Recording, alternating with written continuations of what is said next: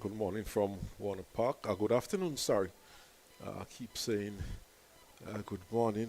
Gary, of course, the only one of us seem to who seems to have gotten it right so far.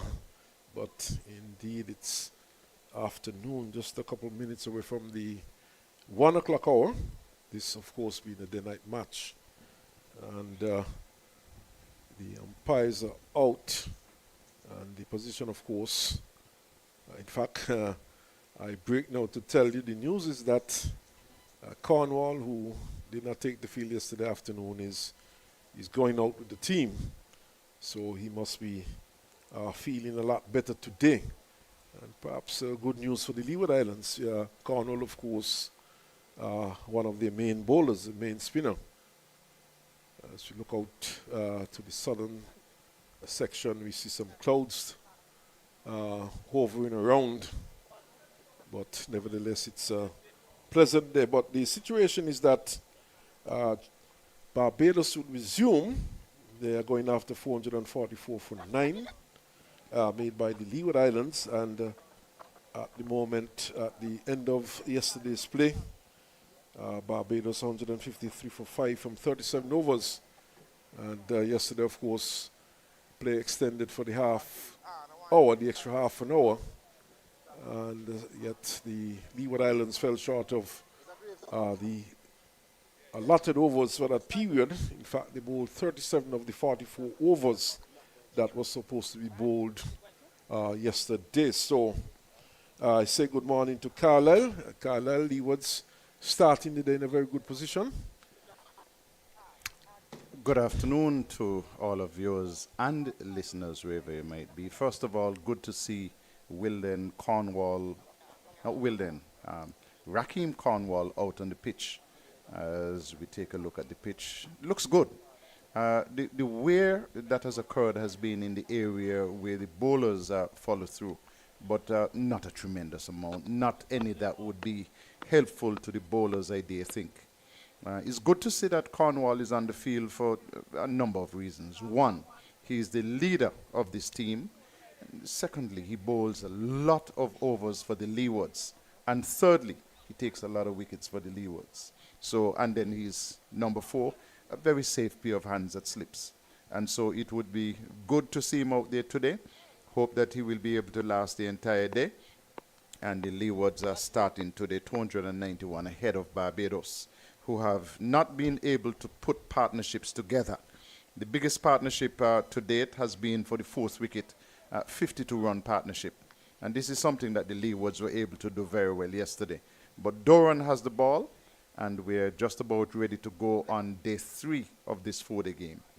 This partnership so far, Carlisle, yielding some 33 runs. And the not-out batsman, of course, we come on 55 and Ford on 21. Ford is on strike at the far end to receive from Durham. Of course, the follow-on in a 4-day match is 150 runs. This is nicely played up to cover by Ford, and it gets off the mark immediately. These throw at the crease for Barbados. 2 batsmen who have been getting runs throughout the season. Wickham, of course, the more senior of the 2, if I might put it that way. He's defending. And of course, the Leewards would like to get one of these early. Barbados, of course, would like to see these to continue to bat and put together a good partnership. This one is pushed up to cover. Carty's fielding well.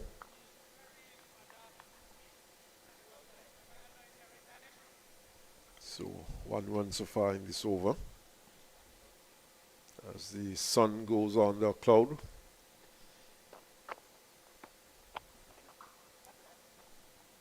Pushed into the offside, up to deep cover for single. Go is fielding.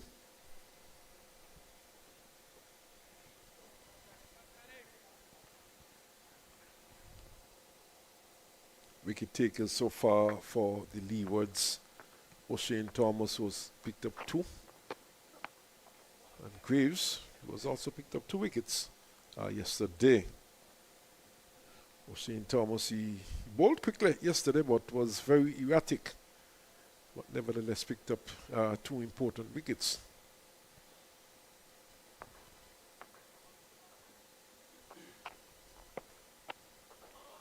Defended by Ford. First over of the day, 2 runs from that over. And Durham bowled in a fuller length compared to what we have seen in the past here at Warner Park. And completes a fairly tidy over. Yeah, just gave up a couple of singles when he dropped short. But other than that, he was a little bit more testing, a little bit more teasing. Seems like the captain is going to have pace from one end to complement Doran from this end. I said earlier, Barbados really didn't put partnerships together. The first wicket fell with the score on 0. Second wicket went down with the score on 6. And then there were 3 for 52 when Drakes got out, 4 for 104. Mayers got out, and then 5 for 120 when Boucher was dismissed. And on a track such as we're playing on here at Warner Park, I'm sure that the Barbados batsmen would have fancied themselves to get in and get a few. Oh, yes. That has not happened so far. Most definitely. And we saw the captain yesterday giving it away in the first over, being dismissed for a duck. And Carla, you spoke of you had a look at the track and you spoke of the track. And it was being shaved. The lawnmower was used on it this morning. I understand it's mandated at the start of the day's play. The lawnmower be used. Spencer comes in now. Question is what was being shaved off of the top of the track. I had a look at it this morning and certainly didn't see any grass there.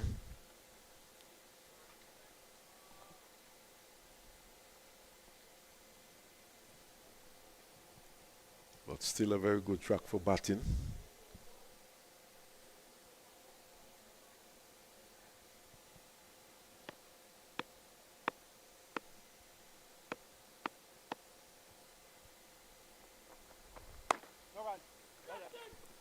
So goes past the second of those 2 gullies and goes down. In fact, they're back for the second run.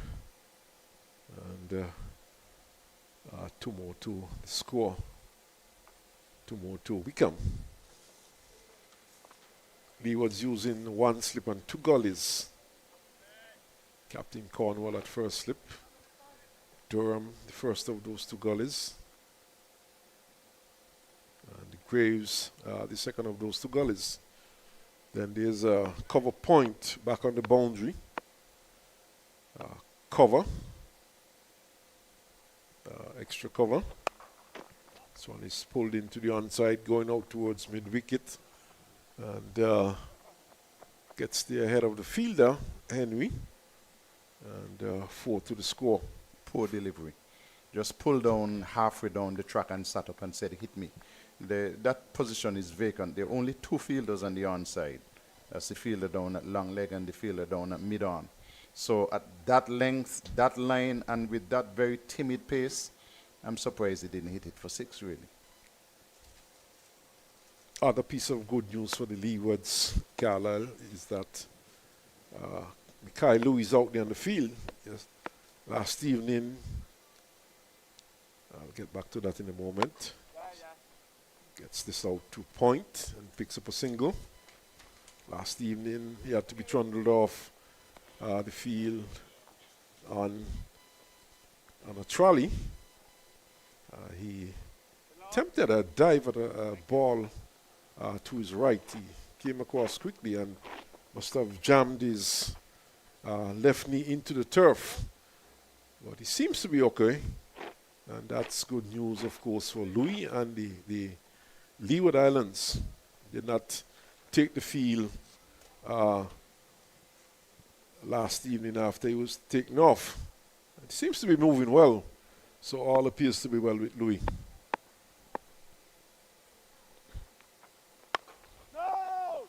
driven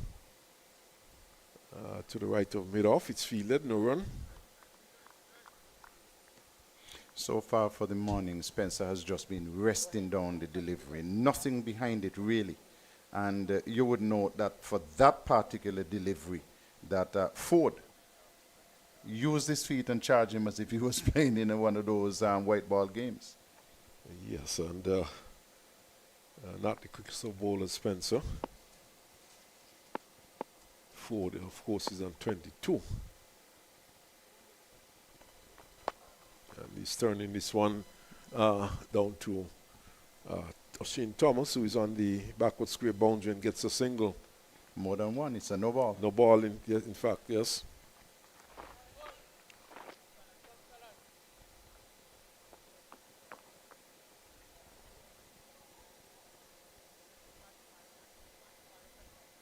Barbados' first target, of course, is to erase the deficit and force the Leeward Islands to bat again. Not sure if even if Leewards have a deficit of 250, if they would ask Barbados to bat again and look to force a win on this pitch that we're playing on. End of the season, middle of the table, nothing to play for really. You bowl Barbados out, you bat again. Well, I was getting to that, Carlisle, because I was asked that question earlier on, and I totally agree with you. I was asked if, in fact, I was told that Leewards would probably enforce the follow-on if they find themselves in that position. I told them no, not even if all the wickets, the 5 wickets go down for another 10 runs. I think Leewards would bat again and then put the Barbados team in on this track. If you're playing in a competition where the prize money goes all the way down to 8 and it's graduated, like for example with the English Premier League where the difference in positions is at least $1 million, then you have that dangling in front of you to say, okay, all right, let me try to force a win so I can improve my position and improve my prize money. To the best of my knowledge, the prize money is shared between first and second. And the others are also runs. So that, of course, would explain it. But I think the Leewards, I think it was against the Academy earlier in the season where they had a massive lead. And they opted to bat again. They did not enforce the follow-on, but here's a single into the offside. But they had a lot of time left in that game as well. And so they still managed to get a win under those conditions. Here, the second inning is underway. Barbados, 5 wickets down. Second inning, and we are on day 3. So I don't know too many people who would say that they fancy the Leewards forcing a win or Barbados forcing a win here. Barbados, of course, has a long way to go. They are 279 runs behind at this point. So quite some catching up to do, the Barbados team. They have started well, though, these two. Forced into the offside up to cover. So Durham once more, trifle to short. And the batsman, Wickham on the back foot. Wickham has moved on to 64.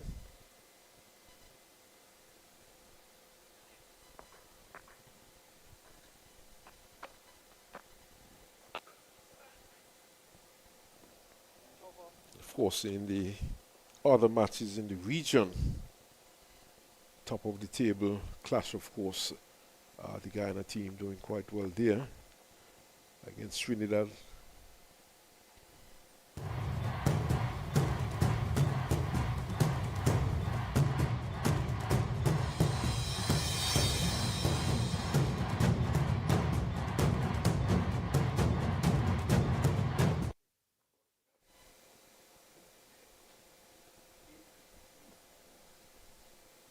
So we look at the Bastille Harbour Seems to be a sailboat out there. I think there are more ships than that in the harbour, but that section of the harbour showing just the one sailboat.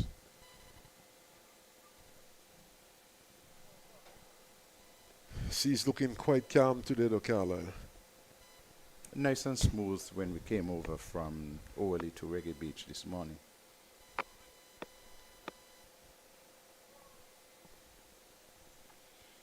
You're talking about the scores around the region. Jamaica were bowled out for 342, which means that the combined campuses have 149 to win that game. And all of today and all of tomorrow. So time is not a problem there. No, definitely not. Definitely not. 142. And, well, that game is going to be over today. I don't see it going beyond. Well, I still have to take into consideration that it's well past 1 o'clock. So they would have taken lunch in that game already.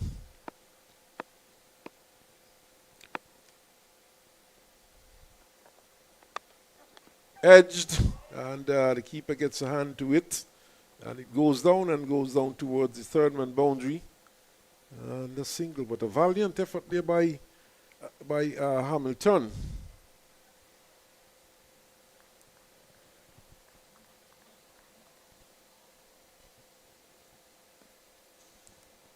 Would it have carried to Cornwall? That's a good question. Probably not. Probably a bit to his left. We probably need to take another look at that. Seems as though it might have been slightly to the left of Cornwall. And of course, we do not expect Cornwall to be diving across like the keeper did. Here we go again.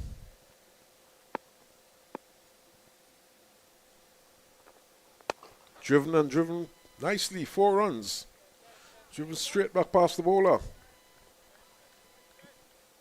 It was in the slot. It was a half volley, and he played it very well. There is really nothing behind that. Spencer has just been resting it down this morning.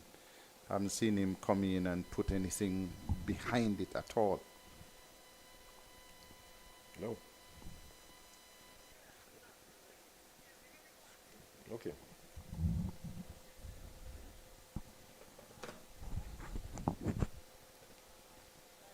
So good shot by Ford.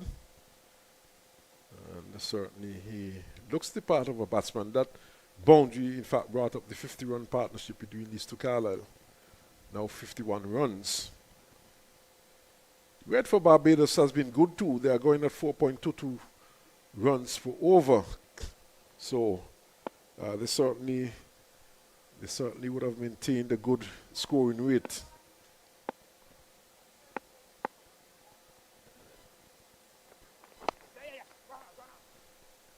Single, but Ford appears to be running down the center of the pitch just now.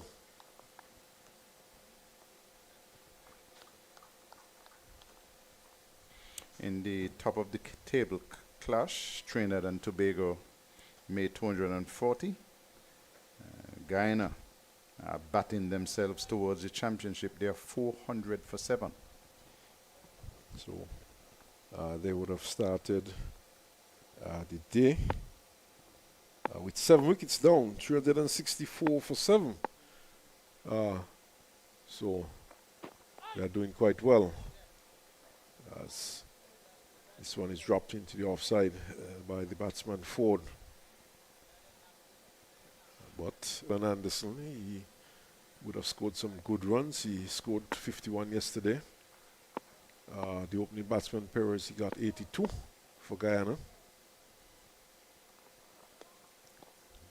No ball, and it goes through to the keeper. Chandra Paul Carlisle, he seemed to have disappeared. I think he would have played 1 or 2 games for the season. He's a player who played international cricket for the West Indies and then went off the boil. We haven't heard much of him recently. But he has some qualities. Needs to go and do some individual work with his coaches. And let's see if we can see round 2 of Shandapur. Still a young man. Edged and dropped.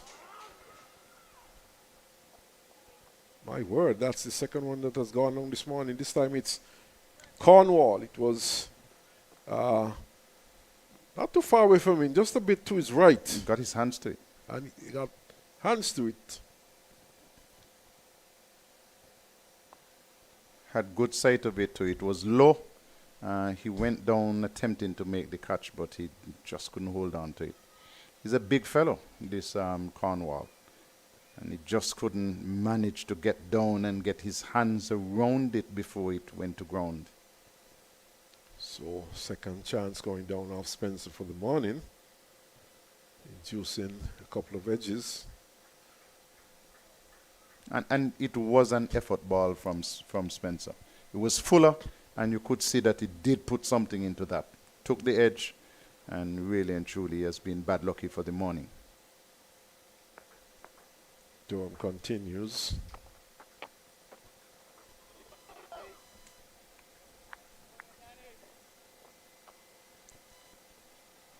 So, Leewards, 2 opportunities. In fact, 3 opportunities. One a bit more difficult. This one is forced up to backward point. And some hesitation there between the 2 batsmen, thinking of a single initially, but then decided against it. So chances have come for the Leewards. And we are still within the first half hour of the day's play. So they would only have themselves to blame so far for not picking up a wicket. Played to point, just slightly backward. No run.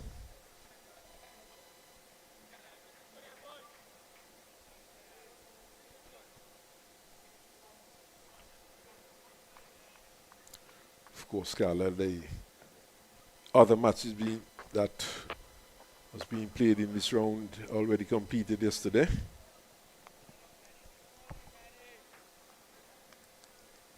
Academy just having some 35 runs to make to win. They did that without losing a wicket yesterday.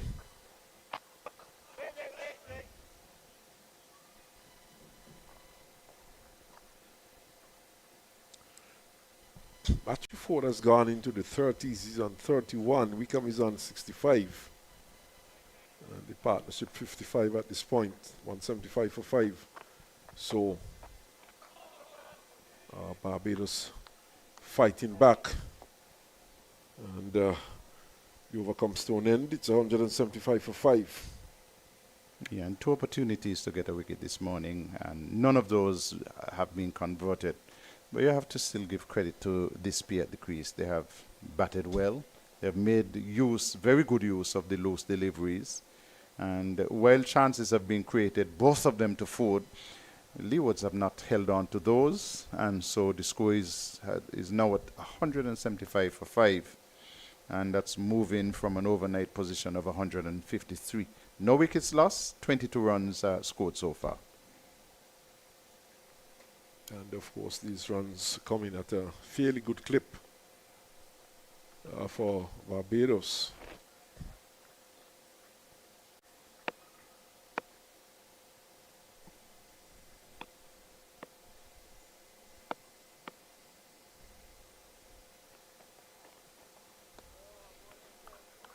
Wickham gets one, just leaving him slightly outside the off stump and does not play a shot.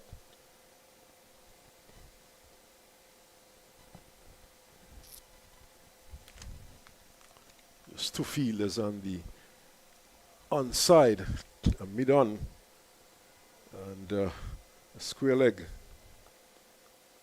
forward of square.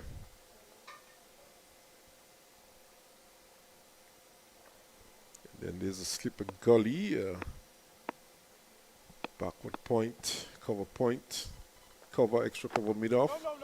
That's the offside field, played into the offside.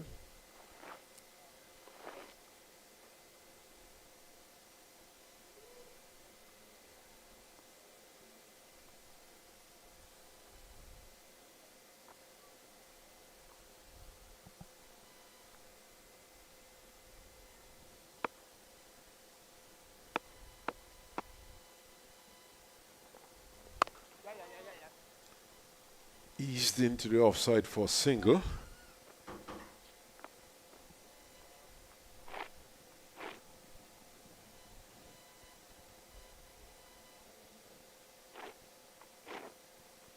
So one more day left in this year's competition, this year's 40 competition, the regional 40 competition.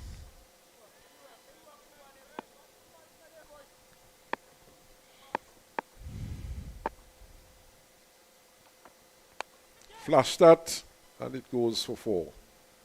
This time between Gully and whatsoever. And in the final analysis, when you look in the book, you'll see just 4. which is what really matters to the batsman.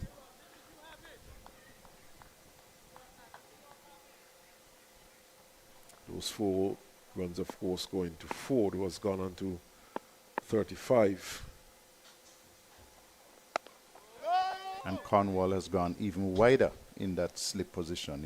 He's now really at about a second slip position. And that's been kind, might be 2.5. That's right. But certainly Spencer has created chances this morning. That one, of course, not being a chance. It was well in the gap, bisecting the 2 fielders quite nicely.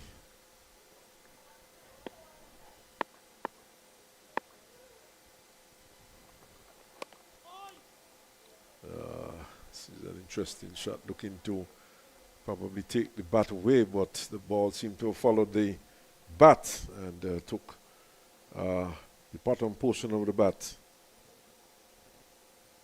Well, seemed to be playing initially and then looking to pull the bat away, but the ball got the bottom edge of the bat and went into the offside. So the over comes to an end.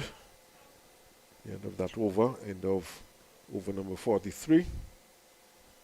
Barbados 185.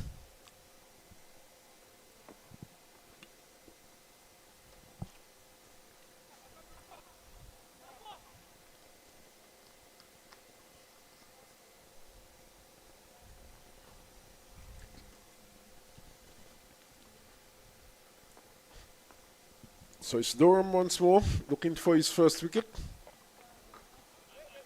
This one played down to mid-on to Mackay Louis.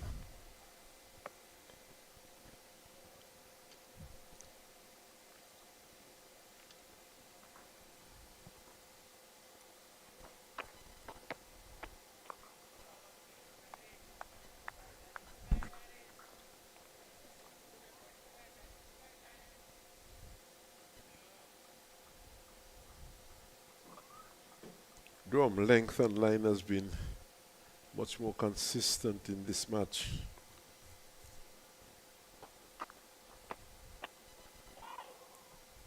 Draws a cut shot from Wickham.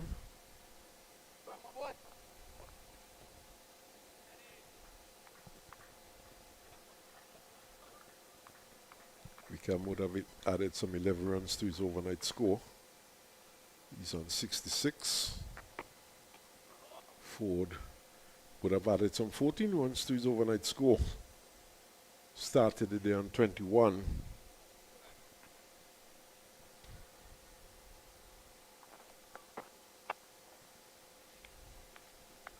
Picks up the line of this one and allows it through to the keeper. And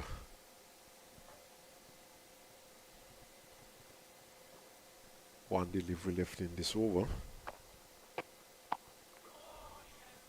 And quietly played and completes a maiden over.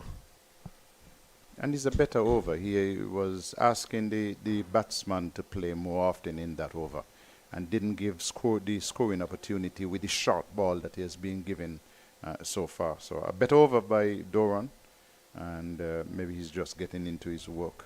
180 for 5 Barbados, and they're responding to 444 made by the Leewards.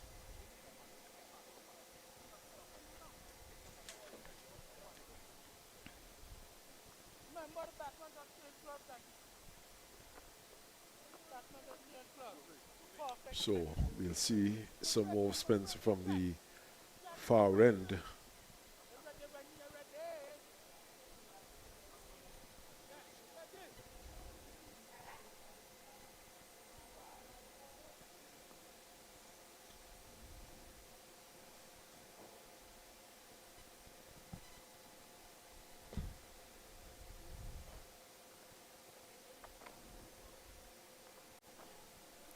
Seems as though Carlisle they're going to employ 2 slips for Spencer to Ford. So they've strengthened the slip scordion. 2 slips and a gully in place.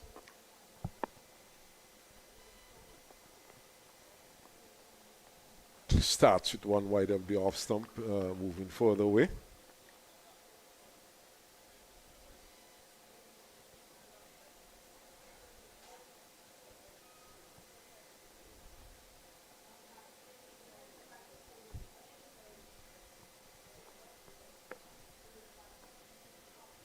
Somehow I have a strange feeling though that the horse has already bolted. But it's worth a try. Blocking that area and looking for the catch. Outside the off stump, Ford is not playing. And then he walks towards square leg.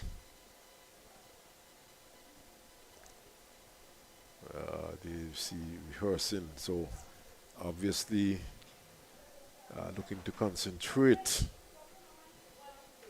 and perhaps telling himself that he's not going to play at these deliveries.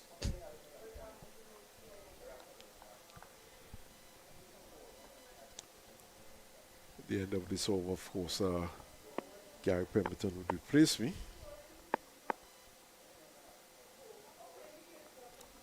Outside the off stump once more. Ford is not playing. And does his routine once more, walking towards square leg, adjusting his gloves. So, concentrating hard is Ford.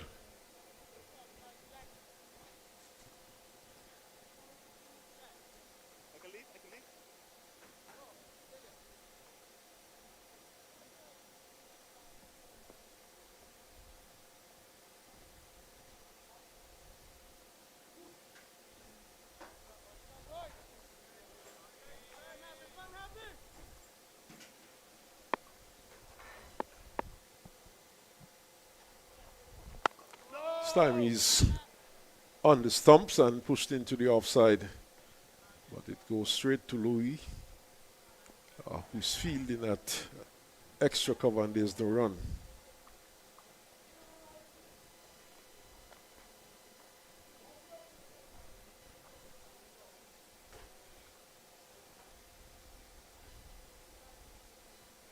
I'm going to give you some homework to do. When you are off, think about some characters associated with Warner Park.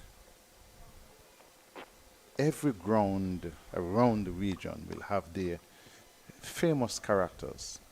So I want you to think. You've been coming to Warner Park for such a long time that you must know. Well, I know. I'll start with the former groundsman, of course, Vincent Deming.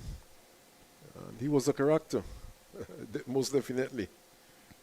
And he would have played some cricket for St. Kitts also.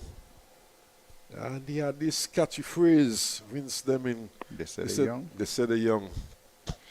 But they're out there in the sun. That's right. So he, no ball, signal. He certainly would be the first character to come to mind. But, you know,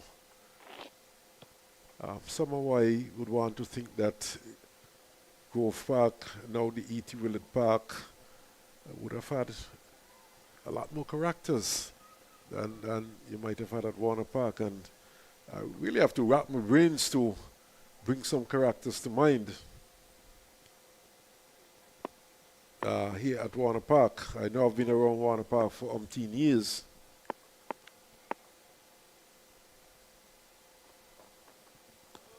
Short lifting outside the off stump. End of the over, end of my stint. And Carl, I'll continue to do some homework off here. Exactly. Uh, you can see what Spencer is trying to do now that they are putting in the second slip.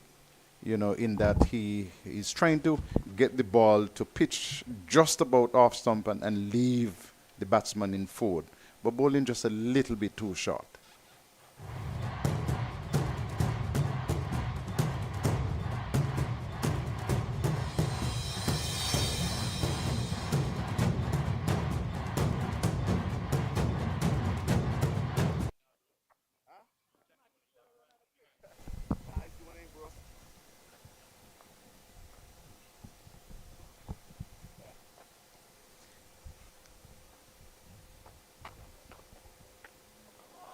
Gary has joined me. He's a little bit younger than Earl and myself, but I'm sure that he will remember some characters.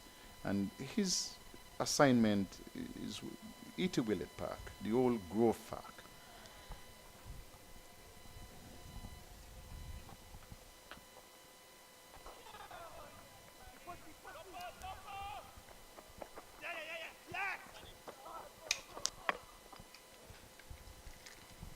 So good afternoon to you, Carla. Good afternoon to our listeners and viewers who are following this game here at Warner Park with Barbados. They are 183 for 5, and they started the morning on 153 for 5, so they have not lost the wicket as yet. The Leewards had an opportunity or two to dismiss Ford. So Ford is still there. He's on 35. He started the morning on 21. So yes, Carlisle, the cricket grounds around the region all have had their characters. We used to have those buried Howell matches between St. Kitts and Nevis. There are some characters around. There was a gentleman who had that famous doll. And that's once he would have taken out that doll, the Nevis team would start to get wickets, and St. Kitts probably think that they were working something.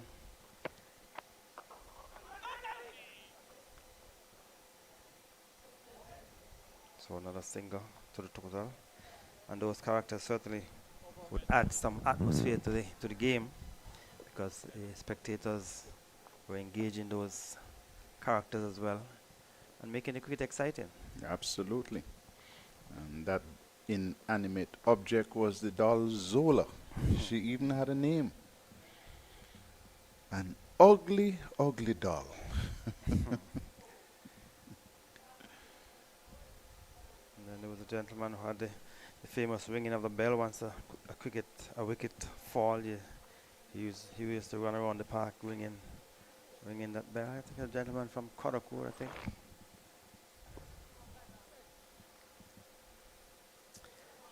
But here at Warner Park, the Leewards had a couple of opportunities that they didn't take, and Barbados would want to make the Leewards pay for those chances that they would have missed.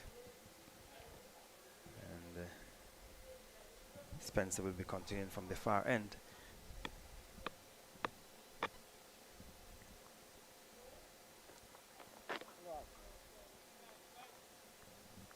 Earlier on, Carla, you spoke about the prize money for this year's winner, $250,000 US dollars. They run up, we get $100,000.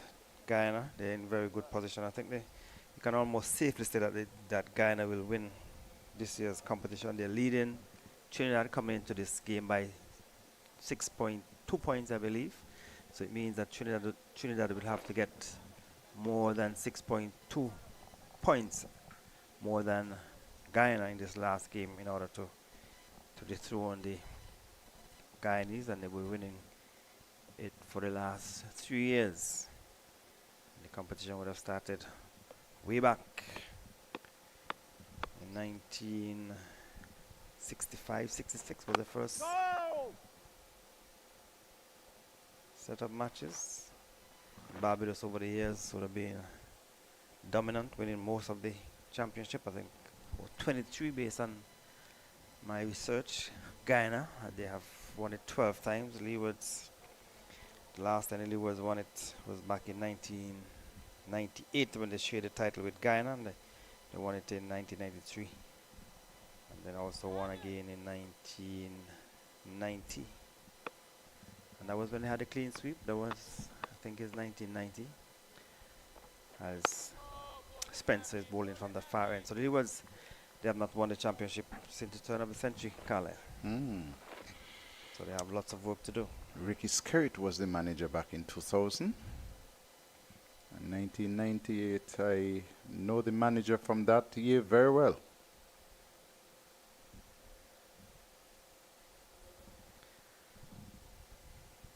So we are winding down the 2025 championship, West Indies championship, and Guyana seem as though they will win it for the third year in a row.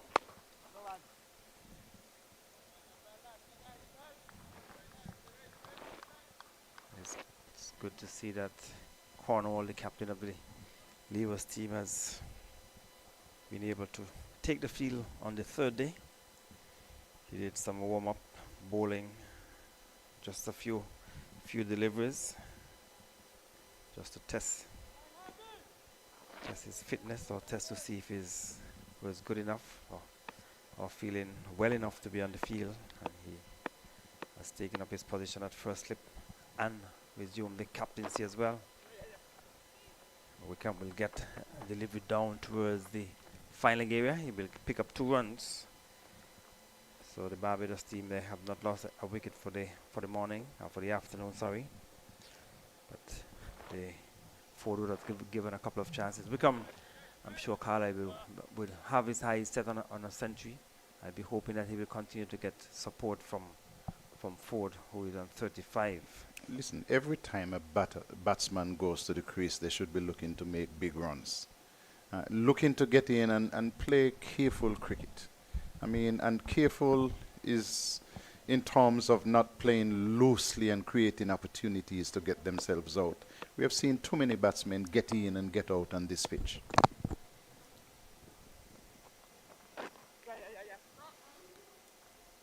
So we can get another easy single. So Spencer is in his 16th over. He's picked up 1 for 67. And the over is completed. Over number 47. 187 5 Barbados. Chasing the Leewards 444 for 9. When the inning came to an end yesterday. Cornwall did not bat.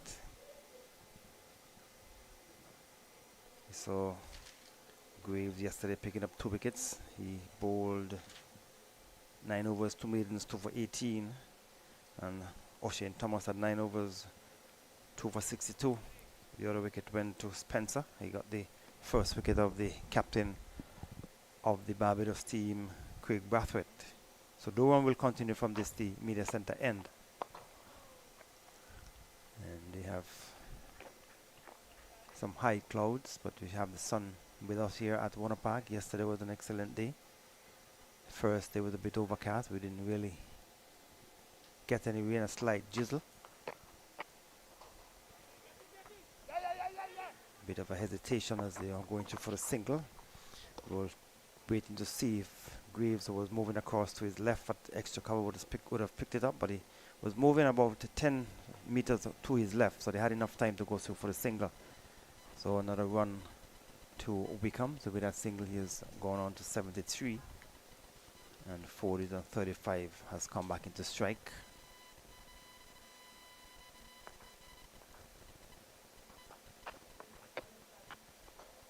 And he's down the pitch and hit it in the air. It will go over the boundary for 6 runs. So there was Ford just came down to the track and he lifted it. Didn't get hold of it as I'm sure he would have wanted, but he got enough on it to get it over long on for 6, and this has been his 3rd 6 that he has struck in his innings so far.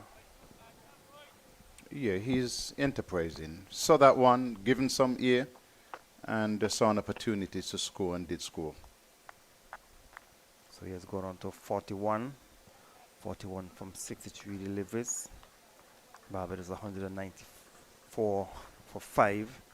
So these two putting on a very good partnership. So certainly we want to make the Leewards pay for the catch that they would have put down off him.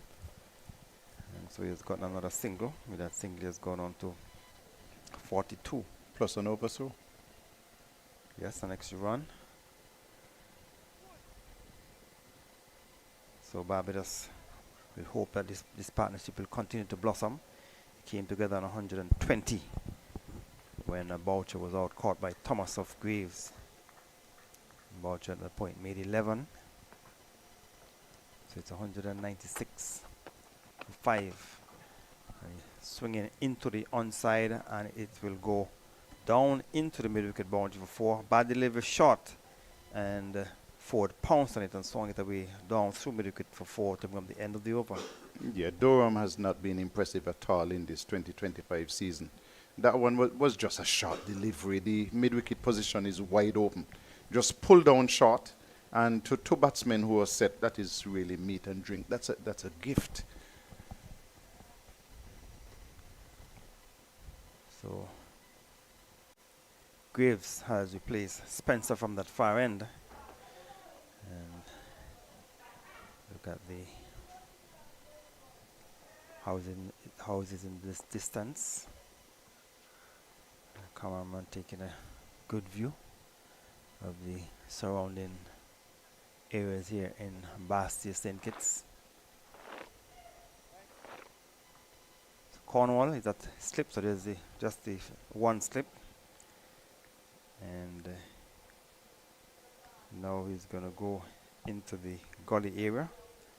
He has asked Durham who was in the gully, will now go into the onside. So as a 5-4 field for Graves, who is bowling from that, will be bowling his first over from that far end. He had 9 overs, 2 for 18 last evening, so he got the wickets of Mayers and Boucher. Boucher made 11 and the Mayers made 33. So there's a gully, there's a cover on the boundary, an extra cover and a mid-off. So Graves is stump and they will get a single. The big figure of O'Shane Thomas had some money to do across to his left. So with a single, 200 for Barbados coming up in 48.1 overs. 201 for 5. And so Graves will continue from that far end. Match of 40 is on 47 and Wickham is on 74.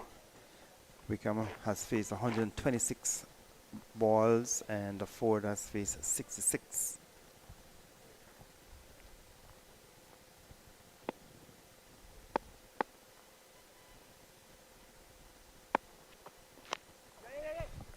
A good delivery from Graves as Ford is looking to turn it into the onside, came from the leading edge and went down into the offside, but he was able to pick up a single. With that single, the total has gone on to 202 for 5. Barbados scoring pretty quickly, scoring at 4.18 runs per over. Yesterday, when in the last session, they faced some 29 overs and scored 124 runs for the loss of 3 wickets. And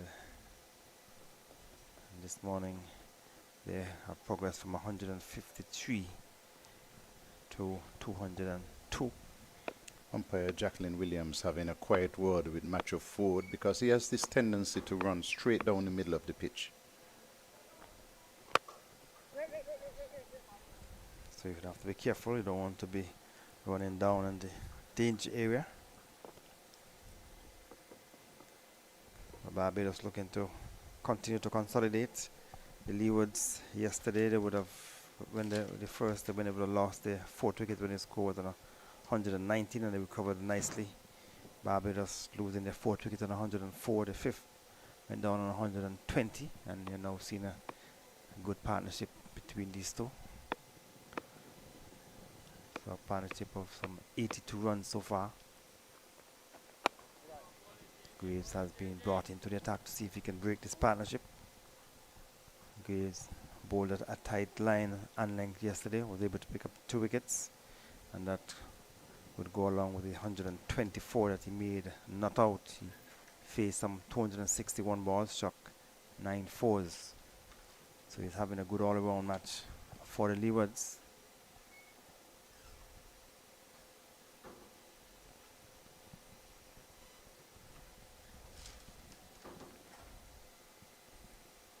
So Ford is demonstrating his capabilities as a batsman, so has potential to be an all-rounder.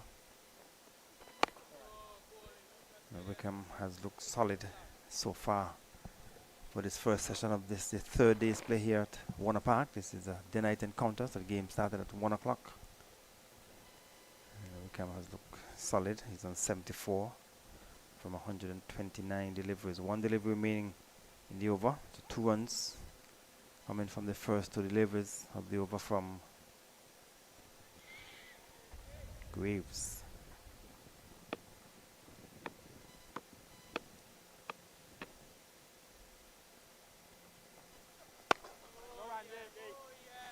Another good looking drive goes down to mid-off to bring up the end of the over. At the end of it, the Barbados team in reply to Leewards 444. They are 202 for 5 after 49 overs. And these two have shared the highest partnership of the game for Barbados so far. Partnership of 82. I'm sure they would be looking for much more than that. We see that Doran will continue from this the pavilion end. Got a little bit of rough treatment in his last over, but the captain has shown good faith in him. Having a discussion with him now though.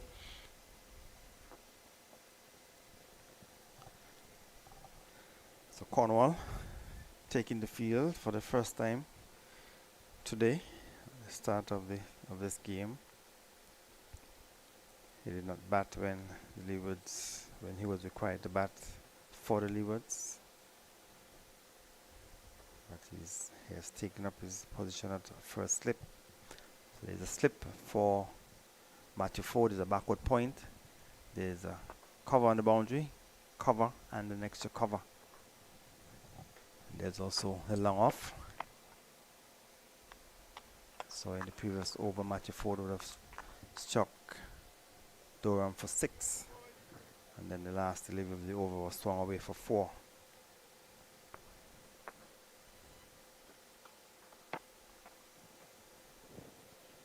Still an easy batting strip here at Warner Park, and there was a easy and solid defensive shot by Matthew Ford, who's on 48, so 2 short of half century.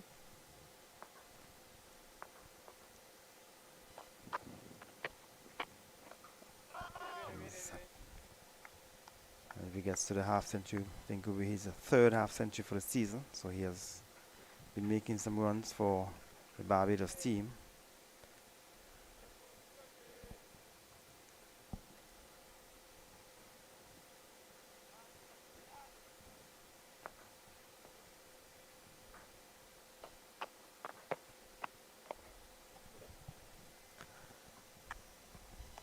Barbados trailed by 242 runs. Leewards would have made 444 for 9. And they lost the captain Brathwaite for Doc, Mosley for 6, Jakes for 16, Mayers 33, and Aboucher 11. Another easy single from Matthew Ford from a delivery just on about the off stump. Just keep forward and got another single.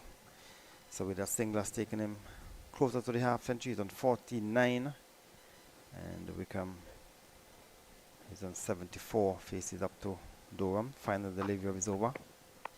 Coming forward, taking on the pad. Must have been some inside edge onto the pad, and over is completed. Over number 50.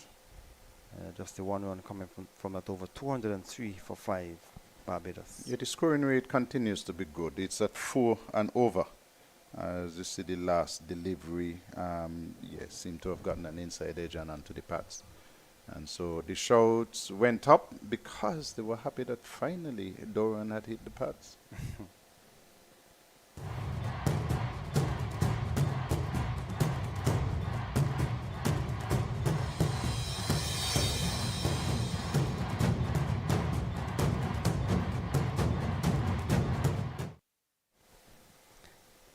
So as we saw with when the Leewards were batting, the Leewards now asking umpire Jacqueline Williams to have a look at the ball to see if it is still in good shape. And Williams has decided that it's still good enough to be used. So Graves will have to continue from that far end. So match of 4 is on 49. We're looking to get to his half century and more. And he has enough time if you want to bat. He can get up to a century as well. He still have the rest of the day to bat if he so desire.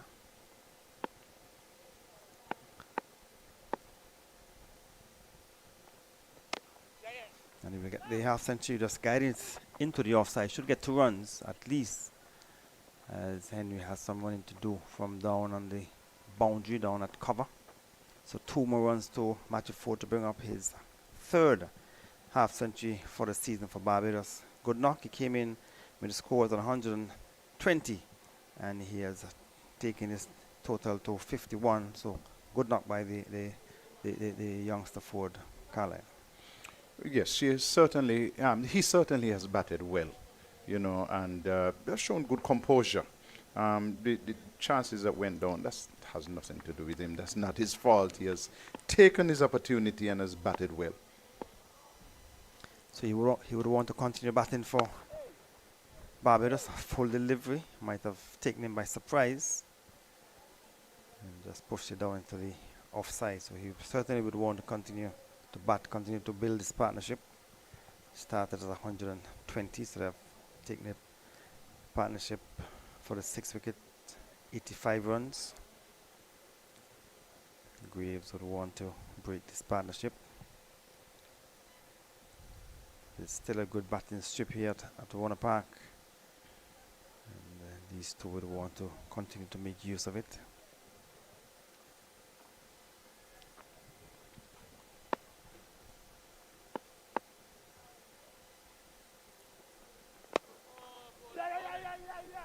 So we get an easy single from a push down on the onside of the pitch. Another single to the total. Takes it on to 206 for 5. And win over number 51. The Leewards couldn't complete the overs that they had to bowl yesterday afternoon. They had some 36 overs to be bowled in the last session. They fell short by 7. They only managed to get in 29 overs in the last session yesterday. The play ended at 8:30 last evening. Kevin Wickham is on 74. So he started the morning on 55. So he has just added some 19 runs. And Ford has been doing the bulk of his scoring. He started on 21. And he's now on 52. So he has added some 31 runs for the session so far. He had 21 from 32 deliveries yesterday, so he has now scored 52 from 75. He's bowled from the inner portion of the bat. He was just looking to play a shot into the offside, and the ball came from the inner portion, so the partnership has been broken. Ford has been bowled from the inside edge, and Graves picking up a 3rd wicket. Listen, you have to give credit to Graves there. But when Wickham looks back at this, he will be very annoyed with himself, because that back foot didn't leave where he had it positioned. There was no trigger, just hands going at the ball. He ought to have been across to play that shot, but instead of that, he just hung his bat out, chopped on from the inner edge, and so giving Graves another wicket. So a little bit naughty there by Wickham, who had been batting so very well and must have had his sight set on 100. But just a little bit of laziness. Didn't move his back foot across into line, hung his bat at it and chopped it onto his stumps. So he has gone bold, and Graves has picked up his third wicket. But what an honest performer this Graves is, Gary. When he's batting, he gives his all. When he's bowling, he gives his all. That's the type of player you want to have in your team, always giving 100+%. Batted well, 124 not out, and now he has come back on a placid pitch here at Warner Park, and he has picked up some 3 wickets and so has broken the partnership. The partnership, which yielded some 86 runs, has just been broken. 206 for 6. The Barbados team, as they are taking a break, so they'll also take a break here as well.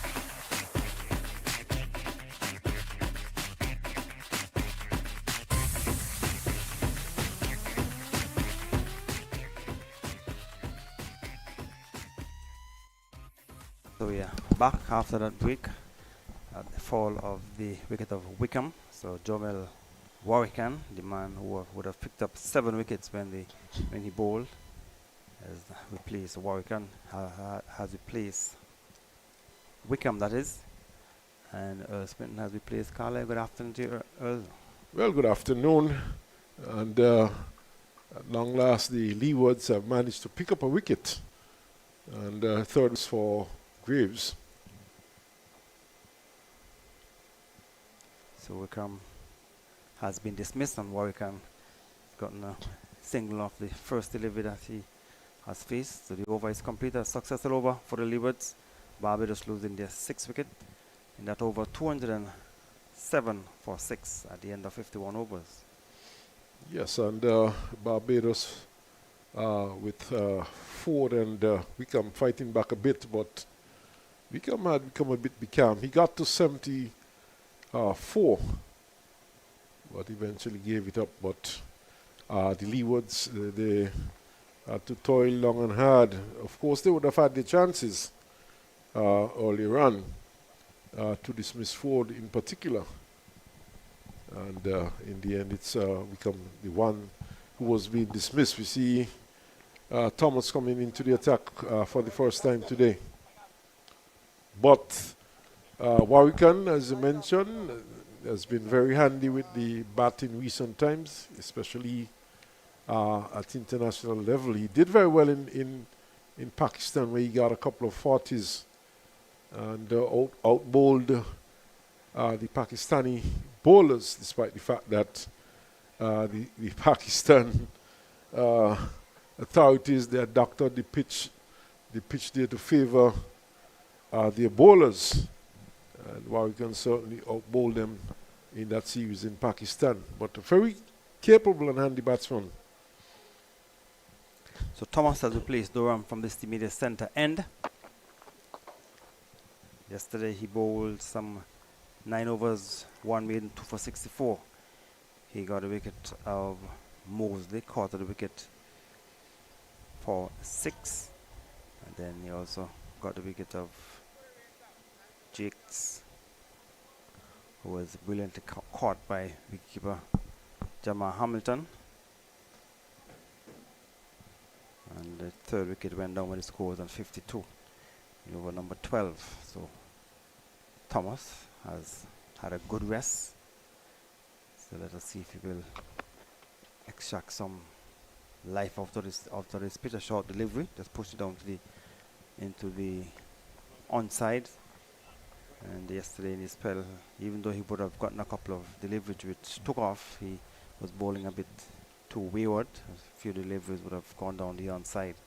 So Cornwall, I'm sure, would hope that he can pick up a good line and length just on about the off stump. Well, he was quick yesterday. He bowled quickly yesterday, but too wayward. And bowled several deliveries down the onside. And of course, if it was a white ball of fear, he would have been called several times. But so he will continue from the intermediate centre end. And he's getting a short delivery while we can look into turn it into the onside. So there's a fielder short on the onside. There's a forward short leg deep. And it is also Casey Carty, who is short at he's on the onside at a short mid wicket. Casey Carty did his duties as the responsible person for setting the field and changing the bowlers yesterday with some assistance from former captain Jamal Hamilton. But Cornwall has taken the field today, so he is in charge. Thomas is in his first over of the day. To the onside, looking to just turn it to the onside, taken by the keeper. And those 2 last deliveries going down the onside. Thomas will want to get back on the off stump, but you have 3 fielders on the onside as well. He's bowling short into the body of Warwick, so he's hoping that he can fend it off and play to the fielder at a deep or a short backward square. well, obviously he's bowling to a plan, and that is why he's attacking the body of the batsman. Short delivery and swung it into the hand of the fielder at a deep backward or deep forward short leg. He was like taking evasive action because it was short, and Warwick went after it. And he stuck his left hand up, came off his hand, and they were able to get a single in the end. That's Henry, who was in that onside, and they were able to get a single. So Warwick has decided that anything short, he will try and go after it. Well, Henry, of course, more protection than anything else. And he got a hand to it, and the ball popped up. But as we look out, we see the groundsmen there gathering. We look into the distance. Seems as though a drizzle has started. And the groundsmen getting into position. Some dark clouds around, of course. So Thomas will continue.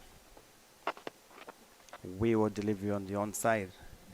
Good take by Jamal Hamilton. So the over is completed. First over from Thomas, a bit wayward, has been completed 208 for 6. And we're going to see the groundsmen. They're making their way. The other groundsmen are making their way around down towards the covers. So we'll wait and see if they will go off. But might be drizzling in the Bird Rock area coming down, but it's not too threatening.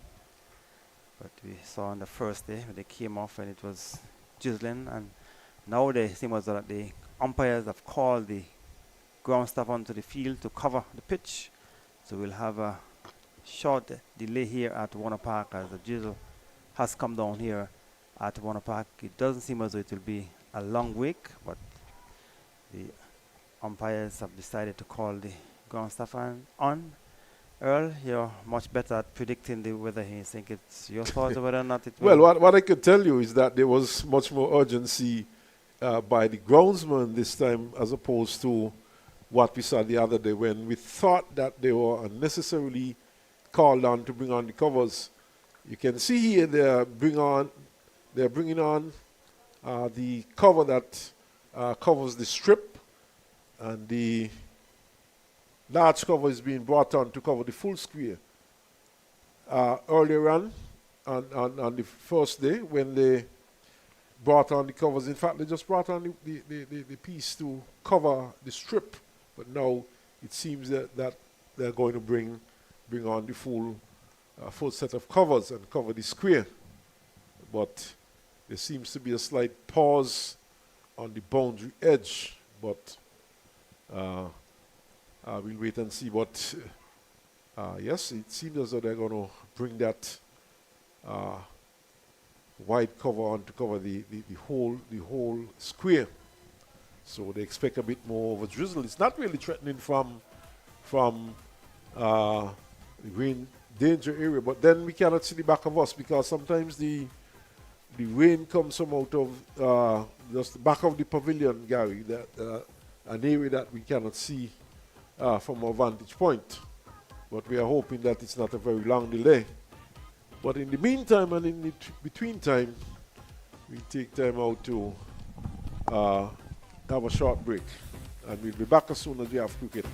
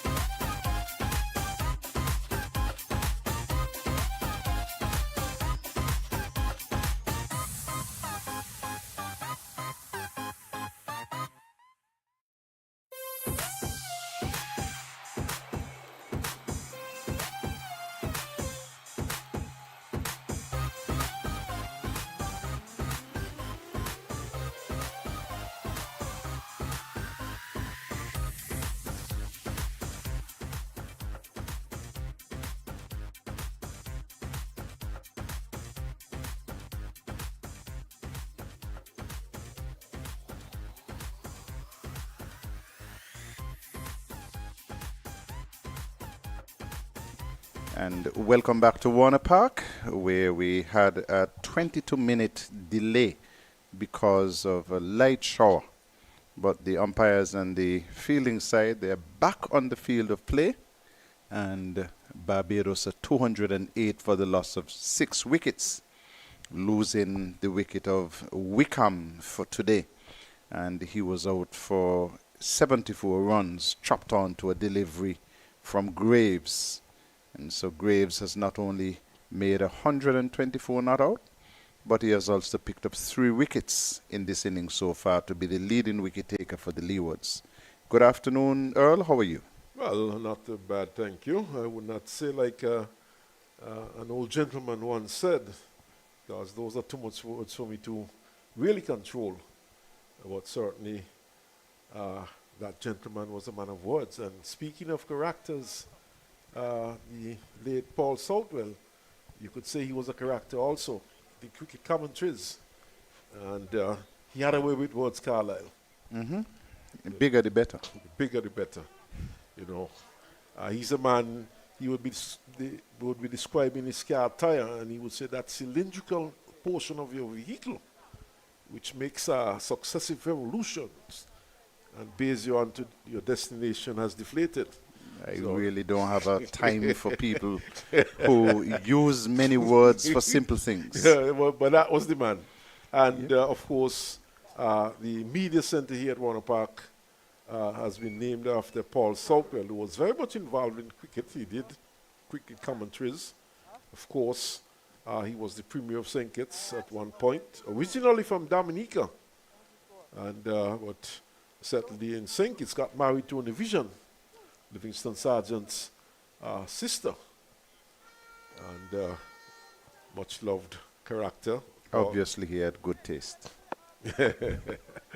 Certainly. So, Paul Southwell, the late Paul Southwell, who died suddenly. But Graves will continue. And this one is defended by the batsman Wickham, and it goes back up on the onside. And of course, Carlisle, you were speaking about characters in Warner Park. You did mention off here Stanley Franks. And Stanley Franks Jr. was a very knowledgeable person, and it's a pity that he would have passed away with all the knowledge he would have had, and not only on cricket, but other sporting activities in St. Kitts played up to mid-off. And it's really then there's no run. Yeah, he served football as well here in St. Kitts and in the region. Yes, most definitely. Very active football, cricket, and very knowledgeable, Stanley Franks. You need to know something, you go to Stanley Franks and you'll get the answers. Of course, Carlisle, right over there in the southern stand, there's another character, Carlton Lickybird Dupont. And when you look out, he's in green top, in a green top. You certainly will see him over there. Very much of a character. In fact, during an international match, I think he would have gotten married right here at Warner Park during that match. So, lots of flair, Carlton. Oh, he plays that and misses outside the off stump. And 3 goes to Hamilton. Carlisle, in the days when the pavilion was back of us, in fact, we look out there now. And I'm trying to pick up Carlton. He's in a green shirt. I saw. Oh, he's just back there in the green shirt. One of the 2 spectators you're seeing in the green shirt. The one in the background.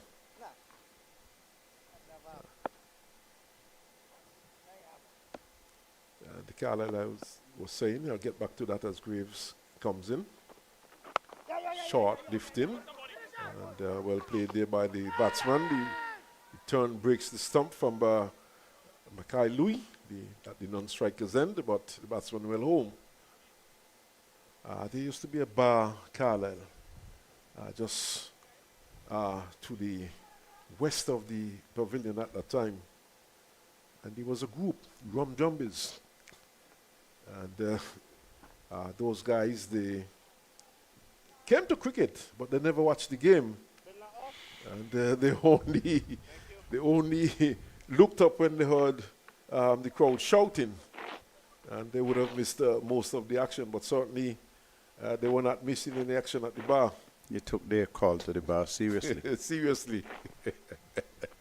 Of course, they were not liars. There were some liars among them, but certainly, so those were characters in those days too. But surprisingly, Carl, I think the E.T. Willett Grove Park at the time, I think I could think of several other characters at that ground through the years, as opposed to characters here at Warner Park. And of course, these people, they do bring life to the game.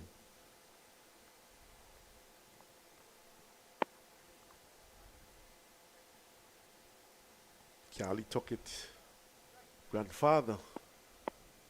Waterman? Waterman, the late Waterman. He indeed was a character. And another popular groundsman over there in Nevis. This one is flashed into the cover region, just a single. Of course, Bonzo. Cannot mention a list of characters without mentioning Bonzo, the groundsman. And a very good groundsman he was too. One of the best in the region.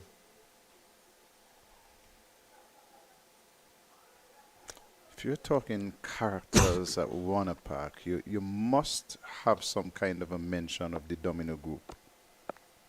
There was a Upper House. There was this Upper group, House. the Upper House.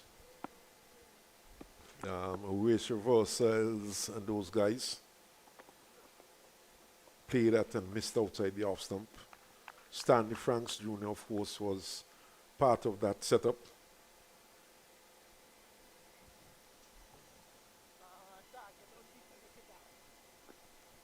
So the over comes to an end. That's the first over after the break, 210 for 6, Barbados. clever bowling by Graves. He took the pace off of that last delivery. And Warwican was advancing and playing, reaching away from his body, but missed it. But good bowling by Graves.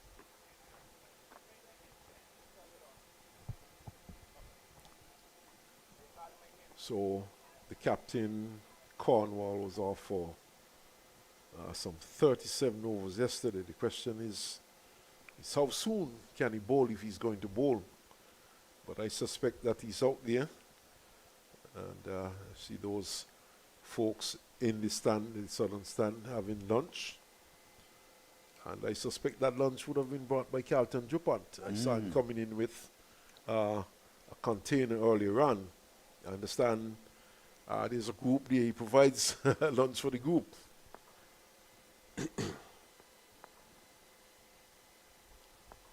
Shane Thomas once more. This one is turned into the onside. Goes down to long leg for a single.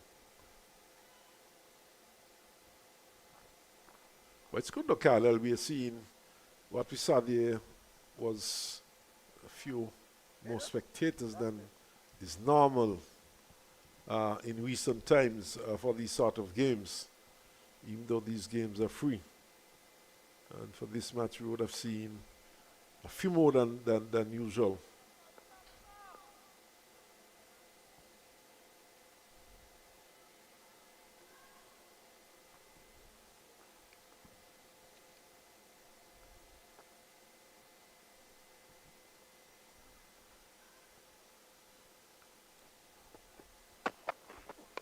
Short lifting, pushed into the offside for a single.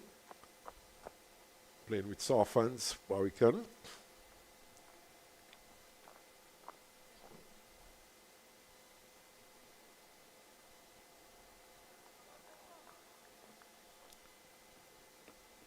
Four on the off and 5 on the on. Slip, third man back on the boundary, cover sweeping. Mid-off, that's the offside field.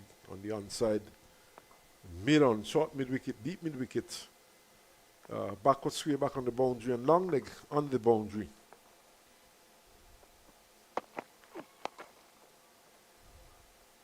It's a good delivery on target, and they defended there by Ford.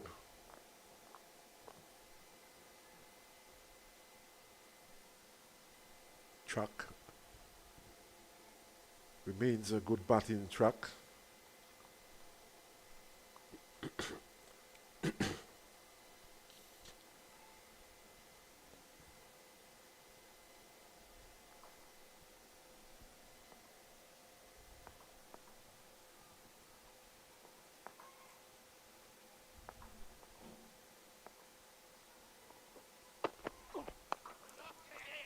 Quick single. In fact, an easy single in the end. Played down to long off, and the goal has to come in to retrieve. And an easy single in the end.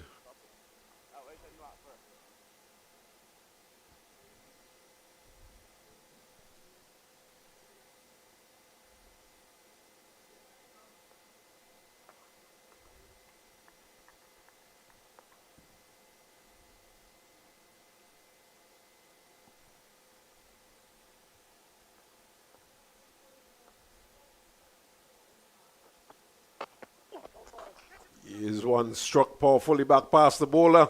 He really launched into that one, Wickham, and struck it powerfully past O'Shane Thomas and down to the boundary for 4. Struck straight. And But he saw the batsman advancing and still put it in the slot, so that deserved every bit of the 4 runs that he earned, Warwick. Big fast bowler, you see a batsman advancing and you still bowl a half volley. I know a couple of bowlers who would have had him thinking something else. yes, he's swinging at 1. No ball. And it's a no ball.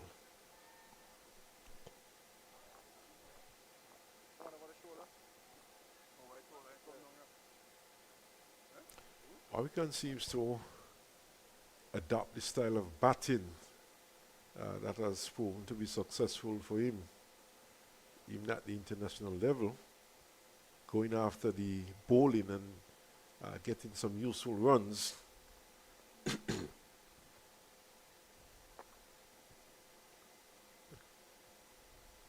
Sometimes they say aggression is the best form of defense.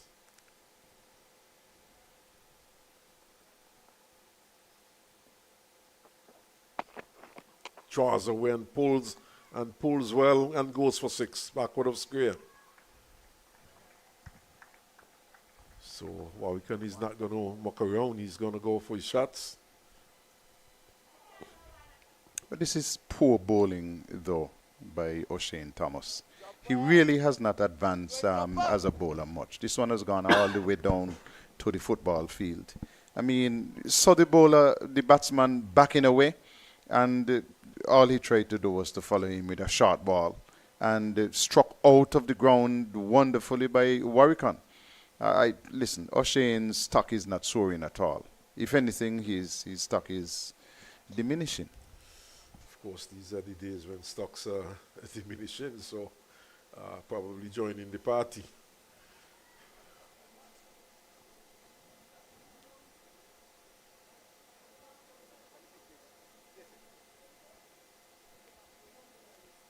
So now we see the backward square being brought into a mid-wicket position. Spencer goes into that position. There's a short fine leg now in place. And in fact, he's going all the way back on the boundary, on the long leg boundary now.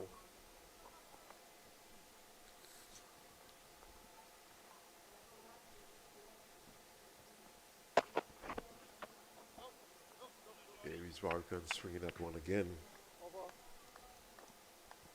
And Warwick seem to have adapted one approach to batting. Score's gone on to 225 for 6. Maybe Warwick is fancying another ball at the Leewards. He's not suggesting permanence with the attitude that he has taken out there at all. Well, yeah, it has been working for him so far.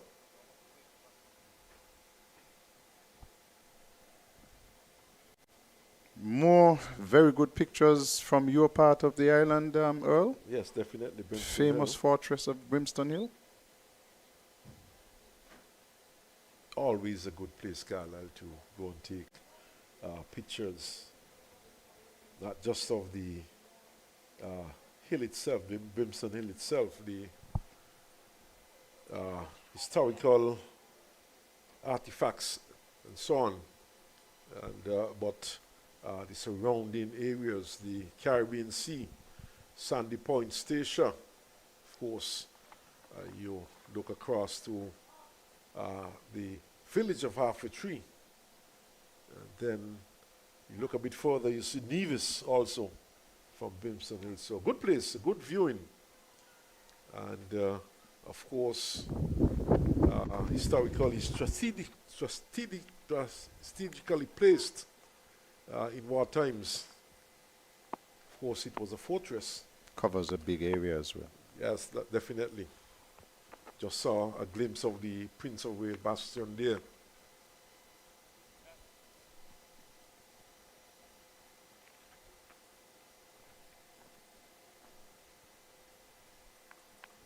Graves is continuing. His first delivery outside the off stump.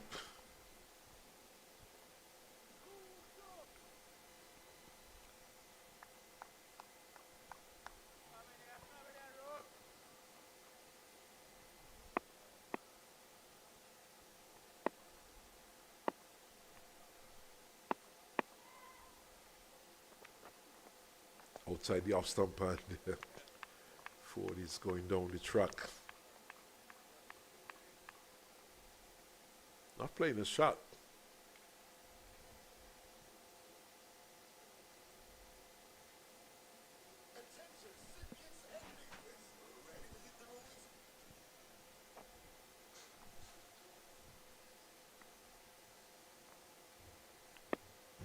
Just a slip in place. Yeah, there's a collie, a backward point, cover point, extra cover back on the boundary. And there's a long off on the boundary. It's also long on, square leg back on the boundary. Ford is driving, and driving well. And picks up a single. Turn wayward, but backed up in the onside by the bowler. And no extra runs. The trick when you're in the outfield is to get the ball out of your hands and on the way quickly. Batters would hesitate a bit, but if you have the ball in your hand and you're way on the boundary and you're taking a bit of a line, the batsmen will trust themselves to get back across the 22 yards. So good work, of course, by Mikhail Louis. He's moving well in the field, so obviously that injury to him last evening was slight, which is good news for the young man and for the Leeward Islands.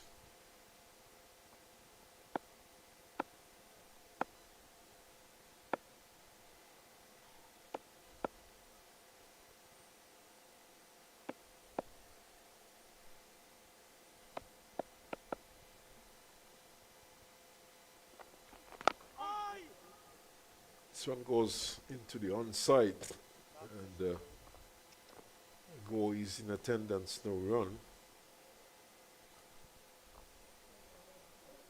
But again, Warwican was advancing, using his feet and going down the track. But clever bowling by Graves. In contrast to what we saw from O'Shane Thomas, who just followed the batsman and was punished.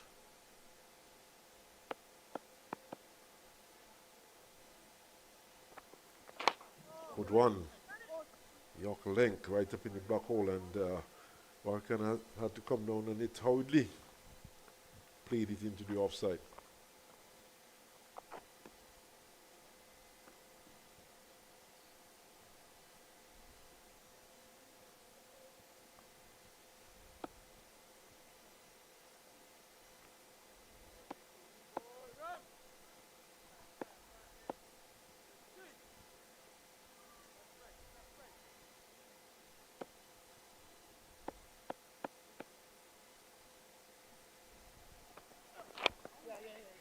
This one is turned down to long leg for a single. And Thomas comes off the boundary. End of the over. 27 for 9. So we have had this innings progressing now for some 55 overs in fact.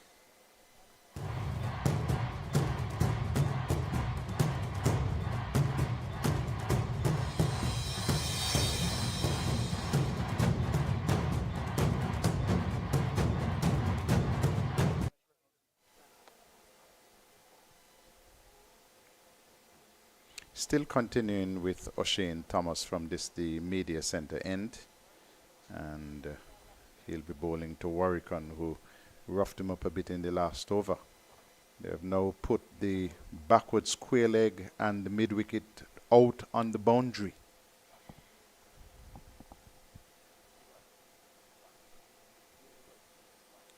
So obviously he's going to be digging it in once more and bowling at the batsman's body. This one is up, edged, and will run away for 4. Yes, it does. Down to third man.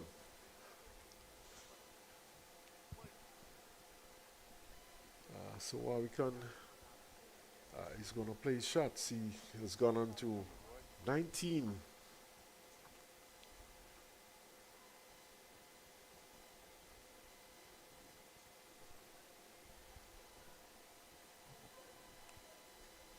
Style of play has been productive so far. He has not offered a chance. He has been scoring runs, so probably thinking that's the way to go.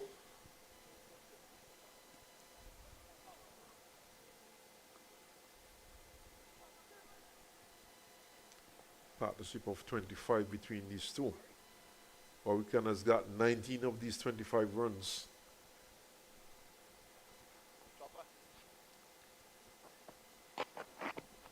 Draws away, gets another short delivery and gets it into the onside for a single.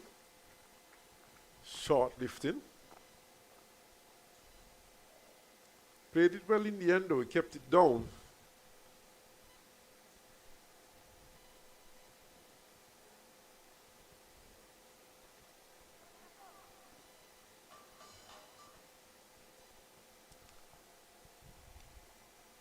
So Ford, who is on 56, has been the more orthodox of the two batsmen. And Warwickon, of course, has chosen to take out the long handle.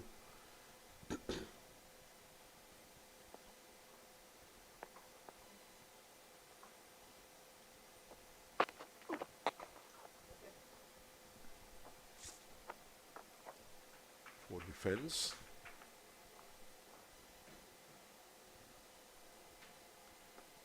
.232 for 6. Barbados staging a bit of a recovery, but they're still a long way off. 212 runs behind. They started the day 291 runs behind. So they have made inroads into that lead. 79 runs, of course, added in the morning's play for Barbados. Short and going over the left shoulder of the batsman and going through to the keeper. Ford, of course, ducked under that one and allowed it through. Not gaining as much height as Thomas might have hoped.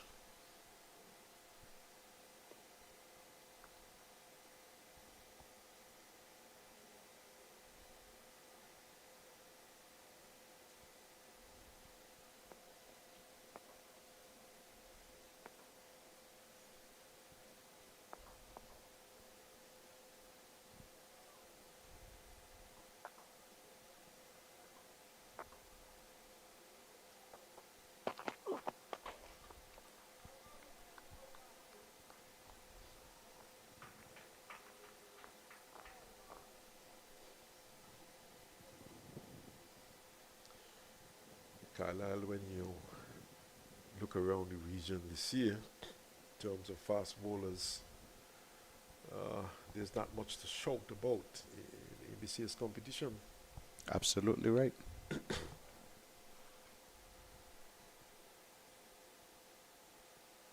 Spinners have done well. But that's not new either, Earl. The spinners have dominated for a long time. There's one medium pacer who has done well, but he's nothing to shout about. Ali Mohammed of Ghana has picked up a number of wickets. But more or less a medium pacer. When you look at the Barbados team, for example, you see a bunch of medium pacers, and this is not the Barbados team of old.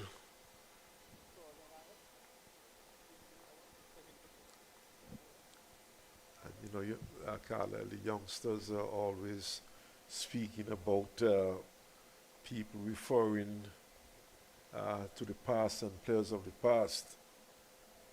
But you don't have to compare, because then those of us who have been around long enough, we know that there was a marked difference in terms of quality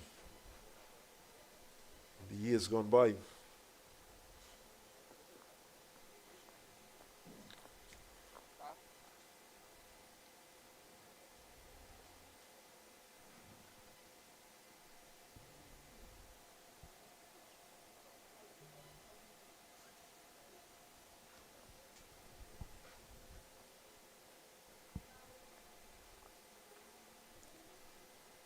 So Graves will continue.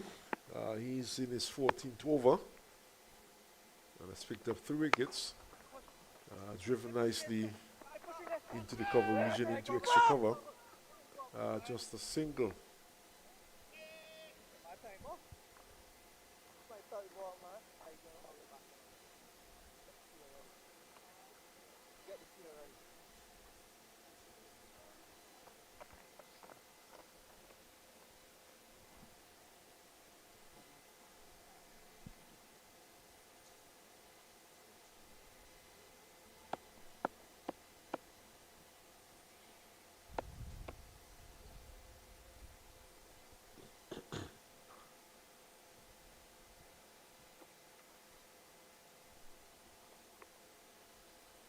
Be privy to information regarding cricketers in the Leewards in particular, and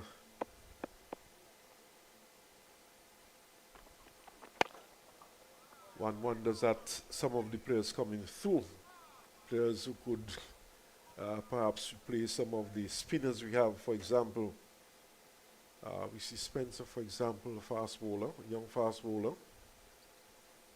but in terms of young spinners, Carlisle, Under 19 tournament will be right here in St. Kitts. So you'll have an opportunity to look at all of those 4 teams. question though, there's no senior Leeward Islands tournament. I heard that there was supposed to be one this year. Played up to extra cover to Louis, who fields, and there's no run. But There is a T20 senior tournament which is coming up. That one will be in June, early June, first week of June. and venue, Antigua. I think the travel date is the 29th of May, with competition between the 1st and the 5th of June. but in terms of the 3-day, 4-day fixture though, That's a good question for the Leewards board. because even though we might have good talent at the under 19 level, the question is whether or not some of these young players are looked at for selection for the senior team.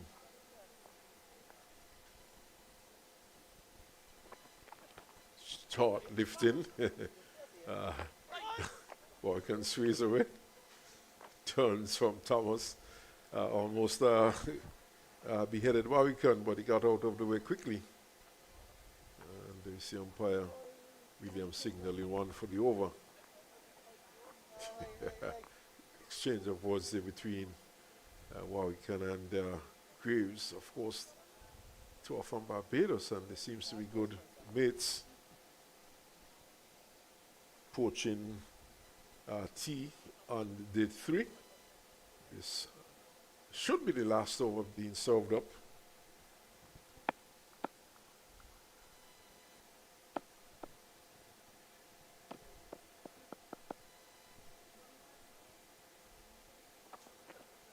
Over pitched and played up to cover. Quick single, they're thinking of a second, it's not on. And one more to the score, 235 for 6. And that's T on day 3. And Barbados just losing the 1 wicket for the morning, Carlisle.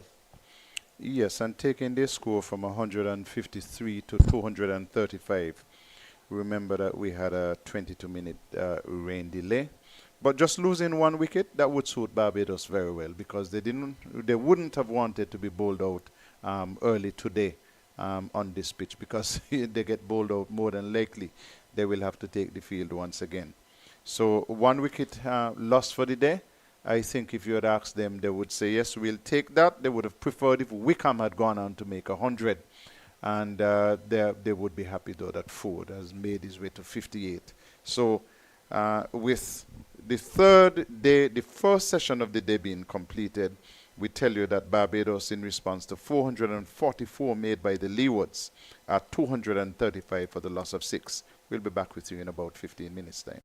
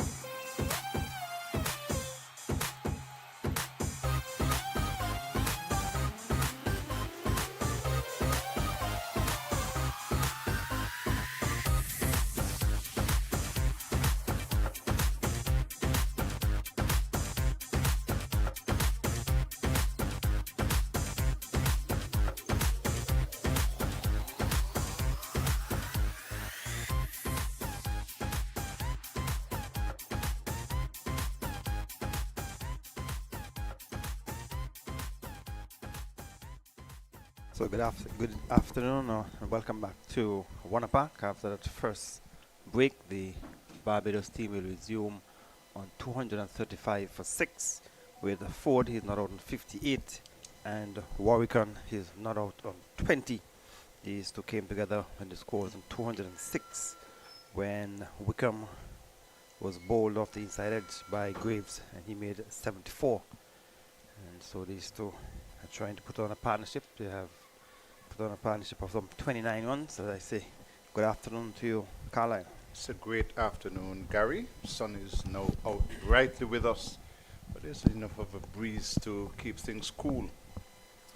So it's going to be Carrie Magor who has been entrusted with the responsibility of opening the attack from this to be the center end at the start of the second session, and immediately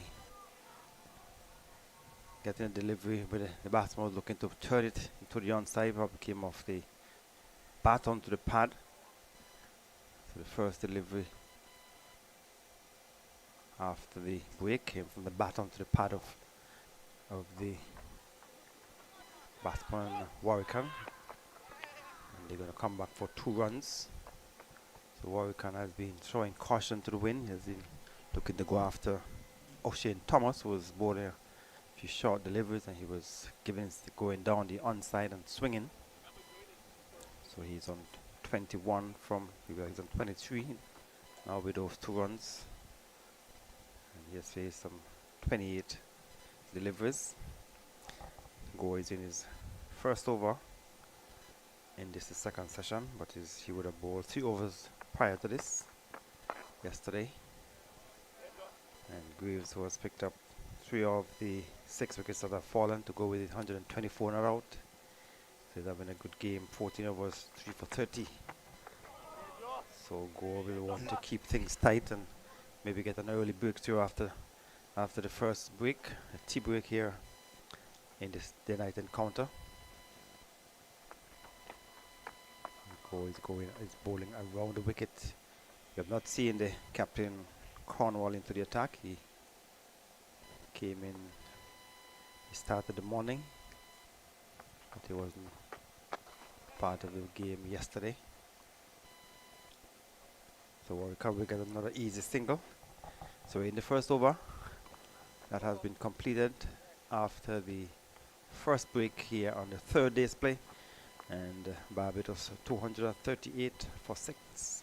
Yeah, Go will probably send down a few overs this afternoon because unfortunately Doran has not been as consistent as you would want him to be, and Doran in this game would more than likely be the number 1 spinner, having come in to replace Hayden Walsh Jr.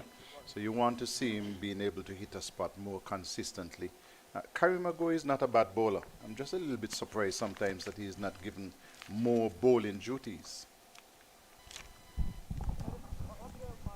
So the most successful bowler for the Leewards will continue from that far end.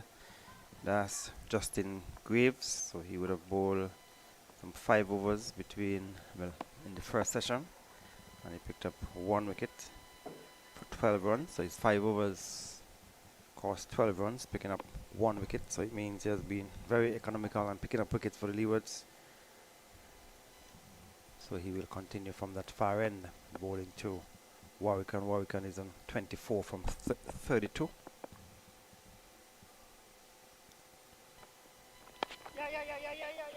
And we get at least 2 runs, so delivery wide outside the off stump. And Hayden Walsh Jr. is on the field. So we'll have to check and see who is off. It seems as though it look like it is O'Shane Thomas who is off the field. So Walsh is on the field, and 2 runs to Warwickon. So he has taken a total of 26, 240 for 6. The Barbados team is replied to Leewards 444 for 9.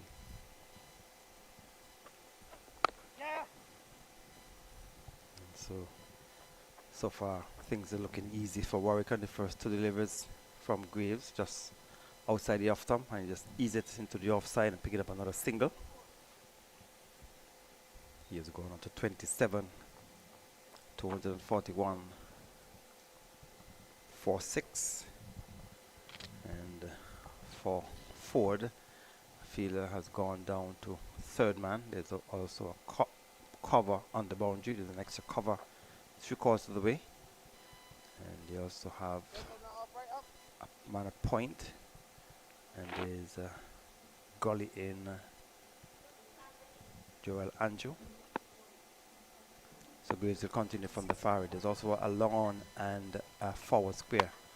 And his Ford is smashed it into the offside, but goes down to Henry, who's on the boundary. Another single, so the total takes it on to 242. Ford with that single has gone on to 59. So partnership 36 between these two. And they came together in the 51st over when Wickham was bowled by Graves, who was bowling from the far end.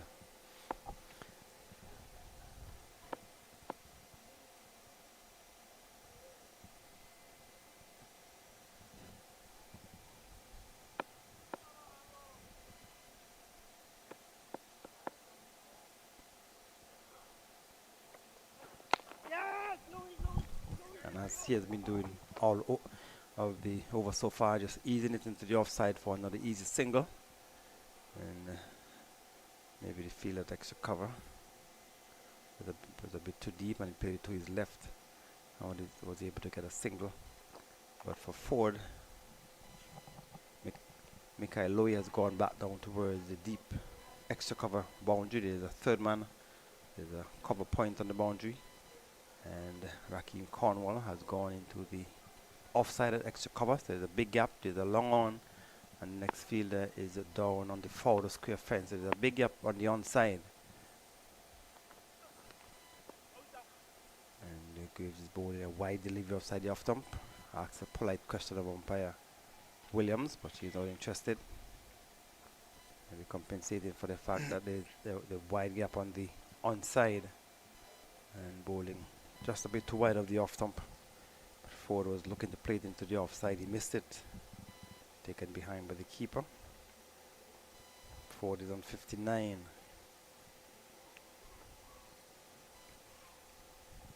The partnership so far is 37.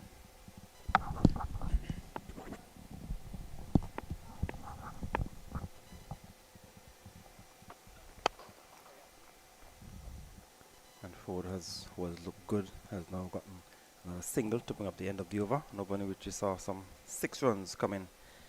And Barbados continue to bat. 243 for 6, or 244 at the end of the 59th over. They scored off every delivery except the second to last one of the over.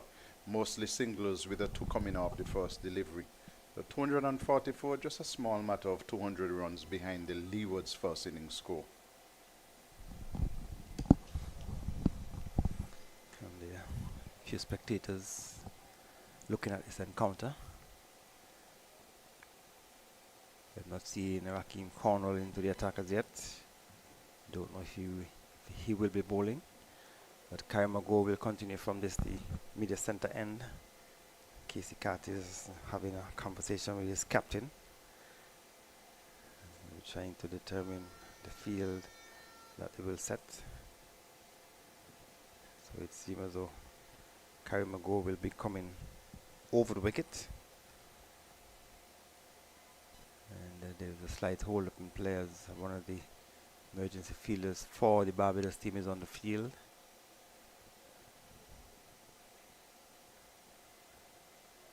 So some repairs probably was done to the bat for Ford. Maybe some tape or added to it. But Ford is on 60 and Warwickon is on 28. Ford will be facing up to Go. So Go actually will stay around the wicket. So there's a slip, there is a backward point, there's a cover, cover on the boundary, cover point, and an extra cover.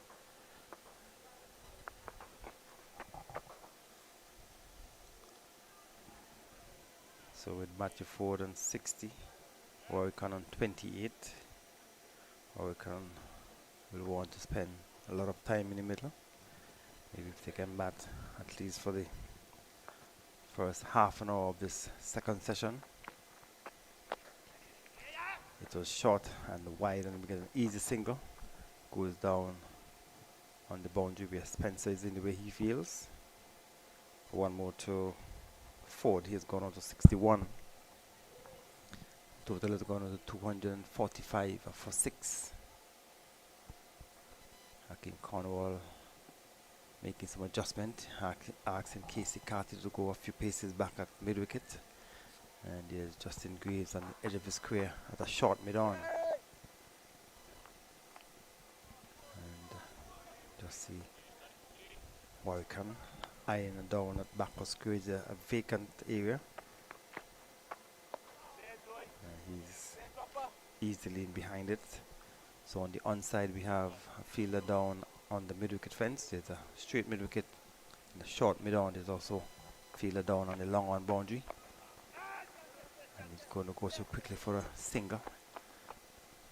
Walsh was a bit deep at extra cover and he just dropped it in front of him and went through for a single. He has been doing that well so far since the break. He has just been pushing into the offside and onside and picking up some singles and keeping the scoreboard ticking over. They're currently going at 4.12 runs per over. Karimago is in his second over after the break. He opened the attack after that first break. So at the end of the over, 246 it is for 6. Yeah, the run rate has not been a problem. The problem here has been the wickets. They have lost 6 wickets so far. Still 199 runs behind. So it's a long, long way to go. Still. And we're in the middle session on day 3 of this game. So unless something miraculous were to happen in terms of fall of wickets, hardly likely that we are going to see an outright result in this game. Well, you have been asking the question whether or not we'll see Cornwall. Looks like we are about to see him now from that far, or Lozak Road end. Yes, so he has replaced Justin Graves from that far end. His last over caused some 6 runs. So Graves has been replaced by his captain, Cornwall, as he will bowl in from that far end.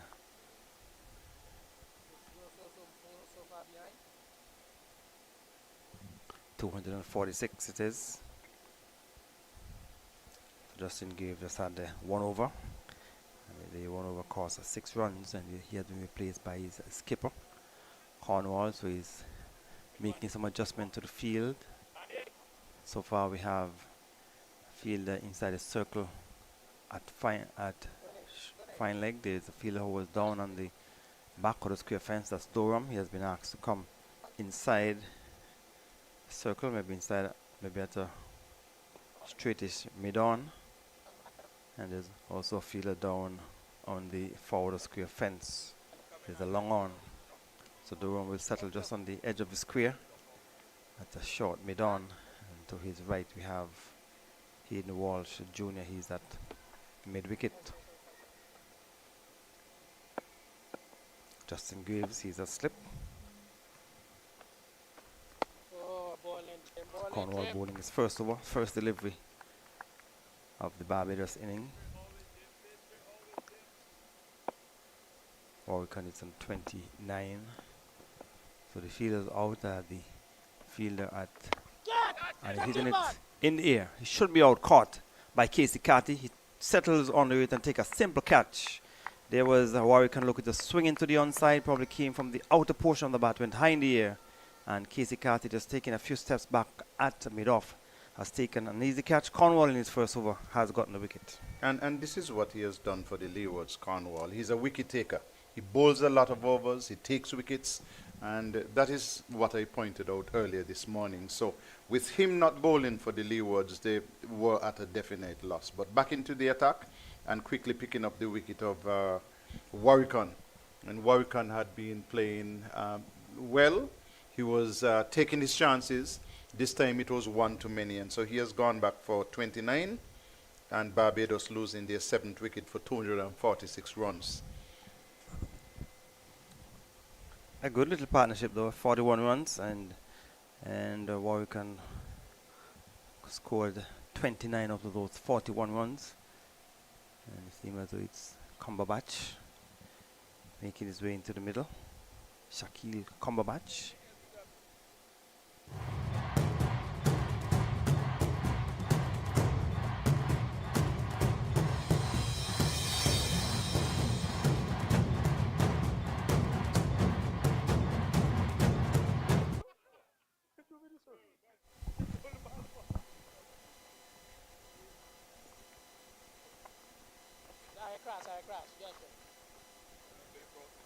Boy, go back from there. Hey, you look to stay down here. You are stay down here. You are it's slow. You want shot behind there? Slow to the air. So Cumberbatch has made his way into the middle, has been spoken to by Ford. Matthew Ford is on 61. So Barbados losing their 7th wicket to the score on 246. Leewards lost their 7th wicket with a score on 438. They ended on 444 for 9. So the left-handed Cumberbatch we're facing up to Raheem Cornwall from that far end. So Hayden Walsh Jr. is in at a short extra cover. There is a mid-off deep. There's a cover. There's a point and a slip. So Cornwall will go around the wicket. So the first delivery to Cumberbatch. The delivery looking to turn to the onside. And Michael Louis had some feeling to do. He's now going to come into the leg slip position. So there's a slip and a leg slip. Justin gave that first slip. And Michael Louis is at leg slip. So the two deliveries that Cumberbatch has faced has created some anxiety. See the hands of the bowler going in the on both occasions, almost maybe reaching the defense of the left-handed Cumberbatch, who just came to the middle to replace Warwican, who was out, caught for 29. This time he's taken apart a loud appeal and is given out. So Cornwall has taken 2 wickets in the over, and the third delivery that Cumberbatch would have faced came forward and he was beaten, struck on the pad. The appeal went up. Barbados losing the 8th wicket. Umpire Jackie Williams had a good long look at that, and it seemed to me as if he was in front. Let's look at it on the replay once again. Yes, that's out. At best for Barbados, it would have been umpire's call.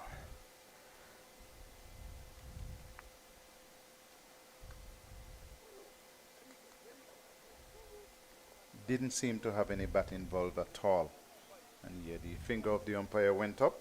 So Barbados losing wicket number 8, and it's still 246. Cumberbatch didn't score. So Cornwall, that's bowling his first over of the match, has picked up 2 wickets. And the new batsman for Barbados, Raymond Simmons, is the new batsman for Barbados, the opening bowler. So when he bowled for Barbados, he didn't pick up a wicket, and now he has been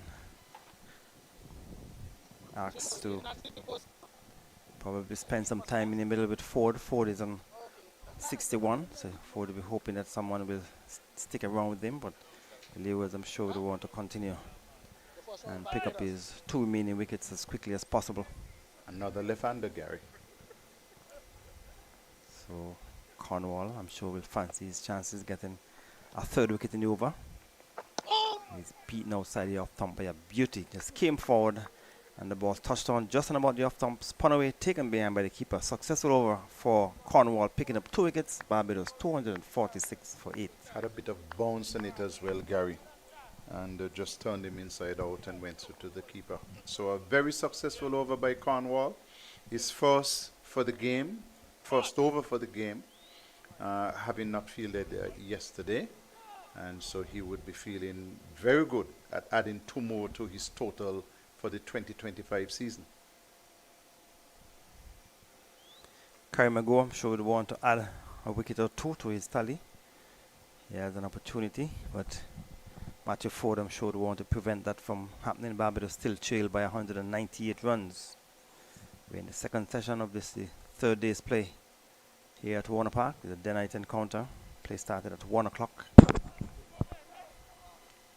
This is a final round match in the West Indies Championship for 2025. So let us see what will be the approach of Ford. And he's getting a delivery down towards back of the point, thinking about the second. And we'll expose Raymond Reefer to 5 deliveries from Jangoo. He was wide outside the off stump. He got it down towards back of the point. He was hustling through, probably thinking about the second. But I feel like came around quickly and prevented that possibility. Very good work by Spencer down on the boundary. He was across to his left quickly and had the throw on the way in a hurry. So the batsman had to decide against taking that second run. And I'm sure that Ford wanted to be able to retain the strike.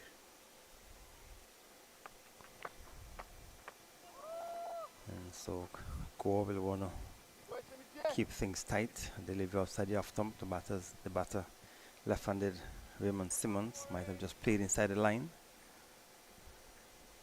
247 for 8. Still trailed by 197 runs, Barbados. This time he got back on it. Defensive shot into the onside.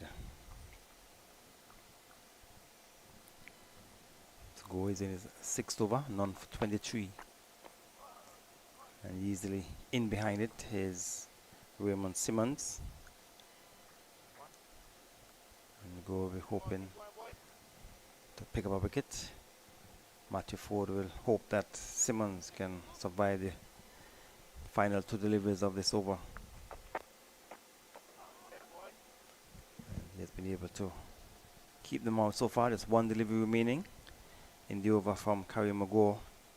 There's 1 run coming off the first ball of the over. So he has negotiated 4 deliveries.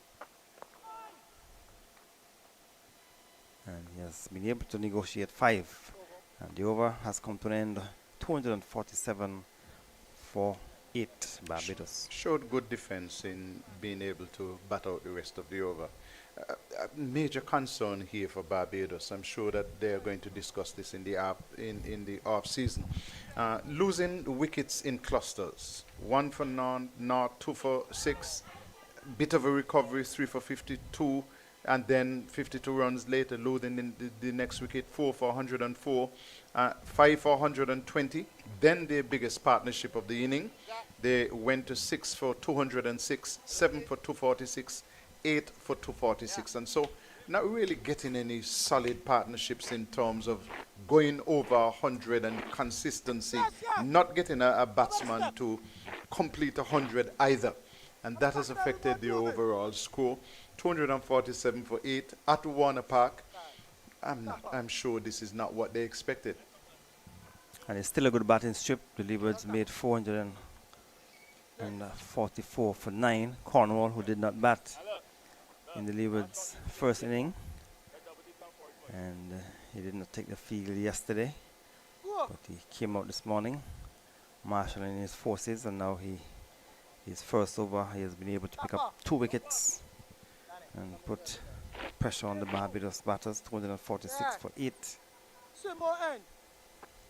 So Ford will face up to Cornwall down the strip and drive in, and it will go over the fence for 6 runs. So that probably will be the approach of Ford to try and take the attack to the Leewards bowlers and see how many runs he can get. So with that 6, he total has gone on to 253. So 250 coming up for Barbados. And Ford took the charge to Cornwall and struck him over long on for 6. Third 6 of the inning, and he's not afraid to go for his shots, this Ford. given a couple of chances this morning, but he has made very good use of those chances. He has gone on to 68. Oh! And he was down the pitch again, but when he got there, he just pushed it into the offside. Jackie. Probably would have thought of a single if there was a different bat at the other end. But he has decided he will try and face as many deliveries from Cornwall as possible. Back past your ankle. So Cornwall has picked up 2 for 6. And a flatter, faster delivery on the onside missed by the keeper. And they have come to for 2 runs. It was a quicker delivery, badly lined. And keeper Jamal Hamilton couldn't pull it in. So 2 byes have been signaled by the umpire. So with those 2 runs, total has gone out to 255. The guy, Jim.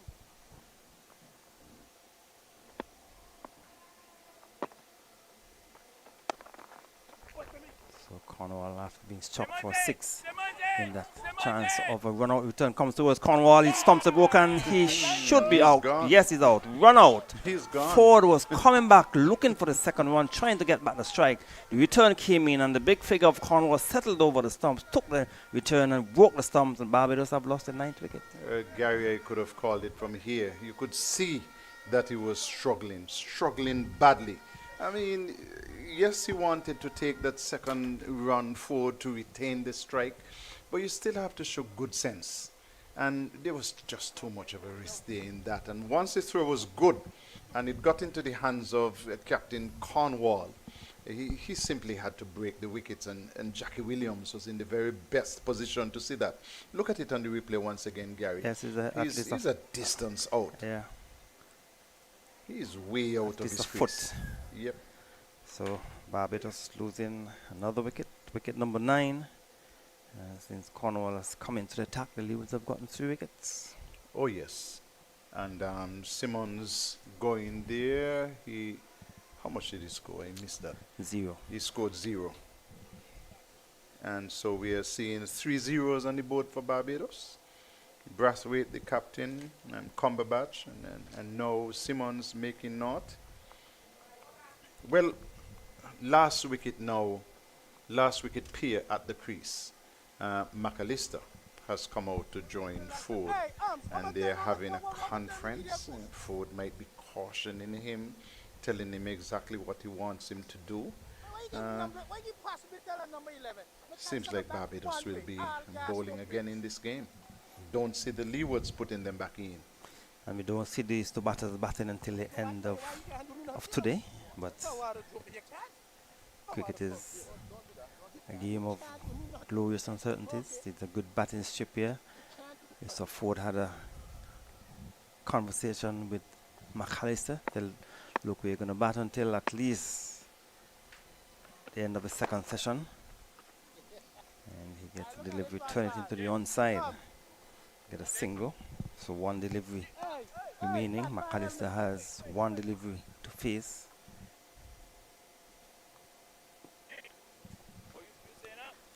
And so he has 1 delivery to keep out Raheem Cornwall. He's picked up 2 for 8.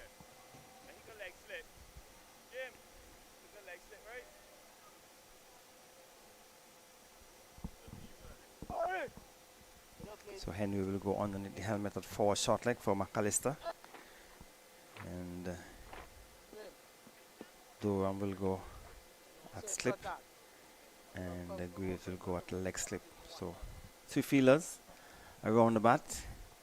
See if he can get the final wicket for Barbados.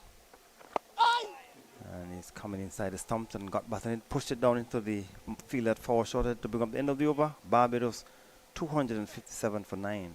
Not so long ago, Gary, Barbados were 5 wickets down for 206.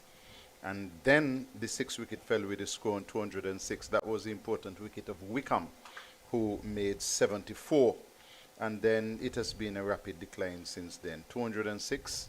Next wicket, 7th wicket, 246. 8th wicket, 246. 9th wicket at 256. So you're getting a tour of Bass there, Gary. Yes, so cameraman on top of the roof doing an excellent job.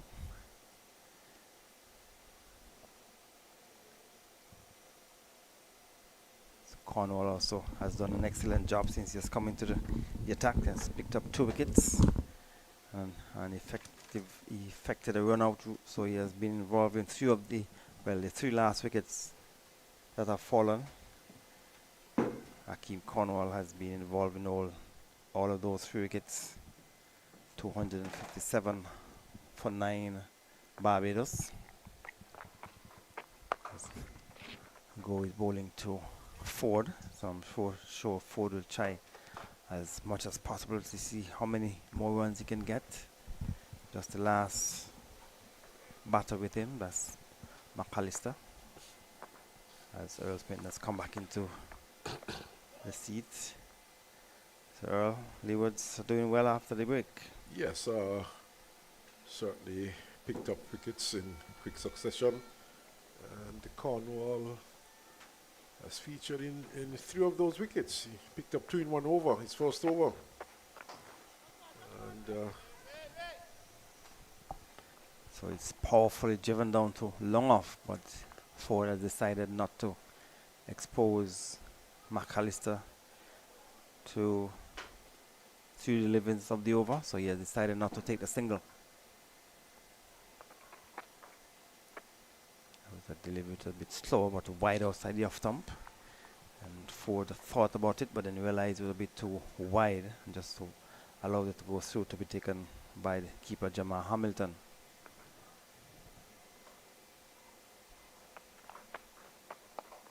So he will get an easy single. given to him by I the thought that Leewards. the Leeward should have brought in the field to prevent that single. Definitely. The fielders on the offside were deep. He just pushed it for an easy single. So McAllister has just the one delivery to face. Leewards lost the plot there, Gary. 2 deliveries left in the over, and the field spread far and wide. Definitely should have brought the field in for those last 2 delivery, and try to invite Ford to try and go over the top. So McAllister has responsibility of keeping out one delivery from Curry Magore, and he has done it quite successfully. Plays it down to 4 short leg. The over is completed 258 for 9 Barbados.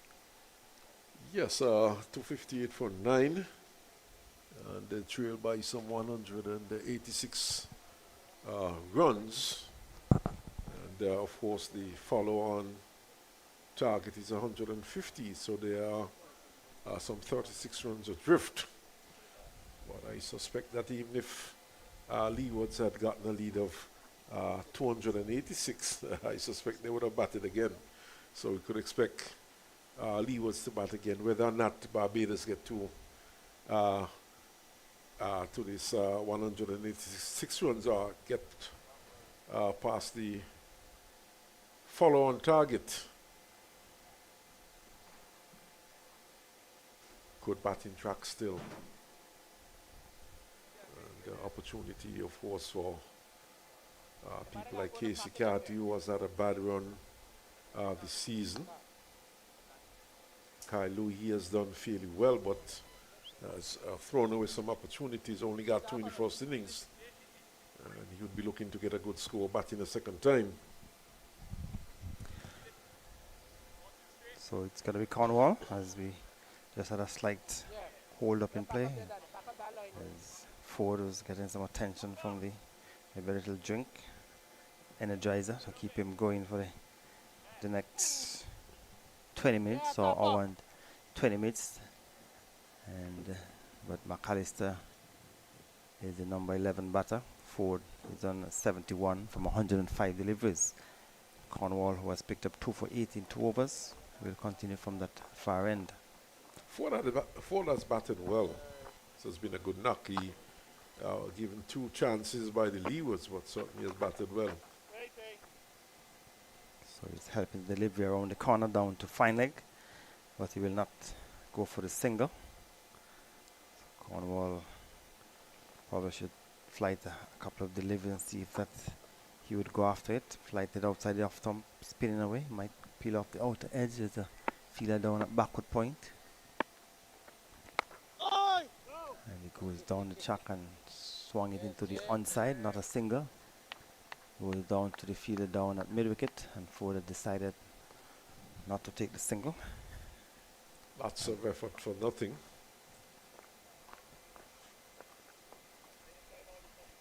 Guess he's looking to get it past those fielders on the boundary. He's looking to clear the boundary. Cornwall, I'm sure, is mindful of that. We want to prevent that from happening. That's another single. Might have been able to even get two if he has hustled quickly for the first one. And you're right, Gary, that could have been 2 runs, the way he played it, but he's so intent on keeping the strike. That was played into a gap, and the fielders are all on the boundary. The keeper, Hamilton, had to go after it. So Cornwall will continue from that far end. And Ford is looking to charge. When he got down there, he didn't realize it was not to the pitch and just pushed it to the offside. Now he's calling in the fielders, signaling to fielders down on the boundary. That's Hayden Walsh and the other fielder down at the long leg area to come inside the circle to prevent the single. And also the long off. So all the fielders were out are coming in now to try and save the single, but I'm sure that Ford will looking to clear the fence. Yes, and in the previous over, he waited until the last delivery. But now, more aware of what's going on. Played it just out of the reach of Henry at backward point. This was caught wrong-footed, went over his head, and he has been able to pick up 2 runs. So 2 more runs to the total. Total has gone on to 260. Should he have taken just 1 run here?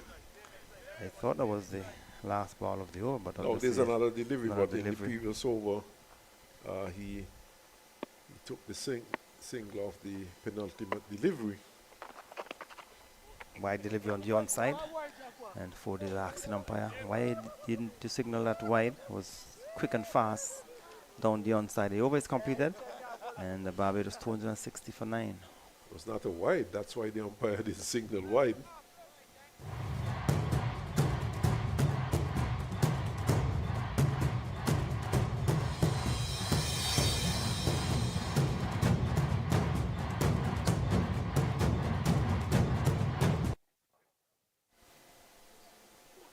So Karimago will continue from the media center end, and the Leewards looking to pick up the final wicket. And Barbados scoring rate has been good all day. They've been scoring in excess of 4 runs. They're presently going at 4 runs per over, but they have also been losing wickets quite Interesting quickly. field placement here though for McAllister. It's a long off on the boundary, mid wicket, long on the boundary. The ball has gone down towards the final area. He probably came from the inner portion of the batter, a delivery right up, and the batsman was coming forward. Came from the probably bat onto the pad and down to the final leg area for 4 runs. So McAllister is off the mark. 264 for 9, and Ford has called McAllister down to have a quiet word. So we try to give him some encouragement, remind him that he has the bat in his hands, and he should be able to bat, spend some time in the middle. Some of them are a bit befuddled by this field placing here. Mid wicket back, long on, long off back. You would have thought that they would have now. You see they're bringing Durham off the long off boundary. They're bringing him into a mid off position. Fairly deep still.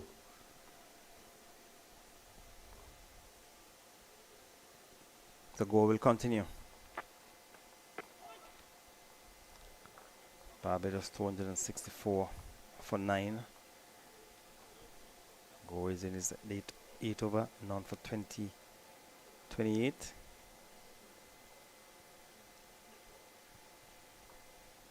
McAllister has faced four deliveries. He's on 4. And Matthew Ford, he's a non-striker. He's on 73 from 111. And Ford was given a couple of chances in the first session. He started the morning on 21, so it means he has added some 52 runs for the day. Caught you. You are the one who was getting it right all the time. So Yes, Gary, he started the afternoon. started the afternoon on 21. Did a wide outside the off stump, and McAllister looking for the square drive, missed it. And the base will be moved. Question asked of umpire the square leg. Umpire Williams not interested.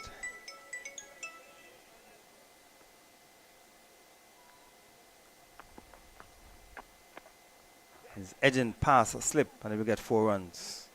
So he has gotten 2 tricky 4s in the over. The first one went between his legs down to fine leg. This one outer edge, pass a slip down towards the boundary for 4. And so with those 4 runs, Barbados, they have gone on to 268. Yes, useful runs for Barbados. And McAllister contributing, picking up 2 boundaries in this over. Carlisle would have said earlier on, when you look at the scoreboard later on, you're going to see 2 boundaries against McAllister's name. Now 2 edges. So quicker delivery to end the over. 8 runs coming from that over. 2 4s to McAllister. He's on 8. 268 it is for 9. Well, he has survived the over and he has contributed 8 runs. So he would have done a good job for his team.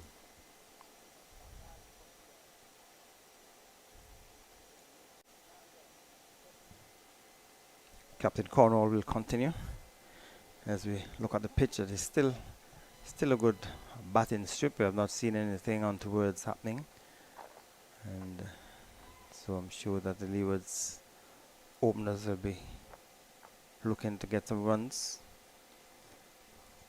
if they get a chance to bat today. Spitting. Lots of time left in the day's play.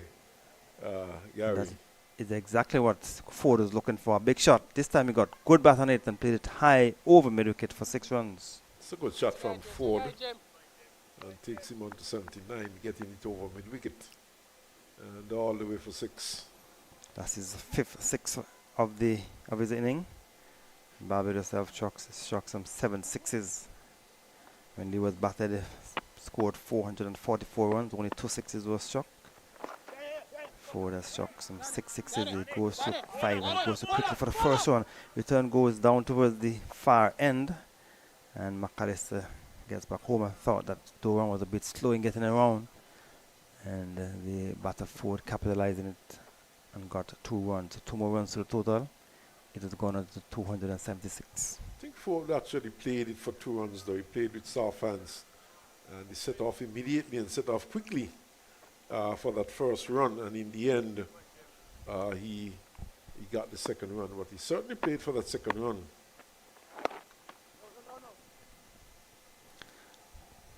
So he's not going to take a single. Goes down to the fielder down at mid-wicket. That's the opening bowler for Leewards, Spencer. Spencer has bowled 16 overs, 3 maidens, 1 for 68. He got the first wicket, the wicket of Captain Brathwaite, caught for a duck. This time he's going to go through for a single, thinking about the second.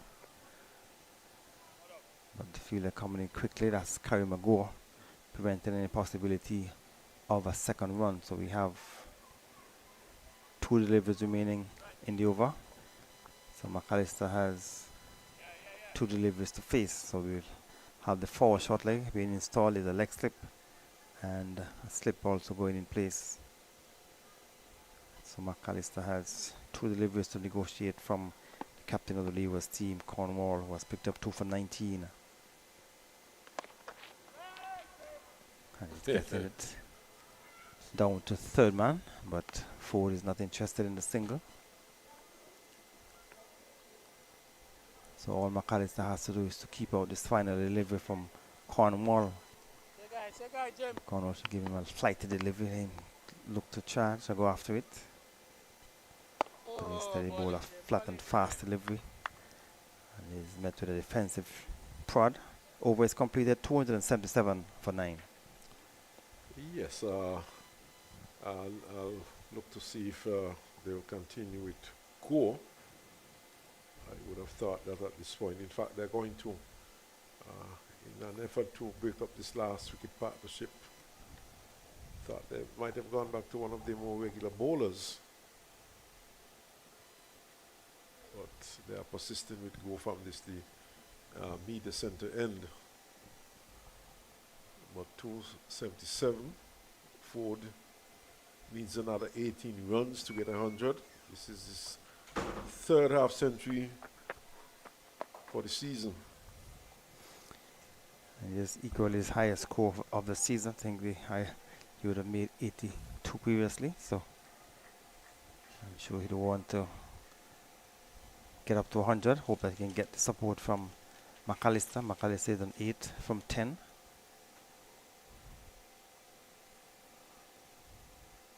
So Go will go around the wickets to Ford. 277 for 9.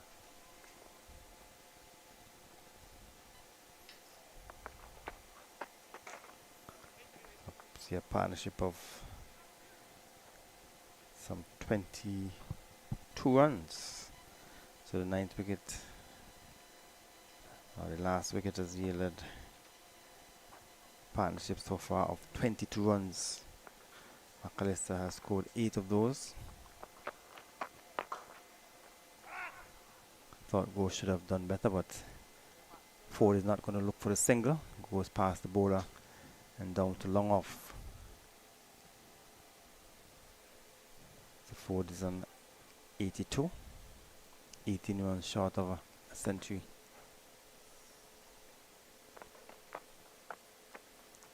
And he's looking to probably lap it around the corner, got it down towards the short forward square area. Joel Anju fields, and there's no run, so Rakeem Cornwall now is trying to get the attention of all the fielders on the boundary. But now he's just asking Anju to just move across down towards the back of the square area, or the short fine leg area. He's getting beautiful delivery, touchdown just on about the off stump, spinning away outside the off stump, and good delivery from Karimago.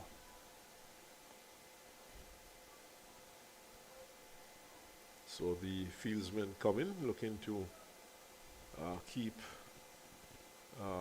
Ford at the far end. Just the mid wicket out on the boundary.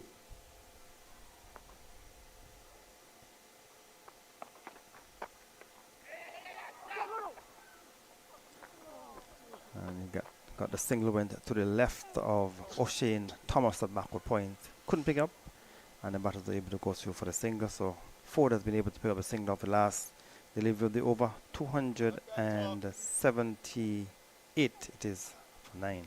Should have been a single there, but of course O'Shane Thomas, not the quickest of movers in the field, was a bit slow and didn't pick up immediately, and the single taken in the end.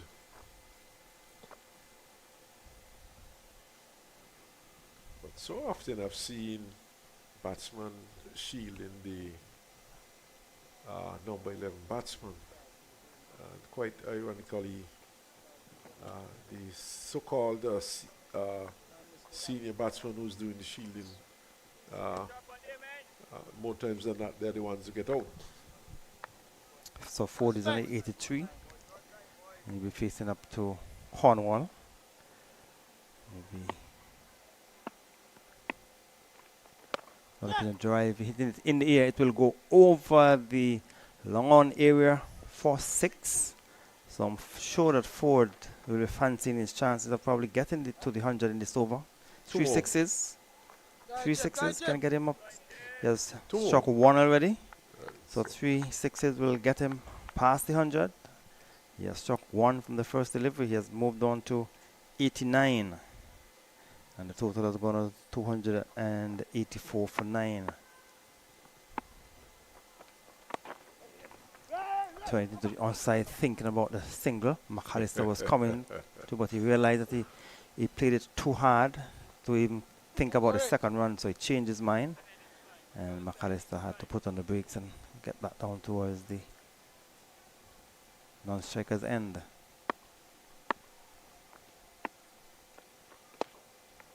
So he has gone too quickly for the first one. Should be able to come back for the second. No. No, the second one definitely never looked on. So a single. Surprisingly, he went for that run. Maybe he misjudged it. He thought that he probably played it harder than he probably wanted to. He was just looking to push it into the onside, probably time it a little better. And Joel Andrew was coming in quickly. Also, Spencer picked it up and gave it to Andrew, who didn't collect on the first attempt. So, but it just got a single. 285 for 9. So McAllister has 3 deliveries to negotiate. Cornwall is trying to get the attention of fielder down at long on. That's Andrew. So Andrew is going to come in towards the mid-on position. So just the fielder down and forward of square. He's on the fence. Quick delivery. McAllister has pushed it into the offside. McAllister is on 8. So they're putting on good partnerships. Yeah. How many runs? 30 runs. Ford is on 90. McAllister is in behind it, pushed it down into the offside. I think that Cornwall should look to loop one up, give it some flight and see what McAllister would do. Instead he goes for the quicker delivery and just pushed it into the onside. Over is completed. 285 for 9. Ford is on 90, and I'm sure he's thinking about the possibility of getting up to 100. Well, he has the opportunity. He has the bowling, and the goal will continue. And just 2 hits from Ford could bring up his century in this over.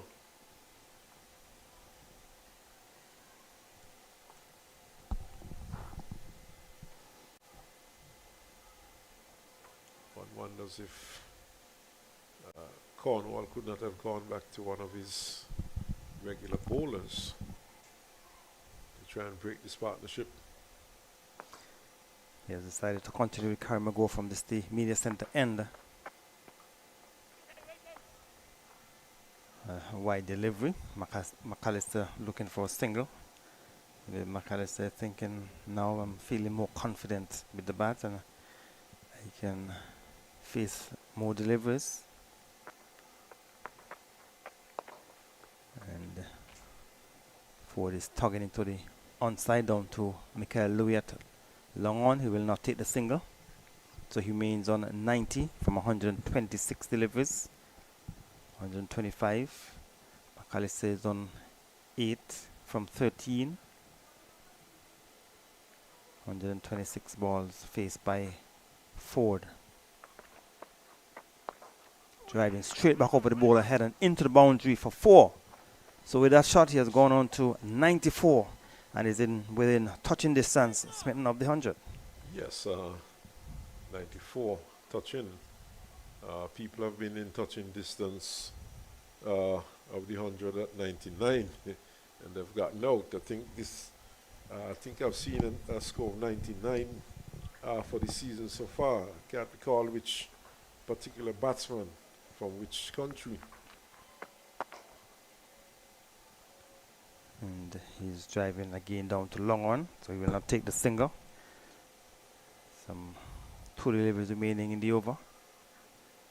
Just the maximum with Louis for Ford. All the fielders are still on the boundary.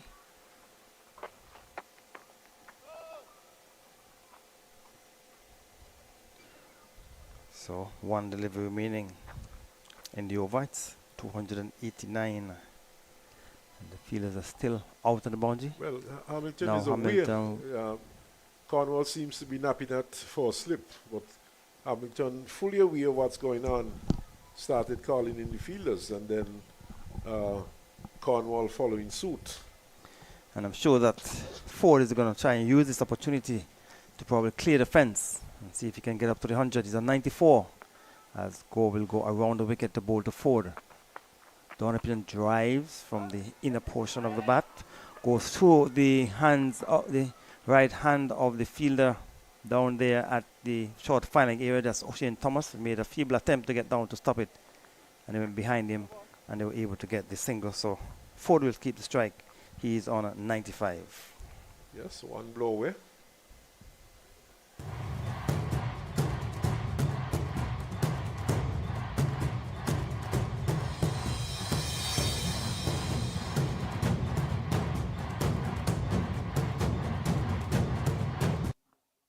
Spencer is making his way off the field, and the emergency fielder Hayden Walsh Jr. has come back onto the field of play. So Matthew Ford is on 95, and I'm sure he'll be looking to get to the century in this over. He has struck some 5 sixes, and another 6 will take him past the 100.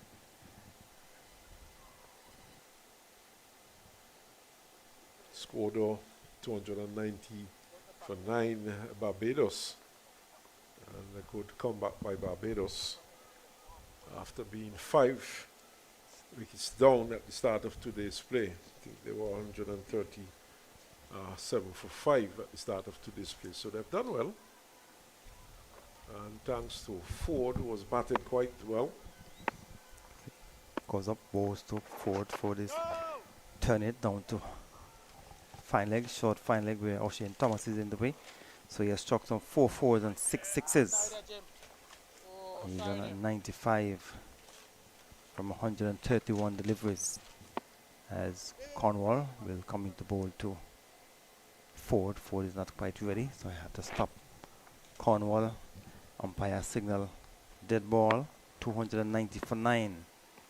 Cornwall goes up, bowls to Ford down the strip and driving in the air, straight back over the ball ahead. It has gone over the fence. No, looks like one more. No, it has cleared the fence. So a century to Ford. He came down the pitch and drove it straight back over the bowler's head, over the ropes of 6, and a very good knock by Ford. He capitalized on the chance that he would have gotten early in the day, and he has now progressed to his first century in regional cricket. Congratulations to Matthew Ford. He is on 101. Excellent knock.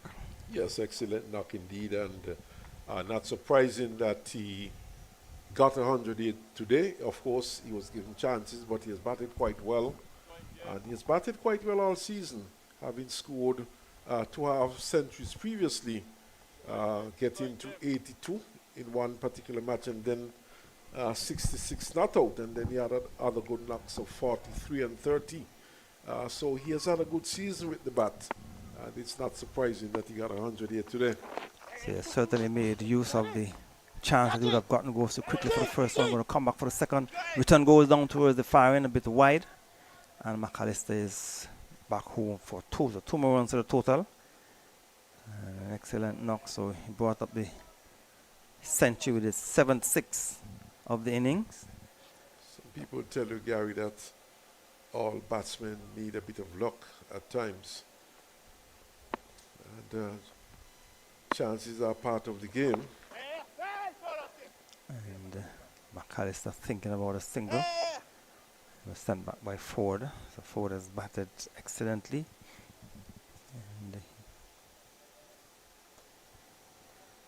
And of course, next year we'll be saying that Ford would have scored 100. So we've seen a number of centuries being scored here at Warner Park for the season. We saw Joshua De Silva made 2. Mikhail Louis made 1. Now Matthew Ford. There's also a double century that was made by double century was also made in the game Leewards versus Trinidad and Tobago. Jason Mohammed, yes, would have made a double century. So lots of runs, lots of centuries being scored. In the last match for Guyana, Kevlin Anderson, 101 in the last match also for Guyana. Cornwall will continue from that far end, this time ball to McAllister. McAllister is playing it back down the strip. And the over is completed, 299 for 9. Yes, 299 for 9, approaching 300 Barbados. And of course, this has been a good recovery. Coming here today at 153 for 5, but drinks break is being taken at this point. And it's a good time for us to take a break also.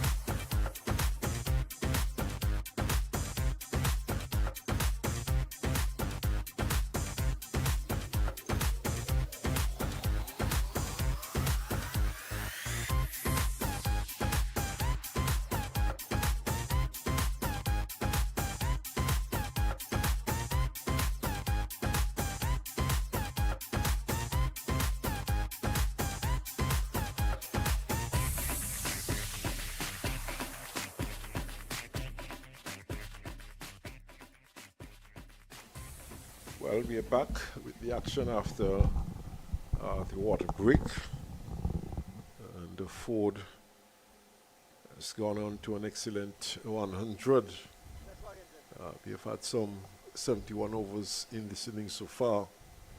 Another 56 overs remaining in the day's play. And Leeward's looking to get this final wicket. The wicket of, the batsman, of course, McAllister, and Ford at the crease. So any one of these wickets will do, of course. Carlisle is back with me. Good afternoon once more, Carlisle. Great afternoon. Doran is back into the attack. Two shots. And quickly through for the single. Thinking of a second, back for the second run, and gets it in the end. Good aggressive running and batting there by Ford. And this, of course, brings up the 300 for Barbados. So achieving another milestone, and certainly they have fought back well, Carlisle. Definitely. And this is what you want to see. You come to the game, you want to be able to see good batting from all of the sides that bat. A couple of things happened in that delivery, though. First ball from Doran was a bit of a nothing delivery, really. Just put it down a little bit short, played easily into the offside, allowed 2 runs. But more important than that, the throw that came into the wicket keeper was not great, and Jamal Hamilton has hurt his fingers again. Yes, and assisted there by Ford. Must have some, I don't want to say doctoral skills, but lending some assistance there also. The batsman, the physio's there, he's attending to Hamilton, but all seems to be well now. Well, Ford moves away. And you've played this game as well, Earl, so you know things like those, you get a hit on the fingers, all you can do is put on some of that cold spray on it and hope for it to take effect. Not a lot you can do when you get hit on the extremities. Yes, and once there's nothing broken, you will feel some pain for a while. But it's better to get hit on the finger than to get it in other places. All pain is pain. I tell you something though. You spoke about 56 overs. Let me know where we're going to get 56 overs in the rest of the day's play. You're talking about going to the tea interval in about 40 minutes time, the dinner interval in about 40 minutes time, and then more than likely you'll have a change of innings because you expect Barbados to be bowled out. No way you're going to get 56 overs left today. I can tell you that we more than likely will be here until 8:30. That is guaranteed. Most definitely. Most definitely. We are not going to get those overs in. We already lost 7 overs yesterday. Hamilton is coming off. So, seems to be a bit worse than we anticipated. Let's hope that there's nothing broken.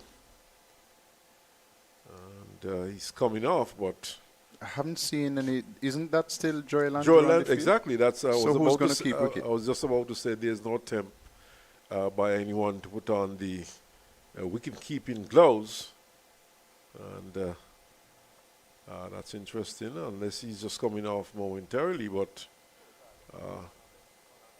once he's leaving the field, you would expect that the game would continue, or they at least try to continue. No, we see Andrew moving off now. So it seems as though he's going to get padded up. But Carlisle 301 for 9. They have reduced the lead considerably. They started the day Barbados in a race by 291 runs. And they have brought this lead down considerably. Well, I guess they were waiting for a new set of keeping equipment for Joel Andrew. So he will take the gloves. So 157 for 3 at the start of the day. They are now at 301. So that's 43 plus 101. That's 144 runs for the day. Is my maths correct, Carlisle? I'm trusting your math. I'm not doing it myself. Yeah, I'm just here thinking to myself that even though the Leewards are 143 runs to the good now, this could be important if the Leewards were to collapse when they bat a second time. And we have seen some notable collapses right here at Warner Park from the Leewards. So if they were to bat a second time around with a lead, say, of 140, and the collapse and be 150 all out, Barbados has nothing to lose for going after those runs. Yeah, that is very correct. So Leewards have to be very careful here. What Barbados has done well is to reduce the lead, thanks mainly to Ford, who has batted well, and he has scored quickly. Scoring rate for Barbados has been good throughout the day. 4.23 at the moment. Very. They have mostly been over 4 runs and over. So Leewards, they do have to be very careful here. As play will continue with Andrews taking the gloves. So Barbados, you can say, batting themselves into a better position, a position from where they could give themselves a chance to win this game.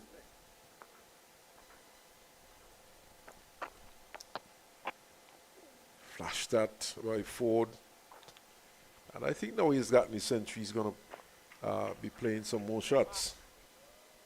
Not that he has not been playing several shots before. He would have scored some 5 or so sixes in his innings so far.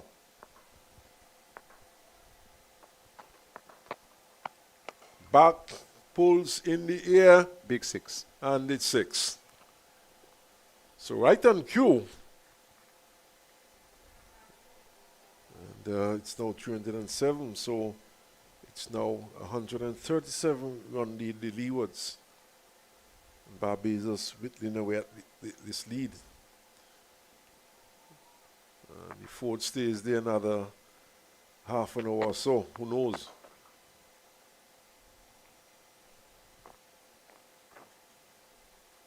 So this time he plays it down to long on, does not run.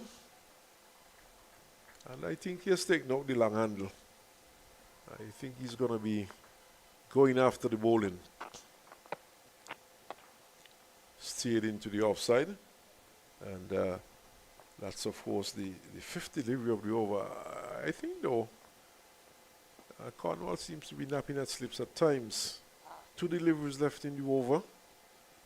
And the field spread far and wide, offering for the single. And allowing him to get to the other end, thus giving him a good chance of having the strike at the start of the next over. Listen, I understand you, but it's difficult to defend with Doran. Doran is not having a great season at all. So I suspect that Ford would have been able to pinch a single in any case. Well, he would have done it with Go bowling, for example. But he could do it with Doran bowling. Doran is not bowling any better than Go. He is the number 1 spinner in the side. But you cannot convince me that he's bowling better than Go.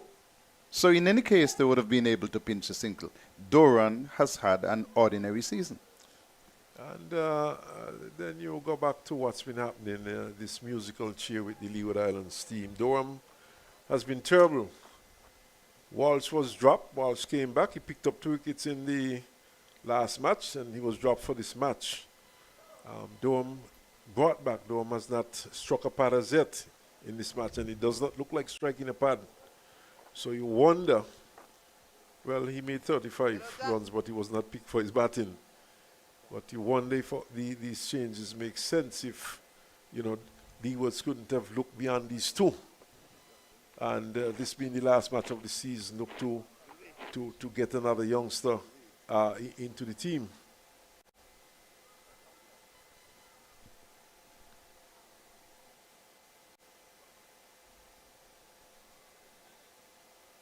Combined Colleges completed victory over Jamaica. So just the solitary game on now. The other games have been completed inside of the 4-day time limit. Yes, this one will go into day 4. But Trinidad and Tobago, from the last time I looked, they were doing quite well. They scored 463.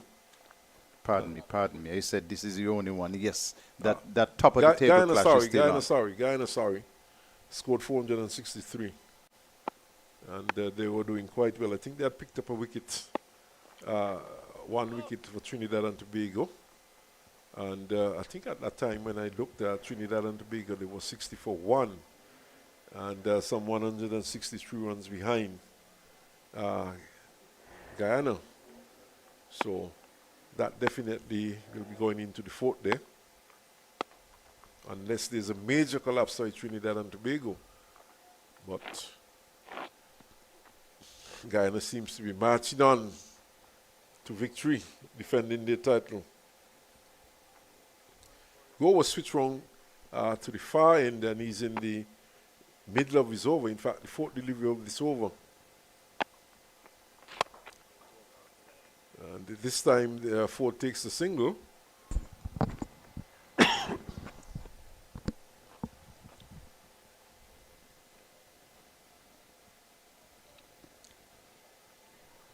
So, scores I would have given you for that match in Guyana and Trinidad and Tobago. I'm pretty certain they would have been, scores would have been updated since.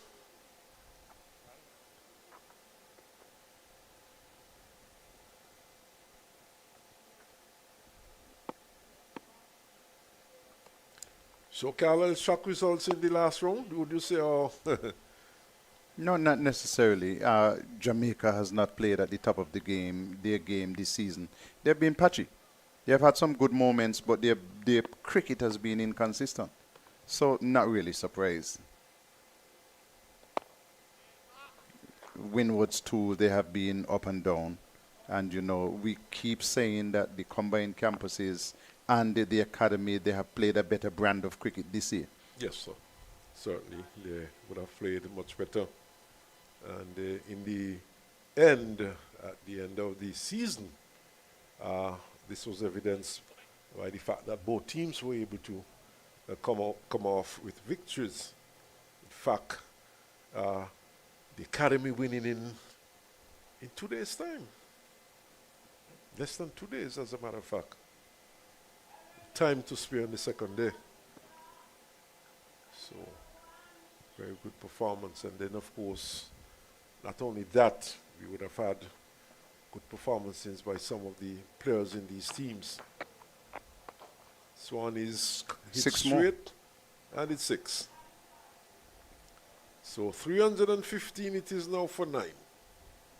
And eating into the lead, Barbados. Ford is enjoying himself. Yeah, Doran is not doing anything with the ball. And when you just put it in the slot like that to somebody who has 100 and who has shown good 6 hitting ability, you're just going to be slaughtered. Shot and pulled and caught on the long and boundary by Louis. It was pulled. Louis just had to move about 6 inches to his right to take the catch, and it's all over for the Barbados team. All out for 315, and for the last man to go for 120. So the lead is 129. And handy lead, yes, but one would think that it's not a safe lead. If Barbados could pick up some wickets this afternoon, you know, one never knows what might happen going into tomorrow's play. But a handy lead nevertheless. So we can tell you that from this position here, Barbados resuming at 157 for 3 overnight. They have been dismissed for 315, with Ford getting 120, Wickham 74. And we had good knocks by Mears. Well, he got 33. Wickham 29. And we had a string of ducks there. Brathwaite no score. Shaquille Cumberbatch no score. Simmons no score. Callister remained 8 not out, and Boucher, he was dismissed for 11. And for the Leewards, we had Graves picking up 3 for 36 from 15 overs, and O'Shane Thomas 2 for 86 from 12 overs. Javier Spencer 1 for 68 from 16 overs. He bowled 3 maidens. Durham, who picked up the last wicket, 13.2 overs. 2 maidens, 44 runs, 1 wicket. And Raheem Cornwall, who picked up 2 wickets in an over, 6 overs for 35 runs, and he picked up 2 wickets. But that's the position here. At the moment, Guyana, all out for 315. Barbados, sorry. Guyana is in Trinidad and Tobago, looking to win the championship.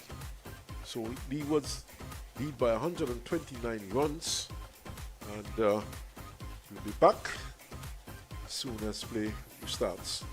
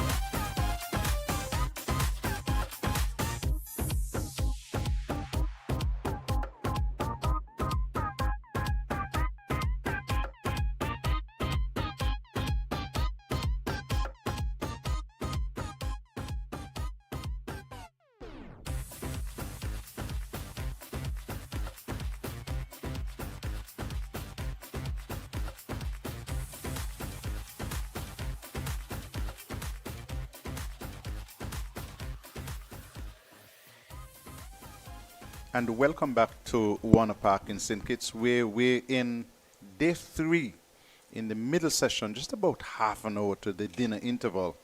And we're back with the Leewards starting their second inning. And they're showing a lead not as healthy as they would have imagined. Good afternoon, Gary. How are you? Good afternoon. I'm well, Carlisle. And I'm sure Matthew Ford is feeling even better. Have just scored a century, his first century in regional cricket, and so he has been given the responsibility of starting with a new ball from this media center end. And he would be feeling good with himself, backed himself. He has been getting some good scores for the season, and perhaps just reward for him by getting 100 in this game. People at home in Barbados would be cheering for him and would be expecting greater things from him.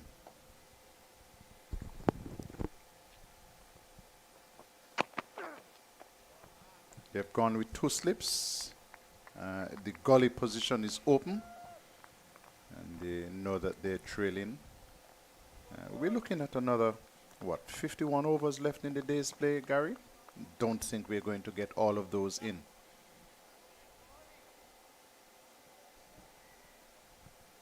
So we have about hour and 7 minutes before the second break. And they're probably getting about how many overs? 13 overs, 14 overs. And that will leave about 37 in the last session. I think you're counting wrong, Gary. The break should be at 5:20. Okay, you're right. So 40 minutes. So they'll get in about 6 overs, 7 overs.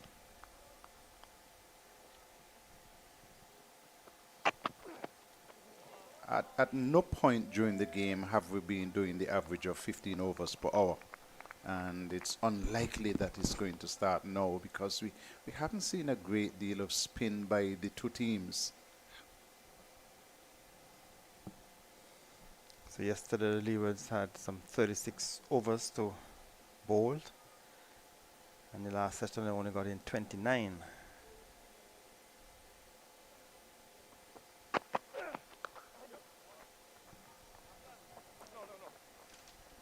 Louise off the mark, sending one down to wide third man and picking up a single. So he's on the way in the second inning. Didn't get much of a score in the first inning. He just went for 2. And he would want to end on a good note. What you wouldn't want to happen is for him to fall for a small score in the second inning. A game which is, depending on how the Leewards bat in the second inning, could be heading for a team draw. But Barbados, I'm sure, we're looking to pick up some early wickets and see if they can put pressure on the Leewards.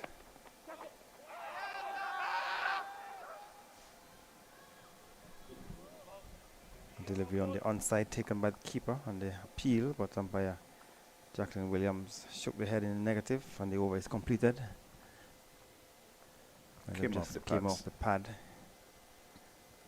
Taken by the keeper behind. So the over is completed, and Leewards, they are 1 without loss.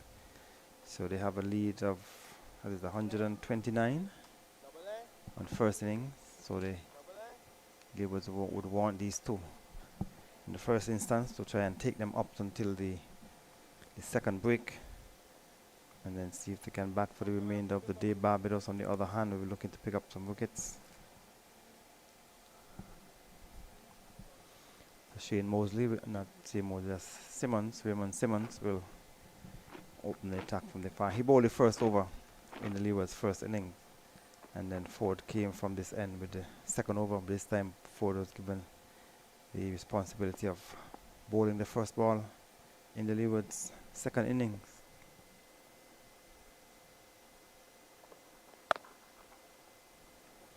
And for him, with his left arm over the wicket, there are 3 slips. Still, we see that first slip is a bit wide. And that's Wickham. Wickham, when he batted, got to 74. But it's an excellent knock from Matthew Ford. Struck some 9 sixes and 4 fours in his 120 He faced 145 balls.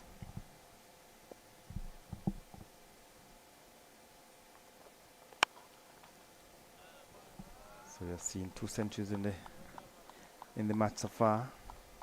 Justin Gray has made 124 not out, and Matthew Ford 120. We just have to wait and see if there'll be any more century made before this match is concluded. So we have seen a number of centuries being scored on this pitch this year, Carlisle, on this surface at Warner Park. I'd want to guess that the most centuries scored at any one venue would be at Warner Park for the 2025 season.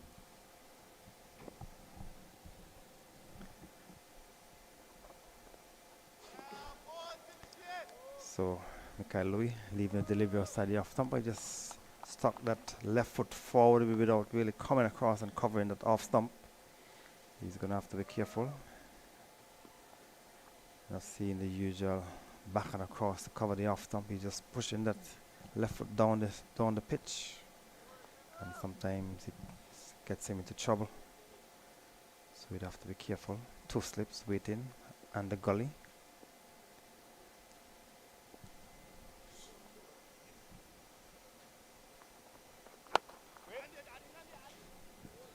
He's on 1 within the second over of the Leeward's second innings. They would have dismissed the Barbados team for 315. Leeward's made 344. 444. 444. And the Greys would have picked up 3 wickets for the Leewards. 2 wickets going to O'Shane Thomas. 1 wicket to Durham. 2 wickets to Cornwall. And there is Mikhail Louis flashing out of the delivery outside the off stump, taken behind by the keeper. A little bit of movement after passing the bat.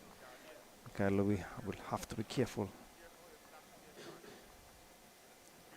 Look at that, he just stood there and went for a slashing drive. And if he had come across, he could easily probably get in behind it and just pushed it up in front of him. Look at the plate, square the wicket. Could have left it alone as well. Yes. So number of supporters, few supporters in the stand. He's swinging into the onside. A bad delivery shot, and he swung it away. It's a good 4. shot. It's on the center stump shot, and he swiveled and pulled it through the forward square area for 4 to bring up the end of the over. Good balance. Right where he wanted it. And that vacant mid-wicket position was inviting. And so he just swung it down there and picked up 4 good-looking runs. Batting is about showing patience, Gary. You have to be patient when you're at the crease. You have to leave some. Leave alone is a shot as well. And you have to wait until you see your scoring opportunities and use them. So Ford will continue from the media center end. So with that shot, he was in a similar position when he played the shot at the previous delivery. But this one was more on the center stump, and he was able to swing it to the onside. Just saw some beautiful shots of the Southeast Peninsula. It's an area that we travel often, Gary. Yes, the quickest route between St. Kitts and Nevis. And just about 2 weeks ago, you had the cross-channel swim. You had some 478 swimmers took part in that annual event. It has been going on now for the past 24 years, I think. Well, 24 years, Gary. Try 49 right. years. Yeah, well, I was just going to come to that, where it was officially organized as a cross-channel swim, an international meet. 24 years now, but it started sometime before that as well. 1976. So Ford is bowling the second over. And that is something that we can invite our producer here, Dylan, to try. I'm going to send out a call to go down to Barbados and see if I can find my good friend Ezra Stewart and of course Andrew Mason. yeah, it's just Invite a them to come small down in matter March. of 2.5 miles. 2.5 mile swim from Nevis to St. Kitts. The first swimmer did it in 58 minutes. Wow. That's the kind of time that I would take to walk the distance if there was a bridge.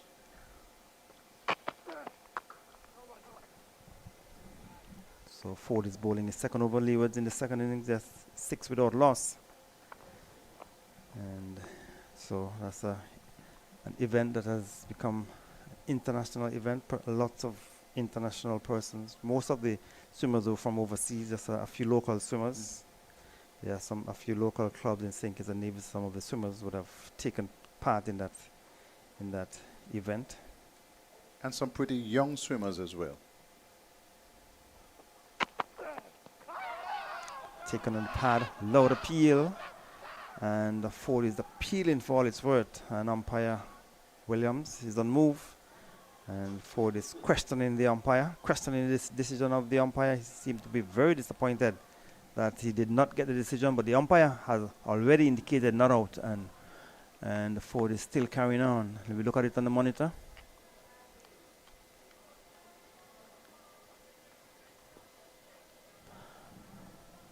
Might have been going down now. This best it could have been probably umpire's call, but it's a good shot. The ball touched down and had a little bit of movement, and Kyle was looking to play around it, missed it, taken up just above the roll. And so umpire in the best position, but Ford seemed to be very, very sure that he was out. Ford might very well find himself with an appointment with the match referee for his carrying on. Nowadays, dissent is charged for less than that. Even he's walking back to his mark. He was slowly coming back, shaking his head.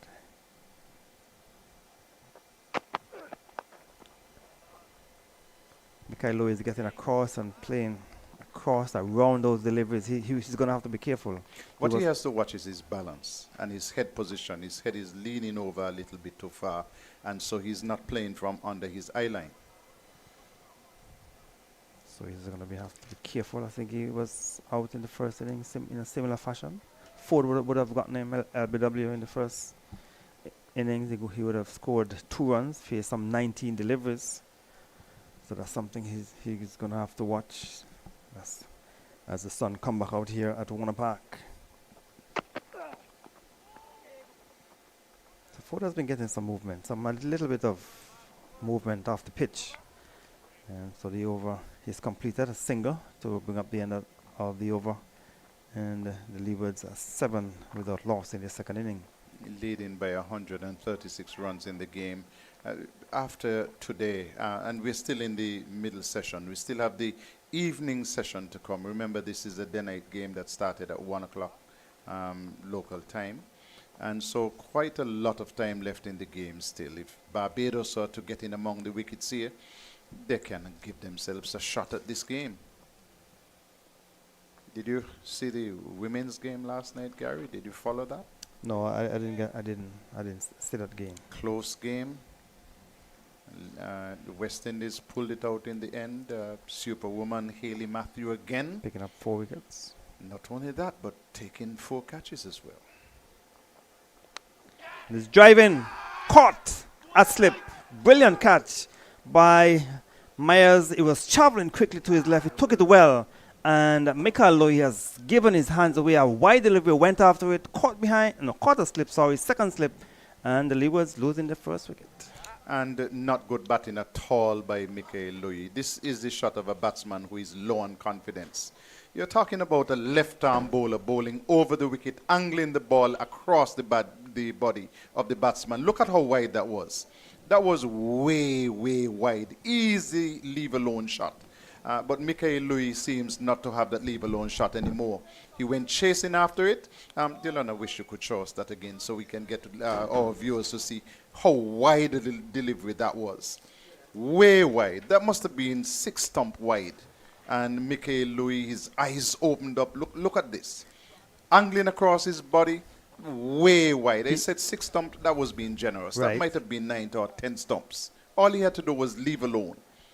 And the same shot he played in the previous over, he missed it. But this time around, it was wider. Same shot, same position, same feet position. And this time the edge found, and an excellent catch was taken by Kyle Mayers at second slip. You see, and therein is the art of batsmanship. Good batsmen know when to leave alone. And a leave alone is a quality shot. It says to the bowler, listen, I'm here, you have to bowl at me to get my wicket. But delivery like that, so short, so wide, and angling across his body. And he probably thought, okay, all right, this is a gift, let me play some 2020 cricket. And great wicket, though. Good bowling by the Barbados team so far.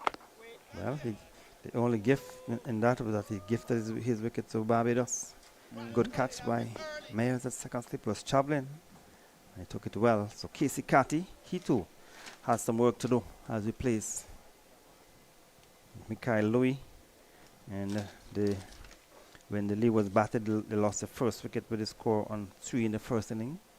Now, first wicket going down with the score on 7. So Mikhail Louis ending the season not good. 2-6 in the last match, and you would have been hoping or looking to get some good scores, a century at least, and to keep his name in the selectors book. You see, Gary, part of the challenge we have with some of these younger modern batsmen is that they have lost the art of, just timing the ball and caressing the ball. Most of them want to just bust the ball open. They want to hit it as hard as possible.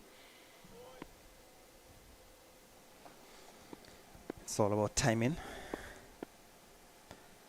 So Mosley successful at this one, just outside the off stump, and Carter did the right thing, the shoulders, arms, and allows it to go through to be taken by the keeper. And that was a lot closer than the one that Louis chased.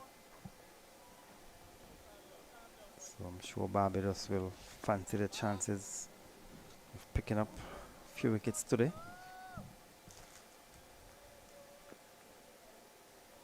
Mosley or Simmons didn't pick up a wicket in the first innings when the Leeward was batted. 13 overs, none for 46. But he has picked up a wicket. He's in his second over, and he has picked up 1 for 4, so he couldn't ask for a better start. Captain Brathwaite couldn't ask for a better start from the left arm medium pacer from that far end. So we have 2 slips on the gully. You have Wickham at first slip, Kyle Mears second, and Jonathan Jakes, he's in the gully. So Mosley will continue from that far end. And look to whip it into the onside. A loud appeal, but would have been going down the onside. Carty looking to just whip it through the mid-wicket area. Came off the pad and the appeal went up. We look at it on the monitor to see where it was heading.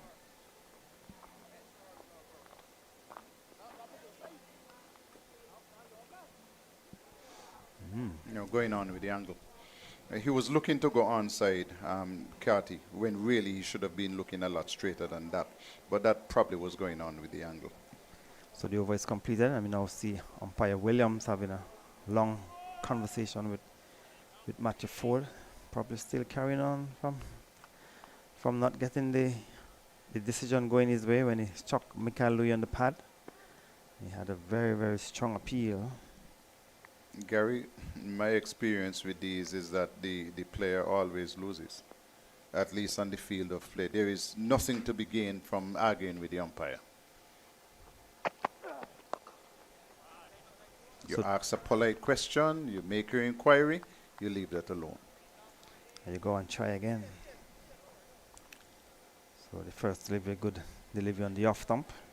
Kadeem Henry, who made 27 in the first innings, would want to end on a good note as well. This is his last opportunity for 2025 to leave with a good impression.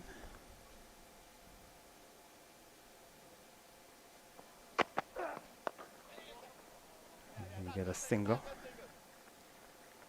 And there's the few spectators down in the stand would have been hoping that Mikhail Louis would have stayed around for some time and make some runs when the Leewards are bowling, and Matthew Ford was hitting the ball all over the park. You'll get lots of advice was coming from the stand. And Durham eventually got the wicket of Ford, caught down at long on. So Ford is going into ball to Henry. And you get a single. So Henry with that single has gone on to 2. The Leewards 8 for 1. As a matter of fact, it's Carty who would have gotten the single. He was on strike. So Henry is on 1, comes into strike. 9 for 1. He had a lead on the first innings of 129.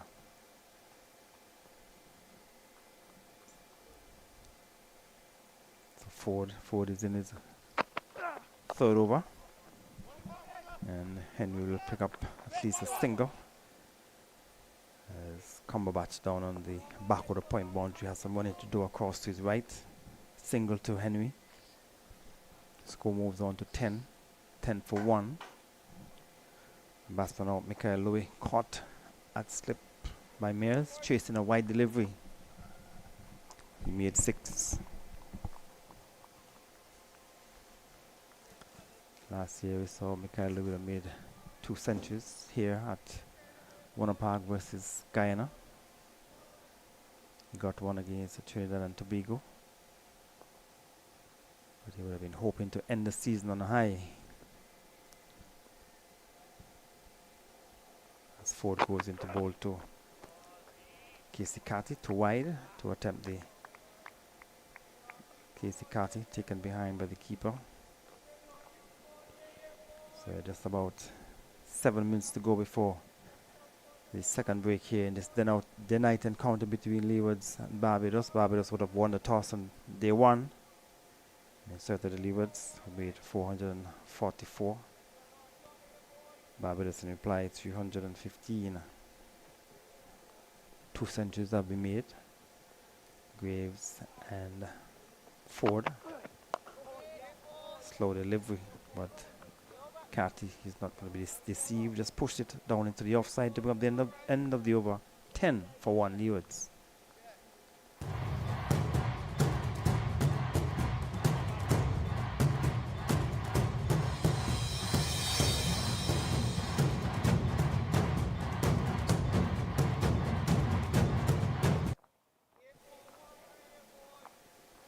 Just remember when we talk about pattern sense, it can work here.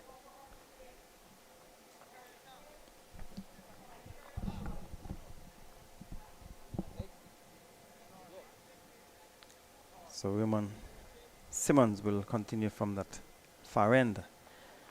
Bowling to Henry. Henry's on 2. Still have the 2 slips on the gully. There's point. There's a backward point on the boundary, cover point, extra cover, and a mid-off.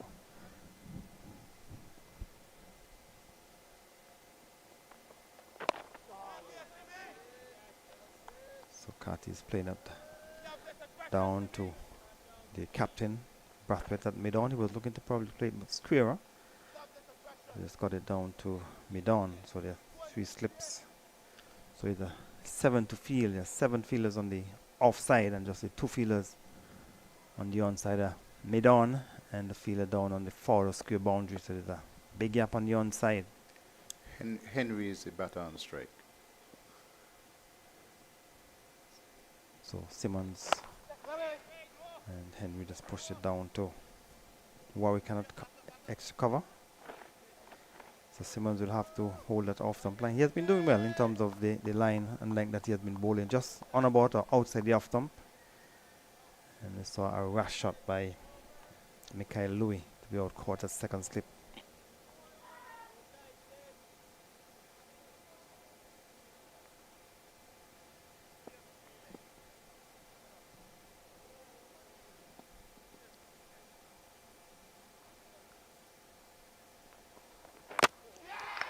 Simmons is bold.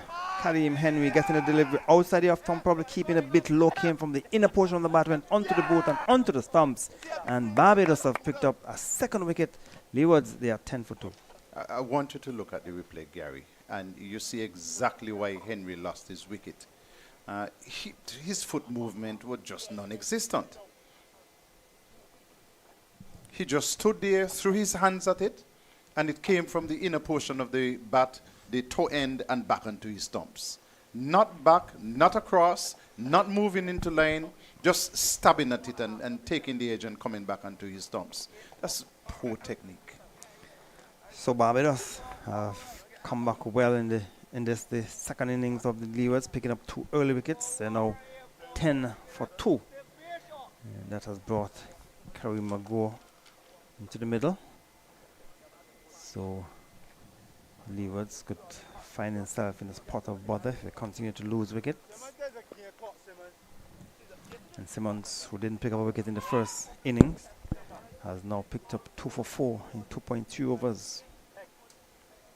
Yeah, I did say in my assessment at the inning break that Leewards could lose this game, because with a slender lead here, and Leewards get bowled out for anything like between 150 and 200 runs, they will be opening the doors to Barbados and presenting an opportunity. And the 2 wickets that we have seen go down so far, both Louis and Henry, were both wickets which were just thrown away, carelessly thrown away. I mean, Louis chasing a very wide delivery and go with poor technique, just pulling one back onto his stumps. And Simmons, who has been keeping that off-stump line, he has 7 to field, and he has certainly been keeping the ball just on about the off-stump, and he has been successful in picking up 2 wickets. So Leewards, the 2 openers for Leewards have departed. Leewards lost his 2nd wicket in the first inning on 57. This time around, the 2nd wicket went down with the score on 10. And we're just making 2. Louis made 6. Louis made 2 in the first inning. And was getting a short delivery. Outside the off-stump was ducking, but the bat was hanging somewhere outside the off-stump. You have to be careful if you're going to be ducking. You have to take your bat out of the line of the delivery. He just took his eyes off that delivery. It was short, but he didn't make the kind of height that he anticipated. So Simmons is in the middle of a very good spell. He's in his 3rd over, 1 delivery remaining. He has picked up 2 for 4. And he's driving down to extra cover. Warwick fields well. And just flips it across to mid-off. The over is completed. 10 for 2, Leewards. Yeah, losing 2 wickets in the session so far. And we still have an over to go before the dinner break. Now, here is the challenge. It's not just that they have lost the 2 wickets, but they're going to have to show that they can handle Warwick for the rest of the Leeward's inning. Remember, he picked up 7 wickets in the first inning. If he is to come in and have a good bowl and go after the Leewards, could be very, very interesting. Ford will continue, and this should be the last over before the 2nd break of this their night encounter between the Leewards and Barbados. And Barbados is certainly having the better of this early exchanges in the Leewards' 2nd innings. Delivery outside the off-stump, slower, taken down, low down by the keeper. Umpire Williams is checking to indicate maybe to Matthew Ford that he's getting close to that crease.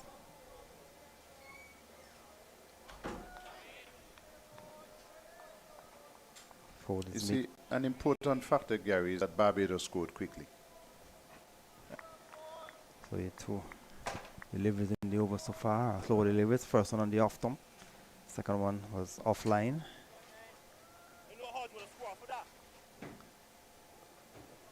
Casey Carty, he's on 1. He has faced some 10 deliveries. Go, not yet off the mark. He's on 3. This should be the last over before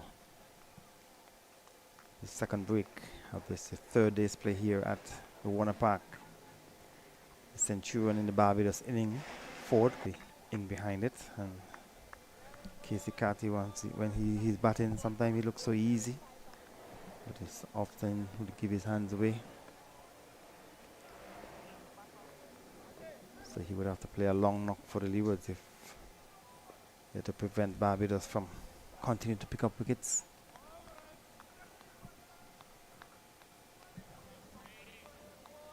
So 3 delivers have been bowled by Matthew Ford in this over.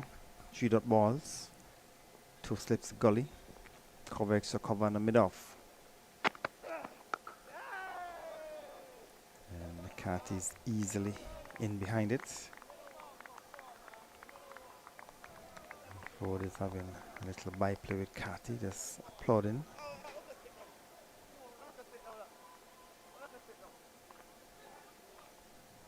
It's 10 for 2.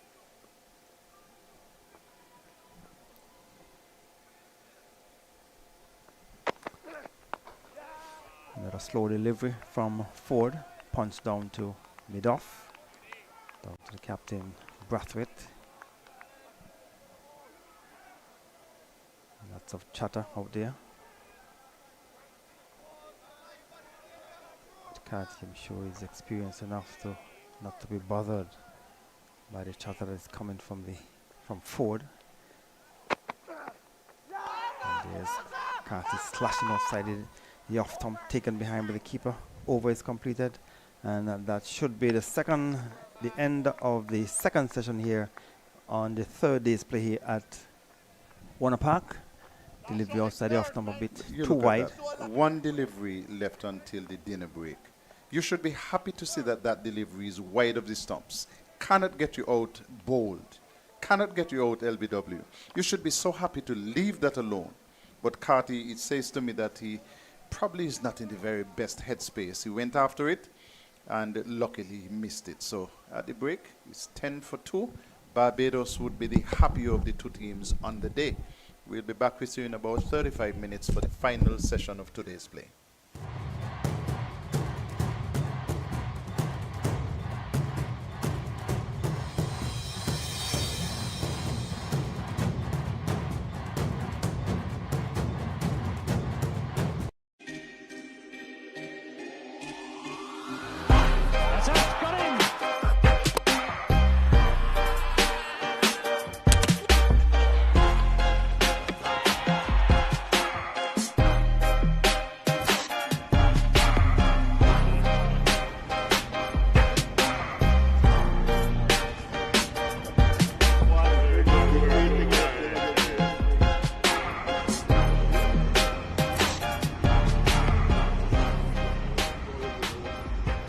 Two West Indian great fast bowlers. 2 men that sit in the top 5 West Indian leading test match wicket takers. Courtney Walsh, we sit in his end here at Sabina Park. Kemar Roach, a man that's working his way up and closing in on 300 test wickets. Gentlemen, it is a great privilege to sit here alongside the 2 of you guys. 17 years in test match cricket, 15 years in test match cricket and counting. I want to know, first of all, what trait is needed to be able to perform and sustain excellence for such a long period of time? We'll start with the superiority. The big strong words. No, obviously for me I think the key is being able to be fit, have good health, work out what you want to do, and be prepared to put some hard yards in before, so that can help you to sustain what's going on after.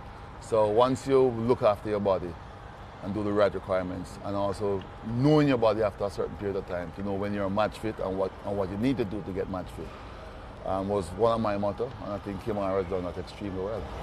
What worked for you? Yeah, same thing you said. Just being match ready. Put the work in at the beginning, train hard, take care of your body, eat well, get some rest, and then on the field, you just express yourself, you exploit your skills, and that has worked for me from my whole career. And obviously watching the great man before me, he laid a foundation, and he was a very hard worker. You can see that he bowled long spells, and he was very consistent, and that's what I emulate my game off. Oh, yeah. Roach has the last laugh. Roach has the last wicket. Both of your journeys in fast bowling, your skill sets actually changed over time. How did your, Courtney, starting with you, how did your skill set evolve over your 17 years of test match bowling? With experience, I mean, Any young fast bowler, when you started, you want to bowl fast because that was the name of the game. So you always try to hit the deck as hard as you can and try to bowl as quick as you can. And for me, I could only get the ball to knife back in or swing in a good pace, consistent pace. But over the years, as the game started to evolve and my own career started to develop, you realize that you need certain skill sets. So practicing the nets was what I went to do, and then you try it out in matches. Obviously, being able to play a couple of seasons in England did help, and then playing our regular 4-day cricket here and club cricket here, you can experiment in those. And then I would call myself an all-round fast bowler afterwards when I was able to swing the ball away from the bat. And those skill sets is something that you have to work on. There's something that I've admired with Kumar. His skill sets, when he started, he was raw pace. But then when he sort of lost a little bit of that pace, his skill sets got better in terms of how he swung the ball and using different angles, going around the wicket and creating what I call, I think, to me, and I say it in front of him or behind him, one of the best around the wicket bowler to left arm spin batters, using up that angle, getting the ball to come in and then leave the bat. It's not something that happens overnight. It's something you have to practice.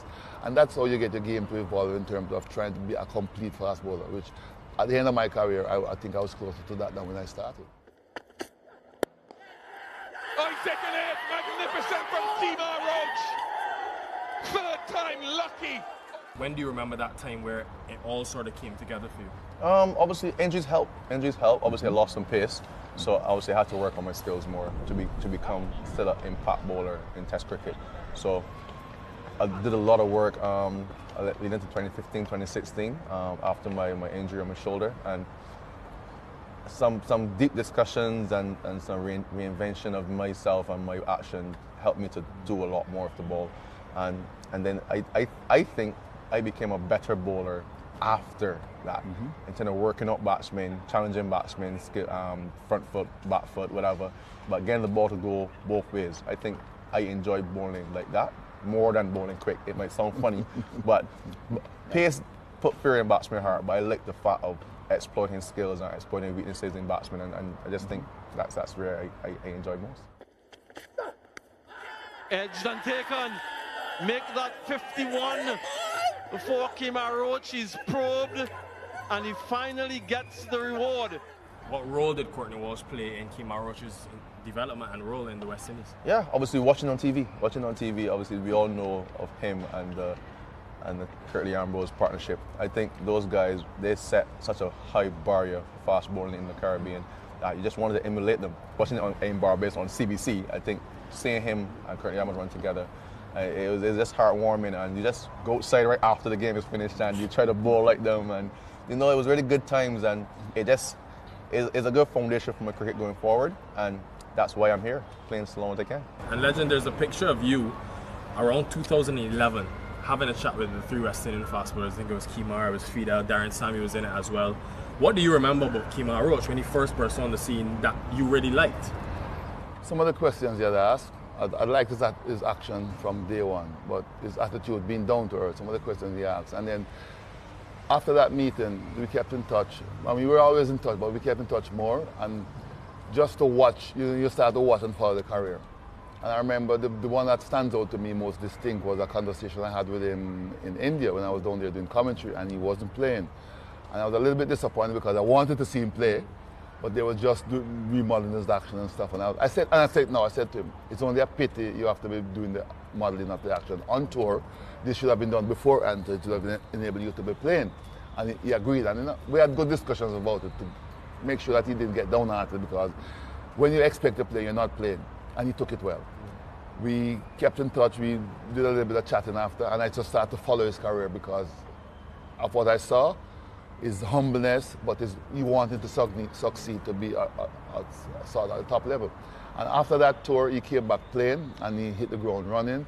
And whenever he see me, he would say, Legend, what do you think about this? And what we think? And if I see something, I'd say to him. And the way how he accepts it, and he would try, and we would have a chat after the game, this didn't work or that worked. That sort of helped us. And it helped me to be able to know that he's not afraid of asking for advice, and I was always happy to pass on whatever I saw to him, and he would take it on board. You remember that conversation? Yeah, I do remember that conversation. Speaking to him is just an upliftment. And I was down, wasn't playing as much, but he uplifted me, and I just wanted to push on. I just wanted to be among those great fast bowlers of before, and he was one of them. So it's just a good feeling to have him around sometimes. Another question in terms of looking back on y'all's careers, you've obviously played against so many formidable oppositions, but which opposition, if you had to pick one team, always brings the best out of Kemar Roach, always brings the best out of Courtney Walsh? Starting with you. I wasn't playing against England. I think obviously that is our biggest series, and the hype around it just brings a life into you. Like, you want to do well against England. Could be close, could be close. Finger goes up. Joel Wilson says you're on your way. I'm watching, as I said, Curtly Ambrose and Courtney Walsh, they go out there and they dominated England for years, away and at home. So it's like, I want to emulate that. I want to emulate as much of my career as possible. And I think the England side brings out the best in me. Australia, because of the competitiveness for me, and then you play the moment away and stuff, and it was always with the band that back in those days as well. They never used to sell the fast bowlers, but they always, you feel like you have a point to prove when they were taking on Gus Logie, so that used to bring the best out of me back in the days against Australia. That's pretty close, he's down. Walsh's 100th wicket against Australia. With England now, because I played county cricket, it was always a very close rivalry, because when you're in there playing county cricket, you can sort of stand on your own feet as well. He keeps mentioning Ambrose Walsh. I want to know that having that strike partner for you, first of all, in Sir Curtly Ambrose, what did that do for your bowling and your quest of that 519 Test wickets? Well, Curtly and I, we didn't compete against each other. We complemented each other, and I think that to me was the friendship that we have, and just the respect for the game and for each other. That helped me because we knew what we wanted to do. We would discuss batsmen, the length we want to bowl, the type of surface, the opposition, and we'll have our own game plan. On his day, I played a supporting role. On my day, he plays a supporting role. And I think that helps in terms of partnership. If he picked up something that was not working, he would come and we'd have a discussion. And I just remember a test match at Lords as well when he was struggling, rhythm was off. And I went up to him and I said, listen, big man, you're struggling today. Don't fight it, try to relax, because sometimes when you lose your rhythm and you're rushing in, it just doesn't come back. And he said, so what to do? I said, just relax. I will take up the thing, because I was in a good rhythm. Whatever short spells you have to bowl, just try to find that rhythm. And these are the conversations you need to have and the understanding. And that to me was one of the hallmarks of our career and our partnership, because we understood each other. Take on, that's it. Courtney Andrew Walsh is now Test cricket's leading wicket taker. The West Indians surround him on the field. One of the most respected and admired cricketers on the international scene. And there's Curtly Ambrose. Wonderful scenes here, emotional scenes at Sabina Park. And who is it for you, if you had to look back on your career? It could be current team, it could be former team. Who always pushed Kemar Roach from the other end and brought the best out of you? I think the partnership with me, Jason, and Shannon for a period of time, I think that three of us, we were very close-knit, and we communicated really well, and we were kind of solidified in the team, so we got a chance to really express ourselves and communicate and become better.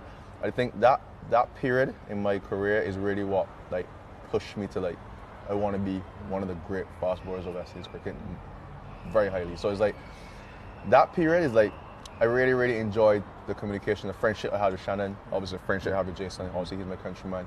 But on tours, the communication, the conversations, the fun we had, it really, really, really propelled my career through those periods. Oh, well done. Very well done by Kemar Roach and Jason Holder. A familiar combination and just holding that channel and that length. Obviously, we celebrate the high moments in both of your careers, right? One thing that many people don't see is the time off the field where it's not necessarily going to plan, there's adversity. What pushed you and allowed you to come out on the other side of those moments? Both of you guys, started with you, Courtney. The challenges. You see it as a challenge, you see the adversities, you know what you've been through, you know the work you've put in, and today just wasn't your day, or things, this might not be your series. It's how you bounce back. And I've always tell people that you're not going to have great or good days all the time. You have to treat the good days with the bad days. And then one of the things that I always remember is that on your good days, everybody doesn't have to tell you it's a good day, because people know it's on your bad day you need that support. And sometimes you go into your corner, but then if you have people around you with that understanding, on your bad day they will help you to get through it as well. But I always tell myself that I don't want to experience too many bad days. So you try to do the best you can to have more good days than bad days. Yeah, I just like the fact that I like people doubting on me. I like that. That pushes me to prove people wrong. I've had that most of my career. When I lost my pace, everyone said, hey, will he be the same bowler? Can he still be challenging at Test cricket? I just wanted to prove people wrong. And it's worked. It's worked. That's a big motivation for me. And obviously, leading a young group of fast bowlers now, that also pushes me as well. Like, they have good respect, they have good work ethic, and we get along very well as well in just a room. We have fun, we also work hard. And that also keeps me motivated to obviously know what, I can help these guys to become also legendary fast bowlers for West Indies. So there's a lot of motivation around my career, and that's the two major parts for me. We're going to transition now to a bit more of a fun segment. I'm going to quiz y'all on your careers, right? So it'll start easy and then it'll get hard. There's only 3, so don't worry. First of all, who has Courtney Walsh dismissed the most in Test cricket? Mike Atherton. Easy. That's a good question. I don't think... Is it a Bangladeshi batsman? No, it's not. It's got to be an England batsman. Yeah. Is it... Ben Stokes? Yeah. 7 times. that, but- Shakib is 6 times. Yeah, so I think it's it, not yeah, fun. I think I know this one. Off spinner, basically an off spinner from Rhodes. It goes high in the sky. And Shamar Brooks makes the catch look very easy indeed. Everybody remembers your first Test wicket, but can you remember your second Test wicket? Yeah. Who is it? Graham Yallop from Australia 1984. caught Desmond Haynes at bad pad. I don't forget those. I remember my first part, I remember quite a lot of it better than at the back end. Who was your second Test wicket? I know the first was Shakib. Ah. I'm thinking the second must be Mushfiqur. No, Mamadullah. Mamadullah. Yeah, I'm thinking about the order. Yeah, it was Mushfiqur, but yeah. And lastly, who has hit more Test match sixes between Courtney Walsh and Kemar Roach? That I don't know, but I'm going to back myself. I don't know, but I hit a few. I'm going to back myself. He's not a big six hitter. Me. I think So it was a close race, guys. But the winner with 19 sixes is Courtney Walsh. I got you, man. But you still play. You can Yeah, back he him. has 16. And Yeah. he's right up and down. Right up so there, he that's has not much more far. time to play. There's Walsh, that's a huge 6. That's gone. That's a gigantic 6. So Courtney Walsh is going down with all guns firing, as they say. On those 4 fast bowlers, that 4, almost 5-prong pace attack we see now in the West Indies, do you almost feel like it's a rebirth of that cricketing legacy that we've seen for so many years in your time and the times before with the 4 horsemen? What do you see now on the field? I like what I saw, especially in the last Test match. 4 fast bowlers, not just going at it, but being sensible, being very competitive, making adjustments as they read the pitch and stuff. That's what you want to see. And that was what impressed me the most. They were well looked after on the field of play in terms of not being overboard because they were back-to-back Test matches. So the planning just looked very good. The execution by all 4. Alzari, I think on one day wasn't in his rhythm and stuff. Everybody compensated for him. The next year he came back and it just drops nicely. And that's what you want to see because everybody's not going to have a good day every day. But just the way all the 4 came together, not leaving out Justin Gill, but the main 4, so to speak. Because when Justin came in, he did his bit. But the main 4 is what you want to look at. And everybody's skill set was different, but the way, the planning and the execution and how they went about it with their adjustment. I was happy with And the that. 4 of you guys, this is really the first time we're seeing all 4 of you on the field at the same time. You've had injuries, guys have come in and out. Why do you think you guys are able to complement each other? Yeah, I think we all different skill sets. Alzari obviously has high pace. Jaden obviously good pace with good swing and skill. And then Shamar is shorter, has a little skiddier at high pace. And then I just do my thing on top of off stump all day. So I think we complement each other very, very well. As I said, we communicate very well in the dressing room. We plan well. We know what is expected in this session. And we just try our best to go out there and emulate it. So it's not going to go right every day. It's cricket. But I think once we have an understanding, we have a template of what you want to do, you just follow it and you express yourself and have fun.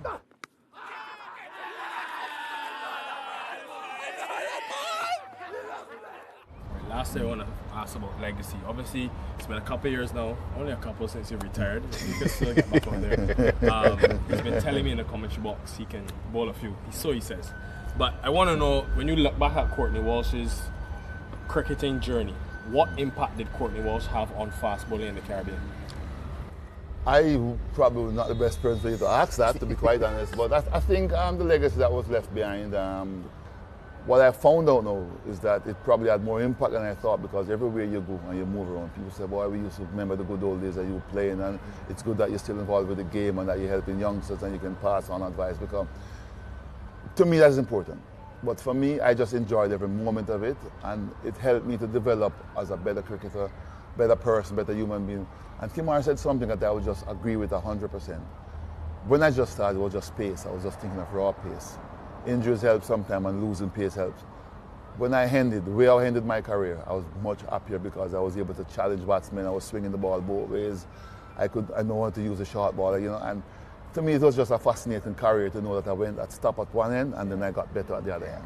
And listening to that, Kimar, obviously you're far from finished, but when you do eventually end your career, what would you like Kimar Roach's legacy on West Indies cricket to be? A hard worker, a trier, someone who gave West Indies cricket their all. I've been committed to West Indies cricket from the beginning. I've given it my all. I've obviously turned up and put the work in order to perform and to challenge and compete against opposition. And as I said, it doesn't always go the way you want, but once you have that foundation, that mentality, and understand that it's always going to be a tough task when you step on that field as a fast bowler and you put the work in before, you're always going to be in good stead. And I just want to be remembered as a hard worker, man. Someone that loved the game, enjoyed the game, and put his best foot forward in everything he did. And how much does Kimar Roach have left in the tank? Still got a lot more in me. I can't say it in front of Mr. Wall. He doesn't want me to done. So I can't finish. He's got a lot more left. And that's a wicket.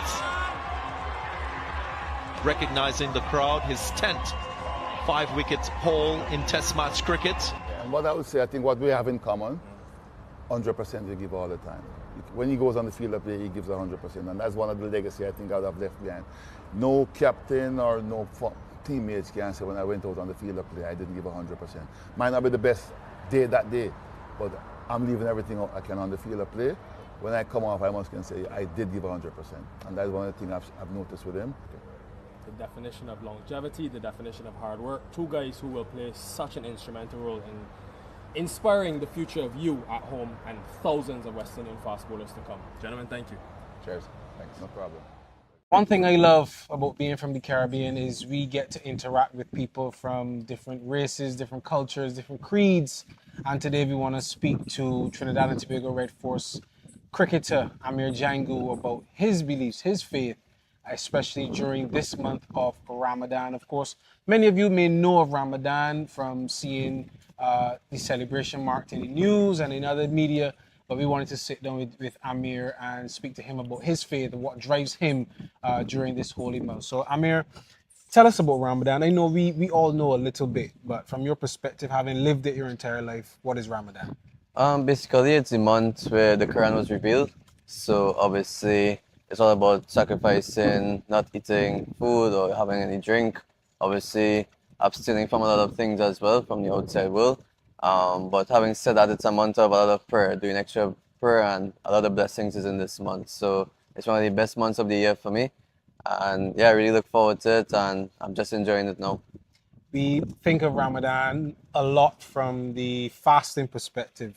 You fasting right now? Yes, I am. You've been fasting since sunrise? Yes. All the way to sunset? All the way to sunset, yes. So how do you balance during Ramadan the commitment to the month and also your professional commitments to your team?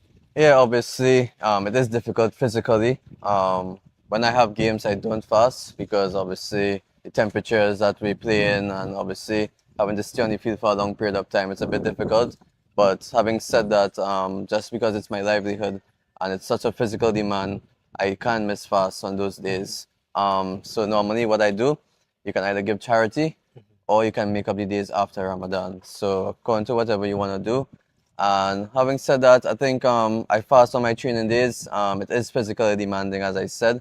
But obviously, to be honest with you, it actually gets me more in a proper zone. You know, I actually zone out. I actually like focus in. I really locked in on my training. And I think it really actually helps me as well. Spiritually, physically, and mentally as well. It gets me stronger.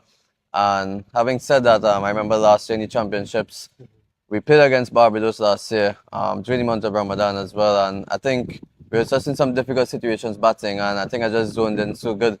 It helped me get a good score, and obviously we played CCC as well. Actually on E-Day, I scored my double century. So I don't think it's a coincidence there. Probably all the hard work that I did during the month of fasting and praying all those times, and I got the reward, I think, in the end. Thanks to Allah.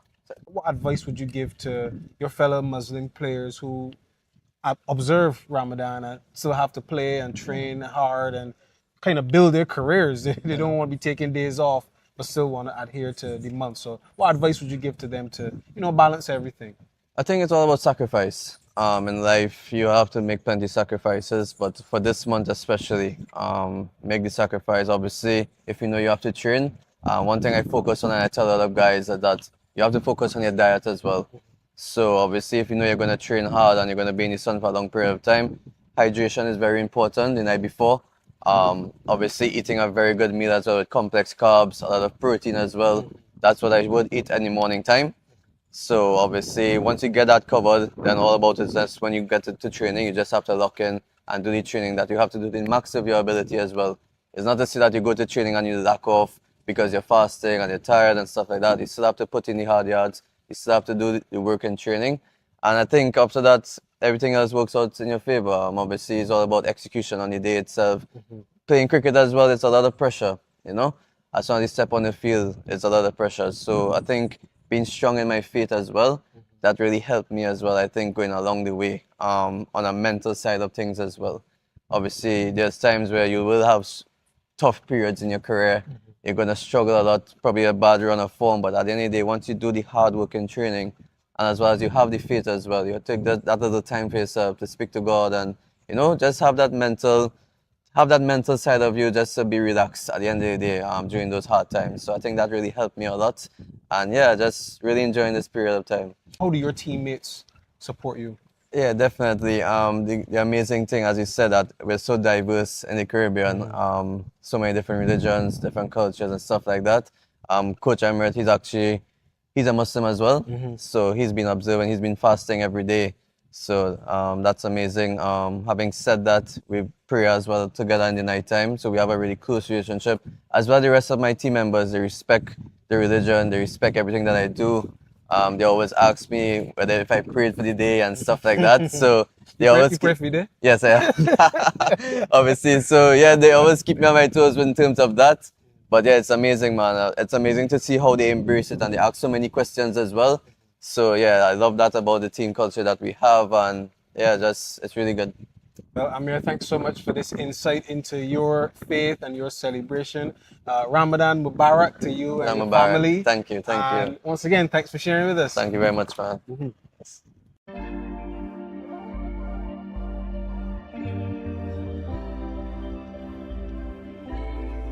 Not this trio.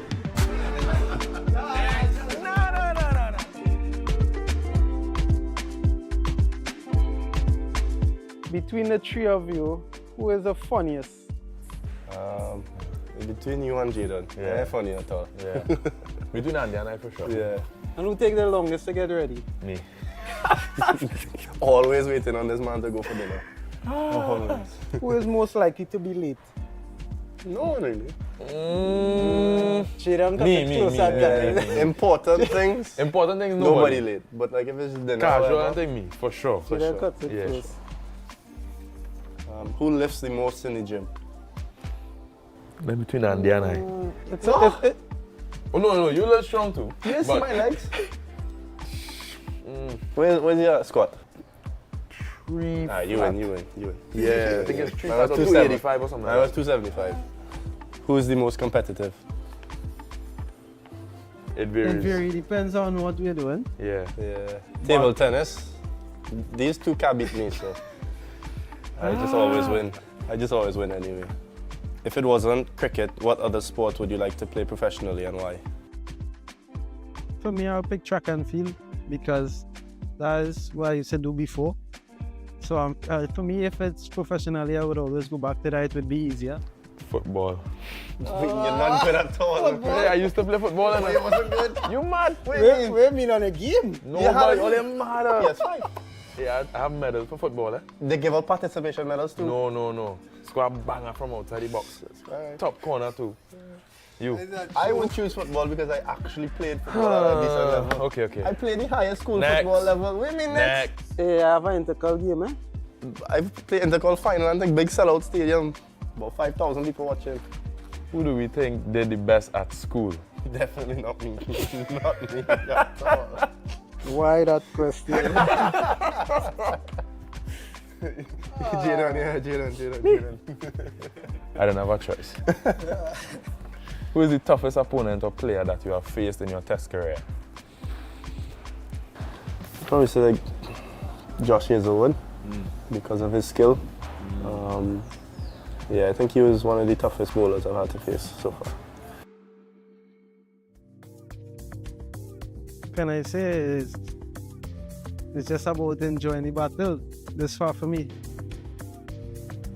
Only one man I could call. Joe Root. So what Ben Duckett? Nah. He only do it for one game. Joe Root do it for 6 games, you know. From the Caribbean to England. It have to be Joe Root. Joe Root. He gives you nightmares? Nah, he's not giving me nightmares. It's just... He's making you think a little bit. Yeah. He's making it hard work. Yeah. Who is the teacher's pet? The whole team. All right. Nobody.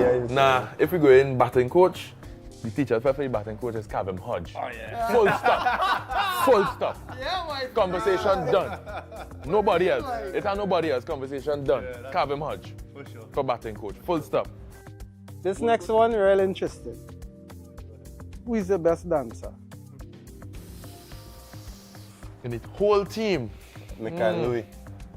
Yeah, Louis has some moves. He has some moves. Shema would say he has some moves too. I never see it, so you can't say. Shema would say he has some moves. I see Louis put it down. But I see Louis dance. Yeah. So Louis. Yeah. Louis. Yeah. Who has the best fashion sense? Sinky. No.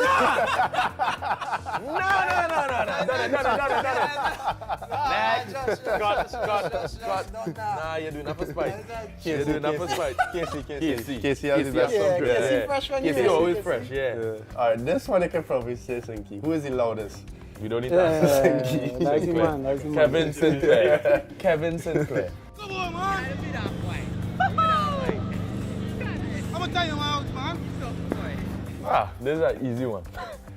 Who has the worst taste in music? Don't say me, eh? If you only say me. So who I was gonna call again? I don't know, it's not me. You are the worst taste. You listen to country music, bro. What's wrong with country music?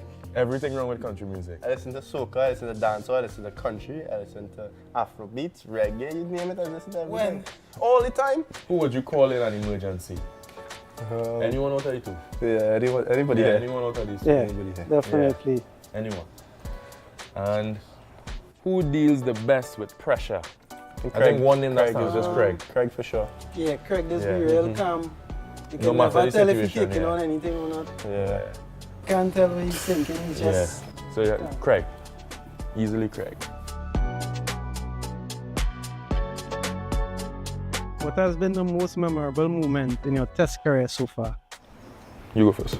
I would like to say my Test 100, but I think beating Australia in Australia is probably most memorable. As a team, personally, it would obviously be Test 100, but I think beating Australia, especially in the Gabba, where it's their fortress. For me, it had to be my first 5-wicket haul. And not even the 5-wicket haul, it's just the fact that we win the game. And how we win the game was close. That is the most memorable thing for me. Yeah, I remember watching you jumping.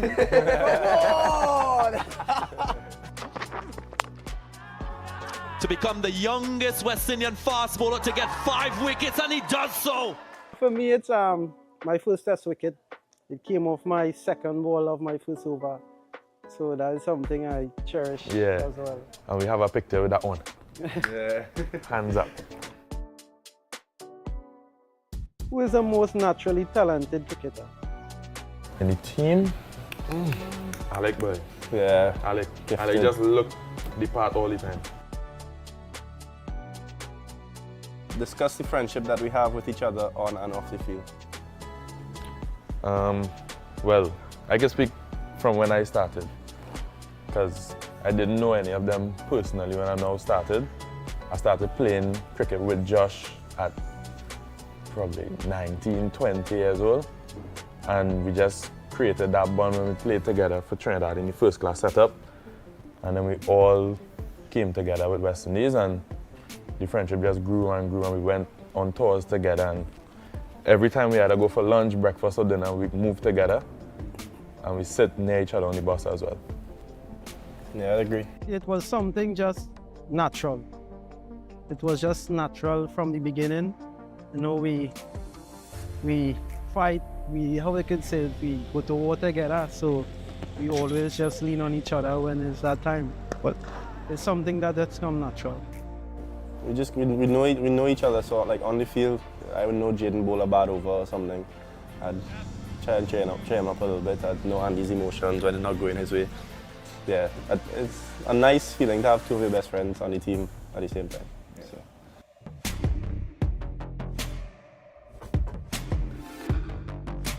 Off the field, you can't beat me in FIFA though. What? Next question. Next question. We have to do a video of us playing FIFA and see how much. The other night we played, I scored 20 goals. I scored 19 with Haaland. Next question. What is your favorite thing about playing for West Indies? I get goosebumps, yes. Everything. For me, is everything. The first thing was I wanted to play cricket. I wanted to play for West Indies. And then obviously playing, you get to experience Test cricket. You get to experience singing the national anthem. And doing it home. Doing it in the Queen's Park Oval was something big. So I guess singing the national anthem anywhere in the world is a big thing. Yeah, I think for me it's about representing the region. Not everybody gets to do it. There's a lot of people who aspire to do it, but not everyone gets to do it. So I think for me is that weight on your shoulders. It's obviously a big weight, but it's something that you cherish forever. And to get that test cap, nobody could ever take that away from you. Yeah, it's a great feeling, you know, to represent the region, as just said. And you know how it started for me, it was funny because I had friends who used to play cricket, who I would go down on a weekend and watch play cricket and, you know, get the opportunity when they are short. And I know those are the ones who actually wanted to play for West Indies at the time, because I used to do track and field. So it's not only for me now, but it's for them as well. So I'm actually living their dream for them as well. What moment has made you the proudest of each other? I think we were all there when we beat England, right? Yeah. We were all there when we beat England in Grenada. Jaden and I played, Andy didn't debut as yet, but yeah, I think just all of us being on the team and then being there to do something historic like that was a special moment for sure. Goes down the ground. He thinks he's got there. He certainly has. What an innings from Josh De Silva. The ecstasy written all over his face, and boy, he's deserved that. The way we celebrate and enjoy each other's success, that's something I cherish. That's something I definitely enjoy. For me, when Andy made his debut, I was very happy for him. And then obviously getting the first Test wicket. I know how much that would mean to anybody. So far more getting your first Test wicket on debut in your first over is obviously a big thing. So I was very proud of him in that moment. And for me, with Josh, it's scoring the first Test 100. And not because I was batting, just because he get it. Because he was batting well throughout the series. He had, I think, 150 before that. And he was looking like he could push on at some stage. And he did it in that last game, in the most vital game of the series. And he got to that triple figure mark, and we won the series in the end. So I was very proud of both of them in those different moments. What are we expecting from this test against Bangladesh? Win. I would say definitely a series win. Definitely a series win. Yeah. Not much, not too complicated, just to win. Just to win the series. Yeah, do the basics well and make Craig and coach proud. Yeah, that's all.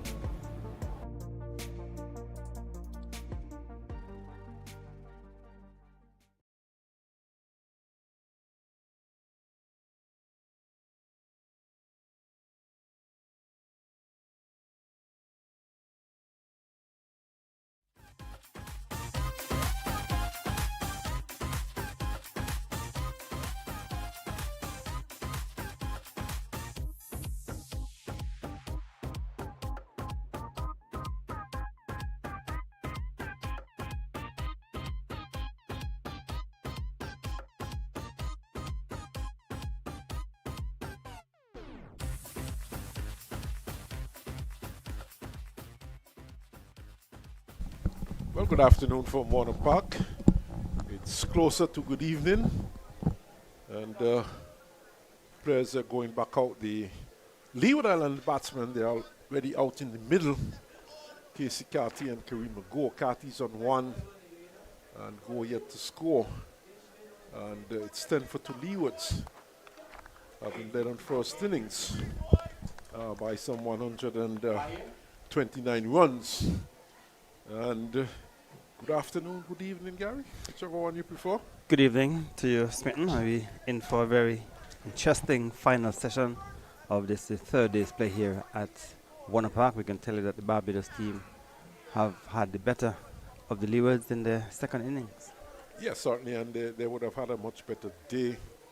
The Barbados team, of course, they managed to reduce the lead considerably and go up to 315 with the Ford getting 120. Last man to be out, and Wickham 74, Kyle Myers 33. So we've been told that there's an 8:50 2 p.m. close. So you're doing some overtime? Overtime. That, of course, we had the rain interruption. We would have lost some 22 minutes, and they're making up those 22 minutes, Gary.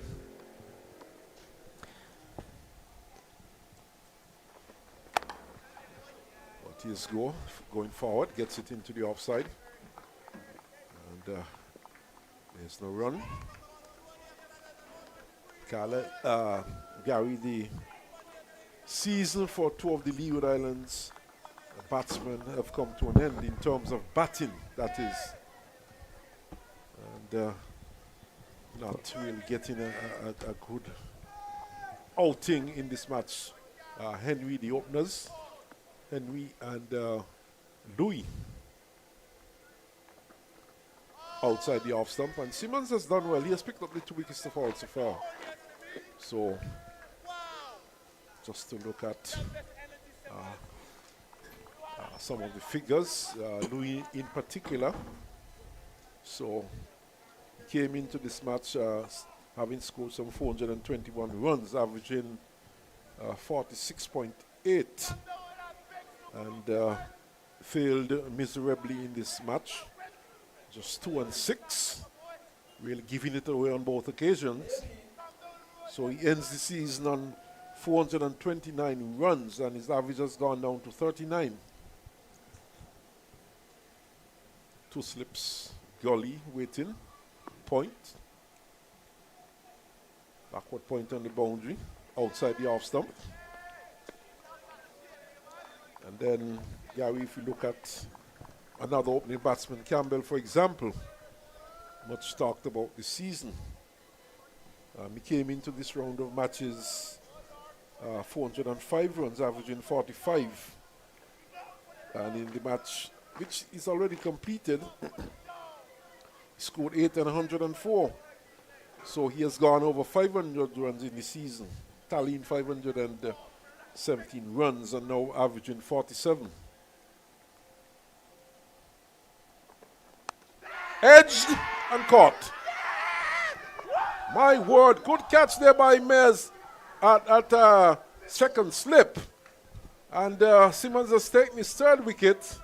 And it's the wicket of Kareem Go. He goes back, caught by Mears at second slip, off the bowling of Simmons, so no score. So the Barbados team continued to be all over the Leewards batters, and Raymond Simmons has found a very good length outside the off stump. He has been bowling since the start of the Leeward second innings to a 7 to field, and he certainly have found a good length outside the off stump, even though 2 of the Leeward's batters would have given their hands away. Excellent bowling by Raymond Simmons, and as a result, the Leewards are on the back foot. They are 10 for 3. It was said, 129 runs lead, 10 for 3, effectively 139 for 3. Leewards has to be careful here. And the young Joel Andrew, who has had a good season with the bat, also goes out.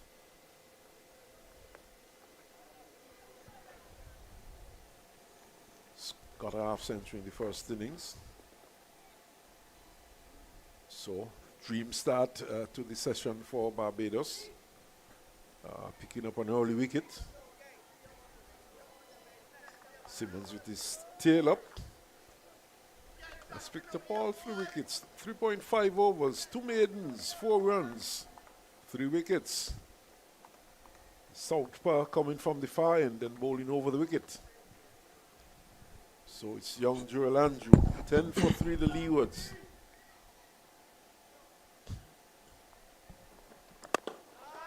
Driven straight back to the bowler who knocks it down and prevents a run. So first over after tea. Blood drawn by Barbados. Successful over for Barbados and exactly what they would have hoped for. And they have picked up another wicket.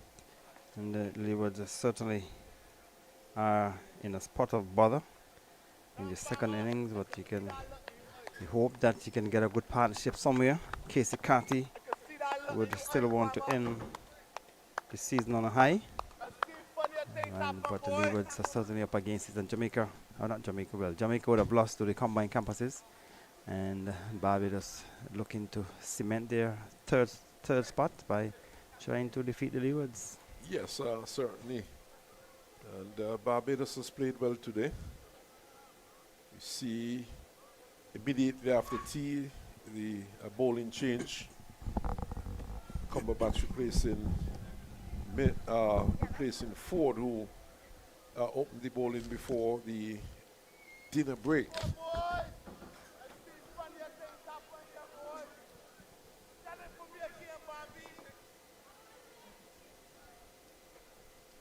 Two slips. There's a point, backward point to be exact, on the boundary. There's a square leg on the boundary. Long leg is also back on the boundary. So, attacking and defending Barbados. Looking to save runs. So they have men in runs saving position. And also 2 slips in place. This one is down the onside. So, they are looking to take wickets. And at the same time, they are looking to save runs. They are trying to prevent boundaries. Pressure, of course, on the Leeward Islands at this point. Carty, who got a half century in the first innings, 55. Andrew, he got a half century also, 63. Short, played into the offside, and just a single. I thought Carty took that first one rather slowly. Would have shown a bit more urgency. Field had to run all the way from backward point to field.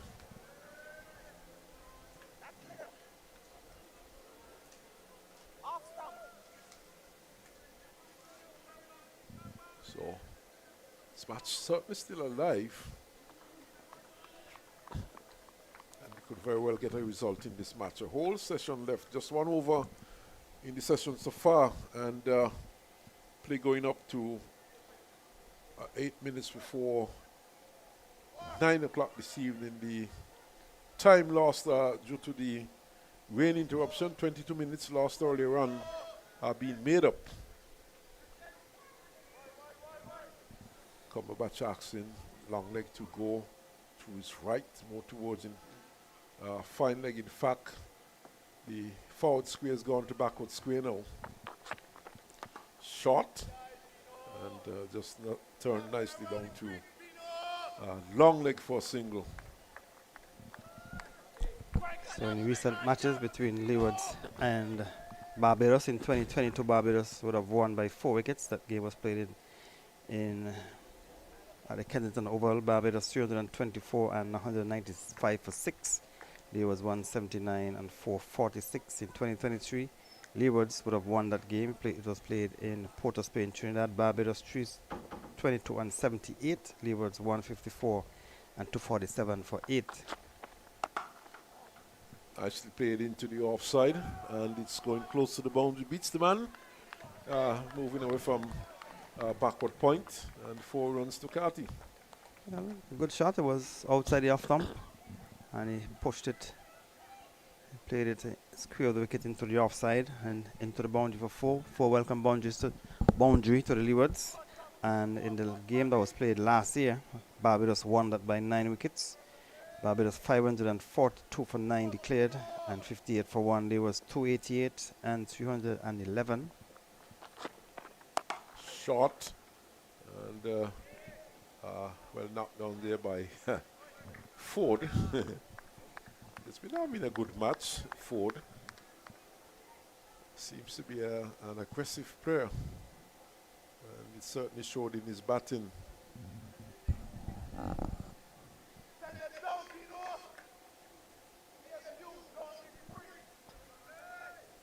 Opportunity here for Carty, Gary. Of course, with Australia coming to the Caribbean soon, nicely pushed into the offside for a single. You mean the final opportunity for him, because he has had a number of opportunities for the season, and this is his final chance. Final chance, of course, of getting a good score. Got a half century in the first innings, but he came into this match just averaging about 27. And had an opportunity to score 100, but gave it away. So we'll be looking to do much better here today and tomorrow. And certainly the stage is set. Leewards, they have lost some 3 wickets for 17 runs, and they do need a partnership here running to put themselves in a fairly safe position.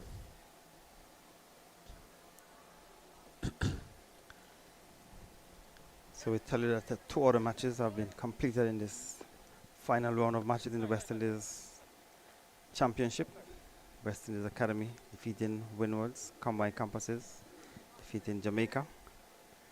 And now we just the Leewards and Barbados and Guyana and Trinidad and Tobago at the top of the table clash. So the top 4 teams are still in battle. Well, Guyana seems to be getting the better of that match at the moment, with 1 day left and a substantial lead. So it's outside the off stump and it goes through to Boucher.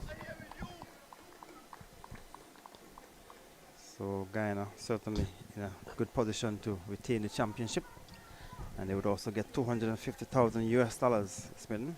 Yes, and that's good money in Guyana.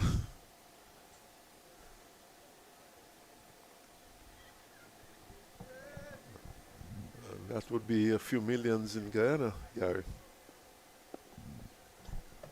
250,000 US. This one punched into the offside, going out towards the boundary. Goes into the cover boundary, 4 runs. So it was short outside the off stump, and he played it in the air, but it went through the back of the point area and down towards the boundary for 4. So another boundary to Casey Carty. Casey Carty has looked good throughout the season, but many times he has given it away. He has gotten some starts, and he has been following wide balls outside the off stump. Edged, and just to the right of Mears there at second slip and going down towards the boundary, and just a single. But the edged found there by Simmons once more. Wide up, well shot, and to the right of the field in the slip.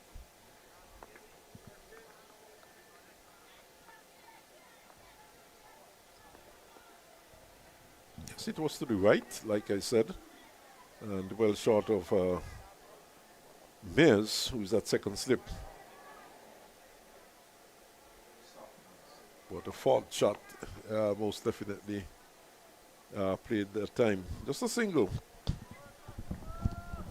I think he played it with soft hands. That's why he didn't carry to the slip. He dropped in well short of the fielder and went to his right. So Joel Andrew, he too will have to stay in the middle and make a good score. But Raymond Simmons certainly is in the middle of an excellent spell. Yes, it's causing some problems for the Leeward Island batsmen. In fact, some sloppy work there by Mosley on the third man boundary, allowing a second run to Andrew.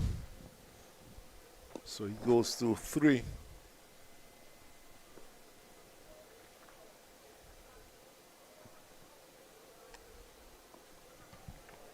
Barbados, of course, with these number of medium fast bowlers. But Simmons has looked good. He has certainly bowled well so far.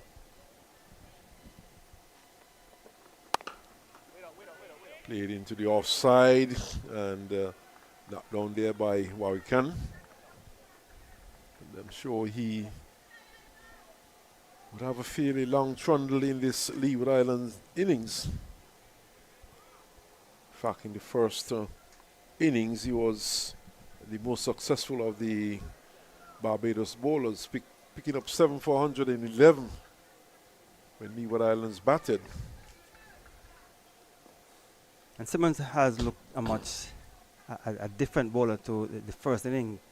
And he has certainly been getting the ball to move away from the right-handers and keeping that off-stump line and certainly putting in some energy into his bowling. This one is driven straight back and brings the over to an end. The bowler fields to his own bowling.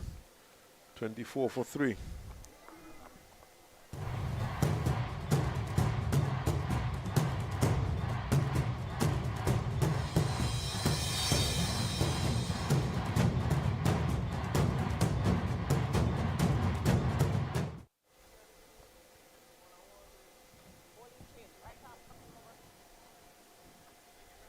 So it seems as though we are going to have a bowling change from the media center end.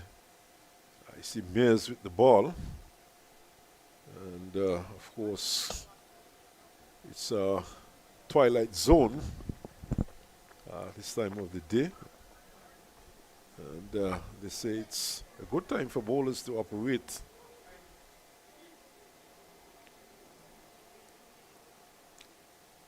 It's at a point where the artificial lights would not have taken full effect as yet. And Brathwaite bringing on Mears, who has the ability to swing it. I've seen him right here at Warner Park in CPL. Really moving the ball around, wobbling, picking up wickets. He has 2 slips in place.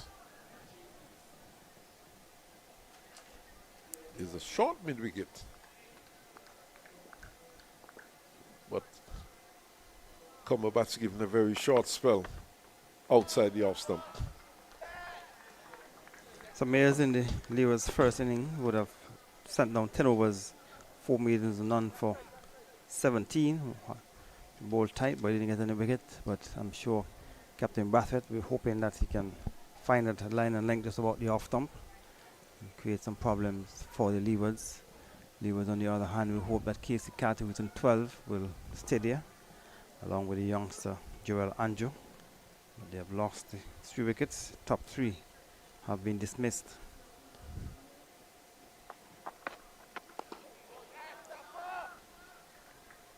One squares him up a bit, he gets it into the onside. That one seemed like he came off the pitch a bit quicker than Carty anticipated, so kind of was rushed into the shot. A bit late. Yes, an effort ball there by Mears, who's not the quickest of bowlers.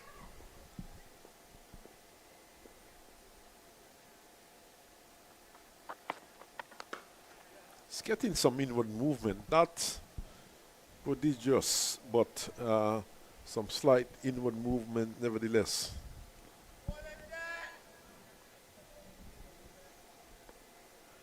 So Carty has picked up another single, so he has moved on to 13. And Joel and Anju, but you have to understand that they would need to spend some time in the middle and don't play any rush shots at this stage. Leeward in a spot of bother. defense. To his credit, though, Andrew in the first innings really showed some common sense with his batting. He was not as attacking as he normally is, and he restricted himself and was more selective with his shots and got a half century. Though you could say that he gave it away when he tried to pull one into the onside. The trap was set, and he went for it, and it brushed the glove on the way through as he picks up another single here. But certainly, so far in this match, he has shown more restraint and was rewarded in the first innings when he got a half century. So, end of the over. And it's now 26 for 3. And we have had 11 overs completed in the second innings. So Barbados will want to continue to keep things tight and to continue to pick up wickets as well against the Leewards. So we said that Leewards, they have a first innings lead of 129. So in effect, they are 155 for 3. And if they can bat out the remainder of this day's play and part of tomorrow, they can still give Barbados in excess of 300 runs to make. On the final day, if they are to be dismissed, I'm sure that Cornwall will be hoping that the batters can bat very long. Having said that, though, Gary, there's still a lot of cricket to be played in this day's play. Another 39 overs remaining after this. 39 overs and 5 deliveries. Play extended to 8:52. We had a 22 minutes break earlier on due to some passing. Well, I don't want to go as far as to call it showers, but certainly it drizzled for a bit. And that held up play for some 22 minutes. Played into the cover. And the Mosley's day fields, and there's no run. So Mosley at the break had 3 overs, and he would have picked up 2 for 4. And he's now in his 6th over. He has conceded another 7 runs and has already picked up a wicket. Well, Mosley fielded that one just now, Gary. Simmons. But the Leewards would want to put a good score on the board. Fast start, and is he out caught? Yes, he is. My goodness, I was just singing the praises of the young man, how he restrained himself well in the first innings, and there was he flashing at one, angled across him, just outside the off stump. Need not have played a shot, and the edge was taken, and he was well caught, and 4 down for the Leewards. There is the flashing, keeper taking a good catch. And while you were thinking of yesterday when he batted and you thought that he batted well, I was indicating that as a youngster he need to understand his role in this. At this time, the Leewards would have already lost 3 wickets, and he needed to play a more responsible inning. That was not a responsible shot by the youngster. Yes, definitely. 26 for 4. All 4 wickets are going to Simmons. And certainly Carlisle would have said it. I would have thought it. Leewards could lose this one. They have to be very careful.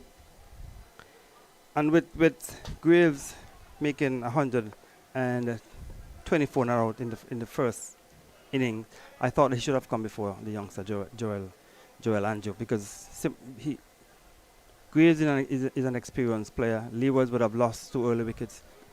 Graves should have been the person to have come before Joel Andrew, but that didn't happen, and the Leewards have lost another wicket, and they're certainly in trouble at 26 for 4. Barbados certainly doing well. Simmons, as I said, has looked a much different bowler than the first innings, and he has picked up all 4 wickets. Leeward seem to be getting it wrong all the time. When Graves batted at number 5 in the first innings, and I said that he should have come in at number 4 as opposed to coming in at number 5. Got 100 at number 5. Now he's coming in at number 6 with Leewards in bales of trouble.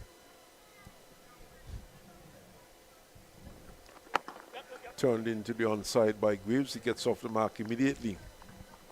So in one match, they batted Graves at number 7.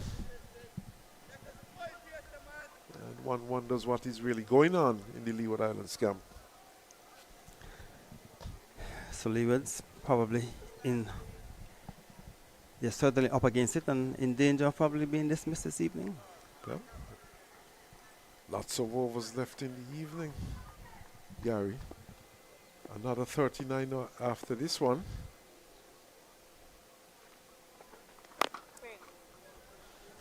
Look at that shot that Casey Carty is trying to play a ball through the wicket, which is too close to him when he should have probably just come across and pushed it in front of him down to extra cover or mid-off. Yeah, but he's still looking to play square of the wicket. Exactly, and we saw him backing away in the first innings and steering one into the slips and then giving catching practice and being dismissed rather tamely.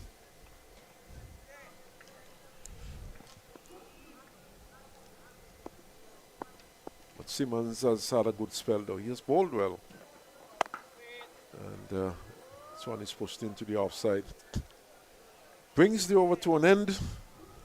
Simmons 6 overs, 3 maidens, 12 runs, 4 wickets. Another successful over, just the 1 run coming from that over.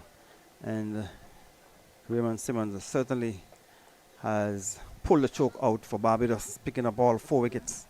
And the Leewards have no one else to blame but themselves. They would have played some poor shots and they have certainly paid the penalty. 27 for 4. Seems as though the Leewards, they're already thinking of next year's tournament. Still cricket, a lot of cricket to be played in this match.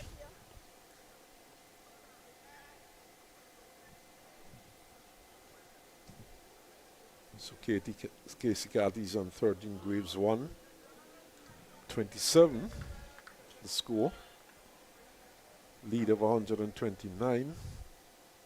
156 overall for the loss of 4 wickets.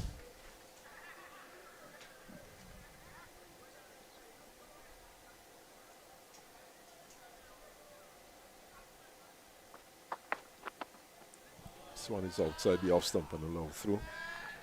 There's lots of chatter on the field and it's expected because the Barbados team have picked up 4 wickets and certainly want to get into the head or the minds of the Leewards batters and see if they can pick up a few more wickets before the day is ended. Of course, Barbados should be cock-a-hoop at the moment. They started the day at 153 for 5 and took their score to 315. Effectively avoiding the follow-on also. And reducing the lead just down to 129, which has given them a chance at that point, an outside chance, but now it's more than an outside chance with 4 wickets down for 27 runs, the Leeward Islands.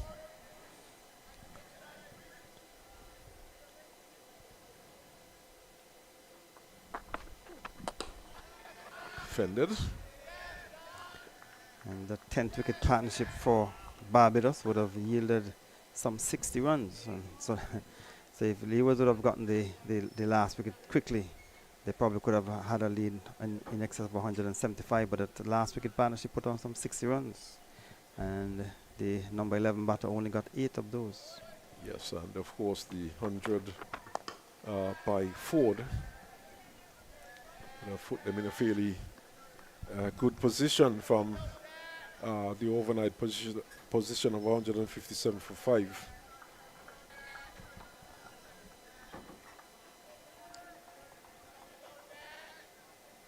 Mayers seems to be getting some inward movement. We have not seen any leaving the bat outside the off, but certainly getting it to duck back in. There's one. The line picked up and no shot offered, but it came back a bit. And Graves would tell you that showed good judgment. Well, he certainly did. But his off stump was covered, so he would have been safe. Not necessarily, you know. I mean, Depending on the height, if that If had the struck him. If the off stump is covered, is outside the off stump coming back. I don't think it'd have been. Not playing a shot? Well, the umpire would have had to decide that, Gary. God, the rule allows for a batsman getting out, not playing a shot to a ball, coming back from outside the off. So, at the end of that over, end of over number 13. And we have another 13 remaining in the day split, 27 for 4. And as a former Leeward Islands manager, I'm pretty certain that Kyle would not be too happy with the situation for the Leeward Islands. As we look at some spectators out there in the mound. And it's a little gathering there, but certainly we have seen a few more spectators coming in for this match. And bearing in mind that it's an evening match.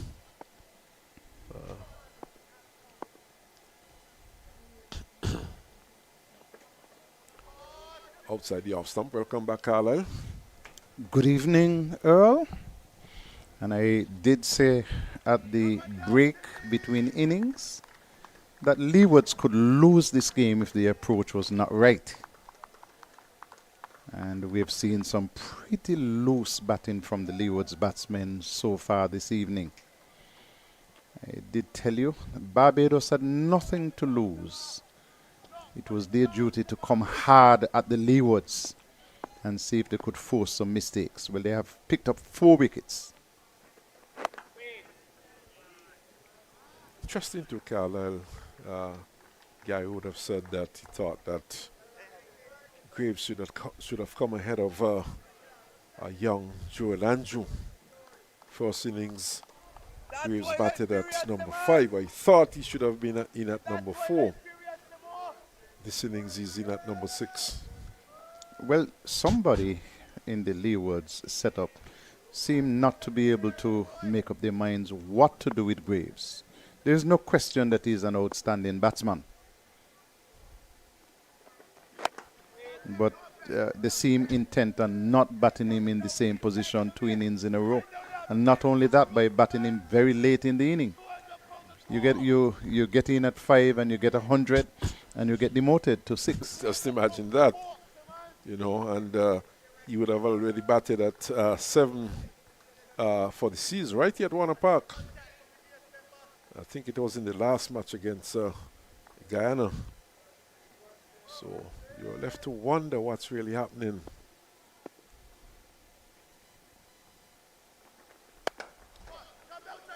Played into the onside, a quick. Oh, where's he going, Carty? Well, he just turned blindly. I mean, in running, you expect that when you're passing that you would say 2. He just turned and came chasing back. Graves was never interested in making that second run. Well, in the end, all is well that ends well.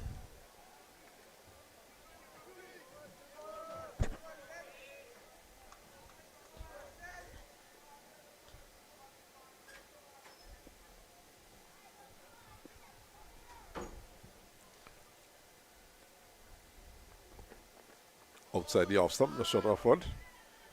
And this is one of the deliveries that has been getting wickets for Simmons. And here we saw the batsman that's allowing it through.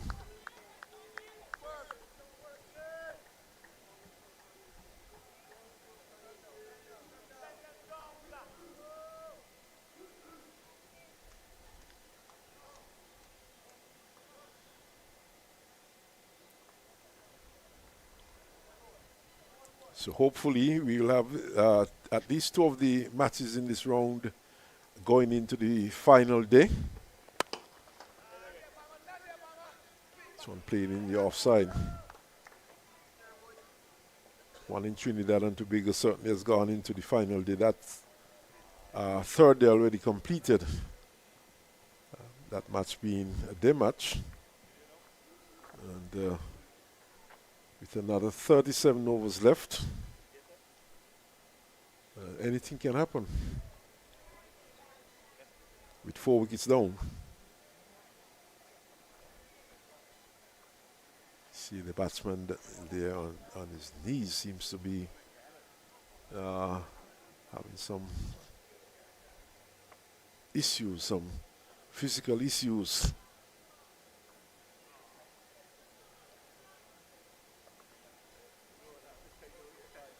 Looks like Graves probably carrying a bit of injury there.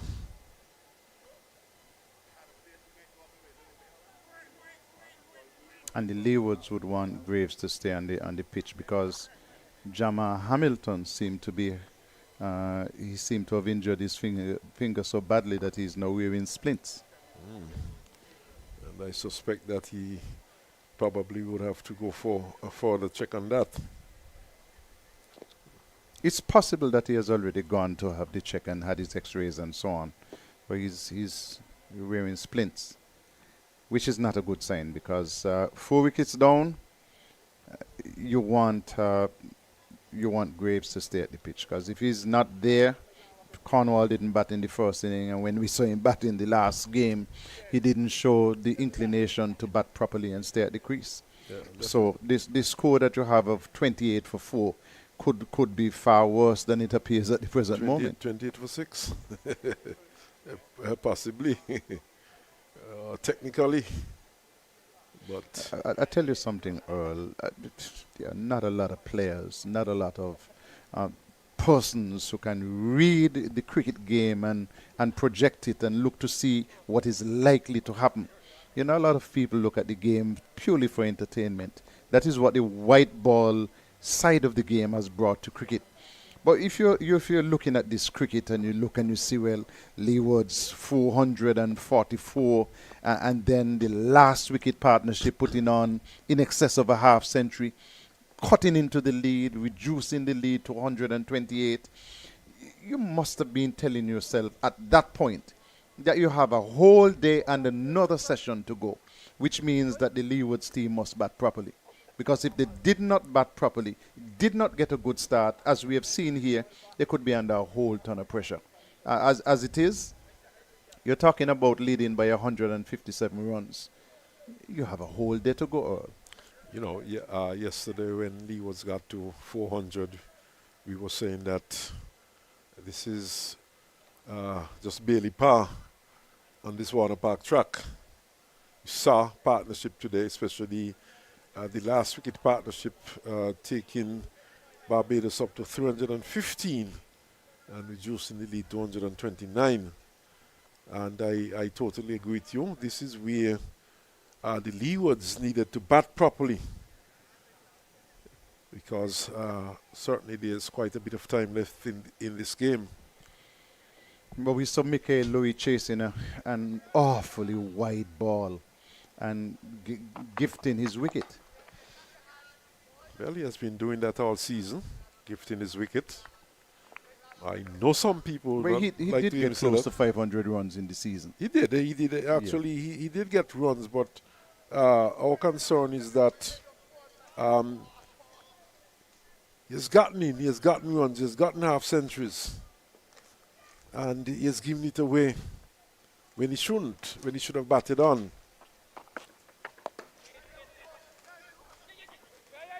Quick single, and they get it too. Came into this match, Carlisle, having scored some 421 runs, averaging 46.78. And looking to take that past 500. Exactly. He only got 2 and 6 in this match. So he ended up with 429 runs. And his average has dropped to 39. On the other hand, played into the onside quick single, return, misses the stumps and backed up in the offside. And in the end, in fact, it's a no ball, so 2 more to the score. Well judged, though. Very well judged. He was off in a hurry, Graves, and he was home. If you look at Campbell, for example, some people have been touted as a contender for the opening position. Some people are even saying that he might be captain, which I certainly do not agree with.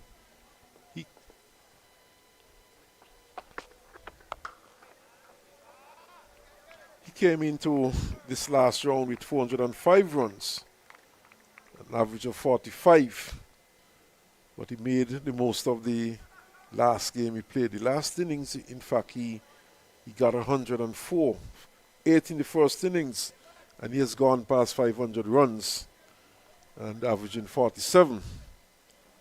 So one certainly would like a batsman. And it's not just from a Leeward Island standpoint. You would have been saying all along during this game, Carlisle, that it could only be to the good of West Indies cricket. Edge goes down to third man, and it's 4. Safe though, in the gap and along the ground, and so four runs there to Graves. When you bat as well as he has batted, you deserve a piece of luck. In fact, it's Carty who would have edged that one for 4. Yes.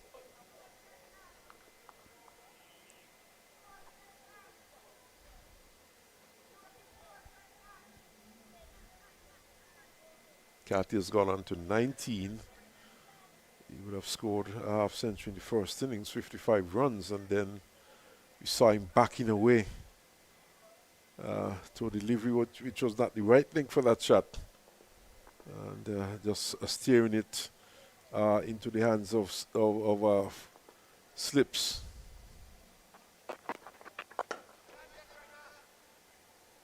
But he's a good player though, and we are hoping that he gets a good score here.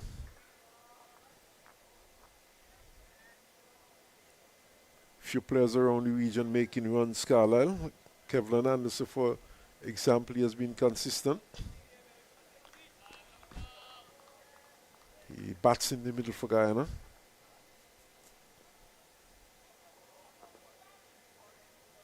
It'll be interesting to see what the West Indies side would be like. This one is played nicely between short square and short mid wicket, and they would pick up 2.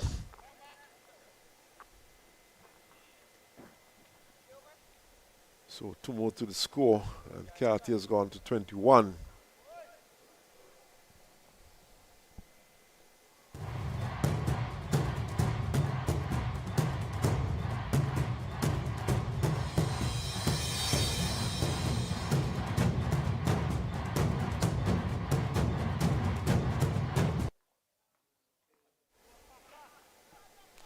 So we're back with the action, 37 for 4. Just 2 extras on the board. We have had 15 overs bowled. The Leewards are going at 2.47. And what Barbados has done well in this game to Carlisle is that they have scored at a good rate, as we see a bowling change from the far end. McAllister comes into the attack. But the Barbados team, throughout their innings, they would have scored at a good rate, which, of course, would have advanced the game. And they have found themselves in a pretty good position where, you know, there's an outside chance that they could win this game. But Leewards would have to bat well from here on in. This one turned down to long leg. In fact, into the short fine leg position, and just a single. Boucher has to give chase.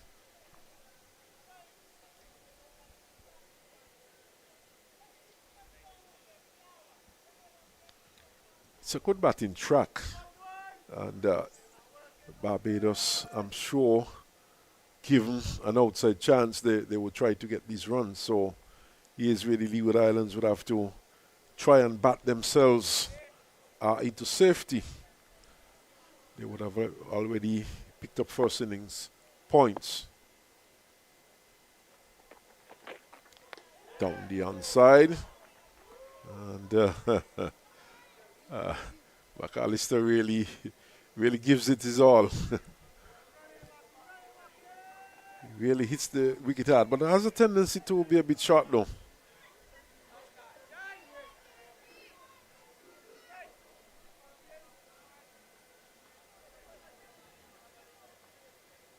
Partnership just some 12 runs at the moment.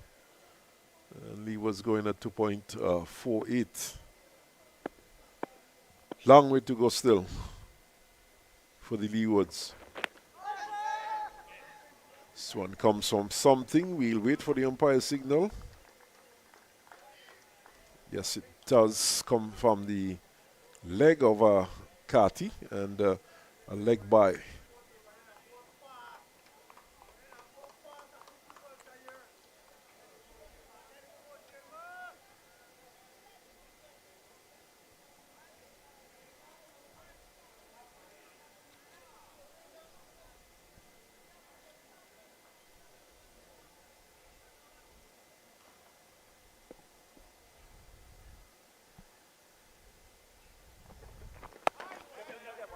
One short lift in, but well played there by Graves into the onside, picks up an easy single.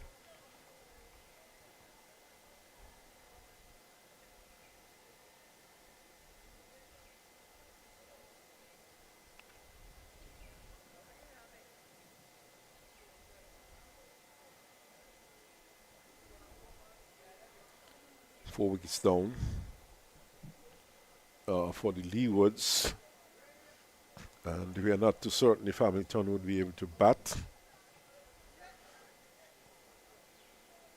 And we know that Hamilton has been one of the prolific batsmen for the Leeward Islands in this year's tournament, already going past 500 runs in this year's tournament. And he would have had a big partnership with Graves in the first innings.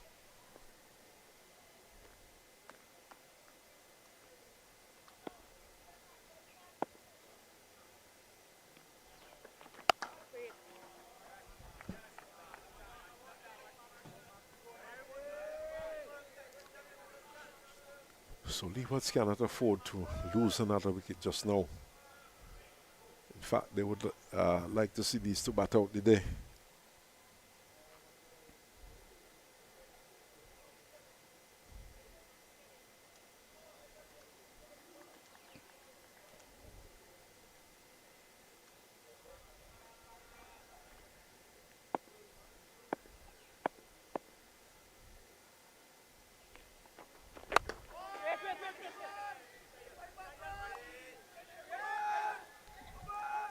Alistair really charges in Carlisle. He seems to be giving it his all. Tends to be a bit on the short side, but rather aggressive approach to his bowling. And that's all that you ask from your bowlers. That's what you ask from your batsmen. You want, when they're representing the different islands, that they give 100%. That's all you need.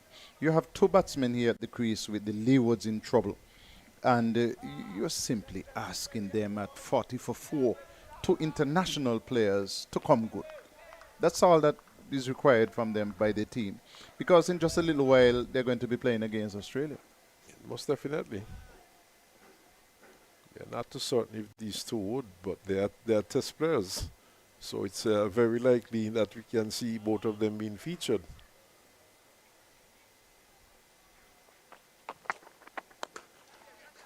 And trust me, they're going to be severely tested by the Australian bowlers, one of the best bowling attack in the world, if not the best.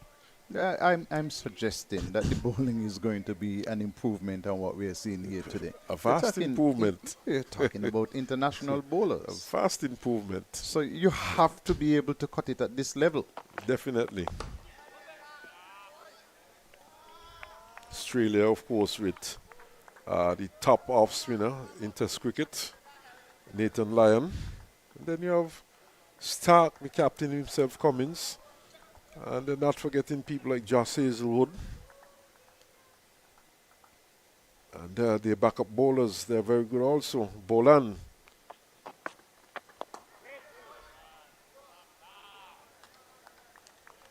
Who always does well when he's called into action.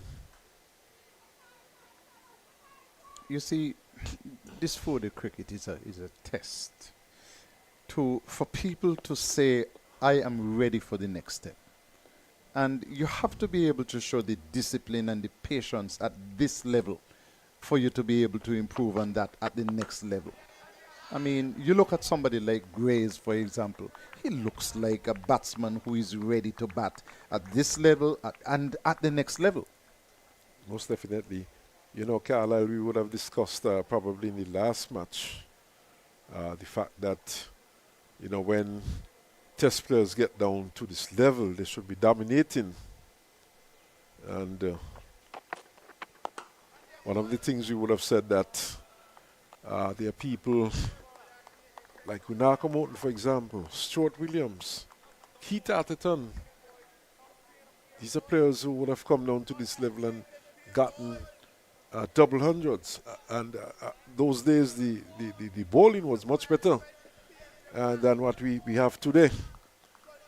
And this comment seemed to have upset some people. But, of course, we do have to talk it as we see it, or as we know it. But, you know, this is just emphasizing what you were just saying.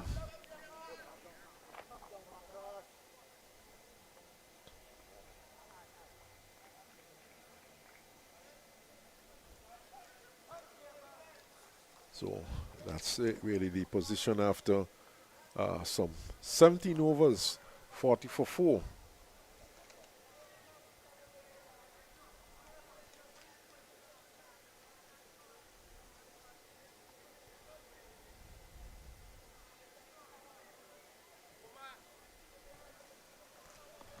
And if you run along this Carlisle, some of our international players their highest individual score at first class cricket. Well, you know, Viv Richard tops the list in terms of first. Well, he's in a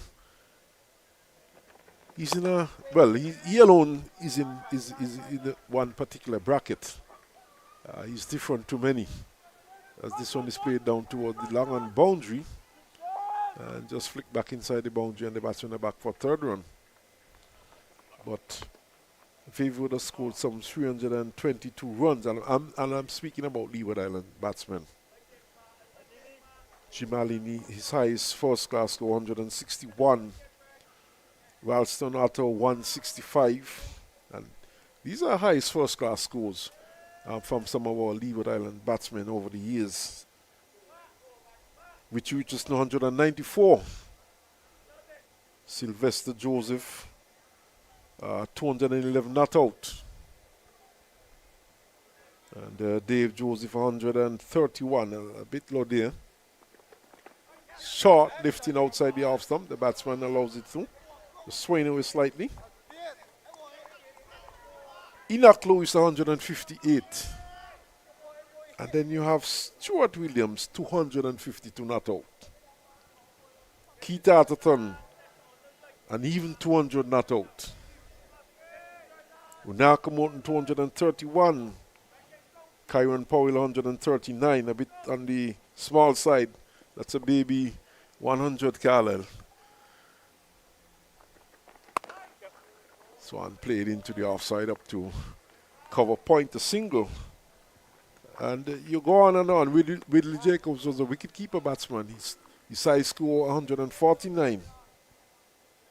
And, you know, it's a question of some of our top batsmen making the most of situations at first-class level. Of course, first-class level could include county matches and the sort of stuff. But the point is, once you have graduated to test level and you come down, you know, you have to show good performances. I want you to broaden that a little bit as well. Not that once you have graduated to test level and you come down, you must show good scores. When you have been playing 40 cricket for an extended period of time, you must, as a batsman, you have to give double hundreds. Yeah, definitely. I would agree with you totally, Carlisle. Right, and, you know, just to give some of the figures, because the thing is, Carlisle, when people hear you talking, they think you're just talking off the top of your head. When you say, you know, Swan, the keeper, keeps it from going to the boundary and no run.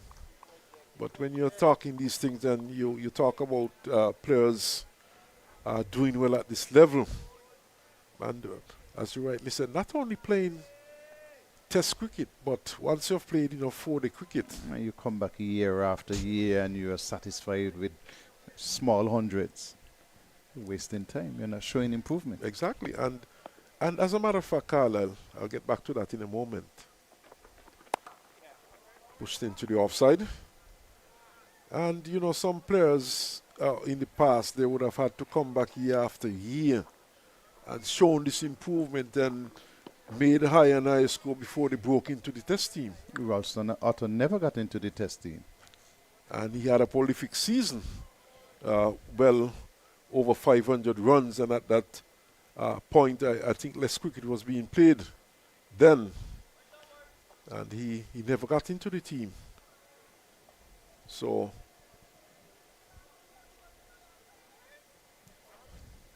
when we speak about players using the opportunity, it's not well and proper to say you just make a 80 or a 50 and you feel satisfied with that. Players certainly need to go on and make good score as Cumberbatch comes into the attack from the media centre end. The end of this over, Gary would replace me.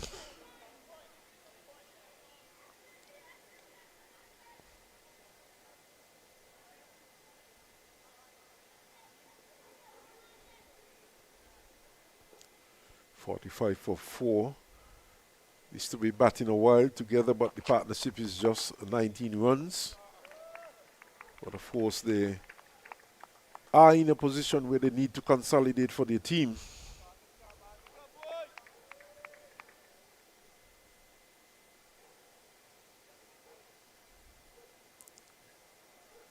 Play extended to 8:52 this evening, Carlisle, and not even with that extension, we are going to get in the remaining 32 overs, 32.5 overs.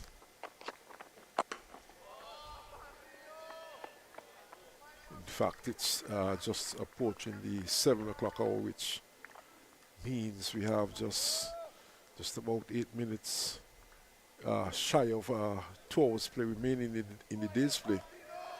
And we have not been getting in 16 overs in an hour. So definitely we would be falling some overs short this evening once more. And with these medium pacers operating for the Barbados team, that makes it even more difficult.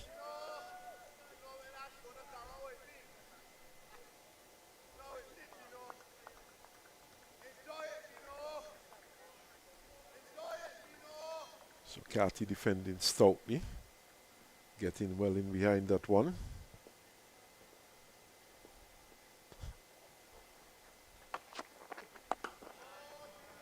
Defends once more. This time it goes into the onside.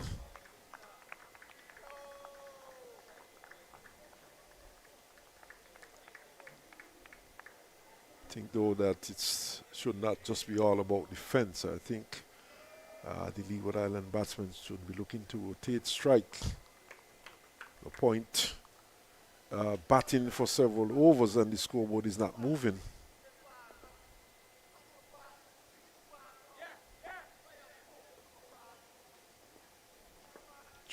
Barbados on the other hand, taking on the pad, it goes into the onside square and a single. Barbados could continue to restrict the strike, and with 4 wickets down, then Barbados will be keeping themselves within shouting distance of getting a victory.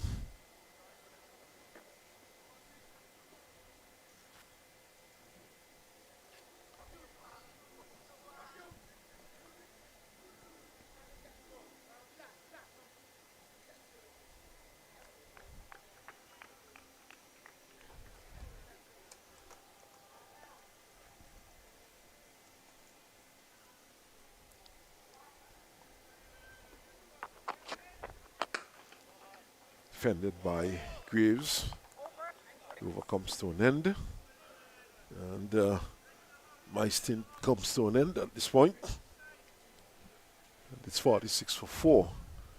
And of course, Gary will join you, Carlisle. In fact, it's a drinks break, and we'll take a short break also.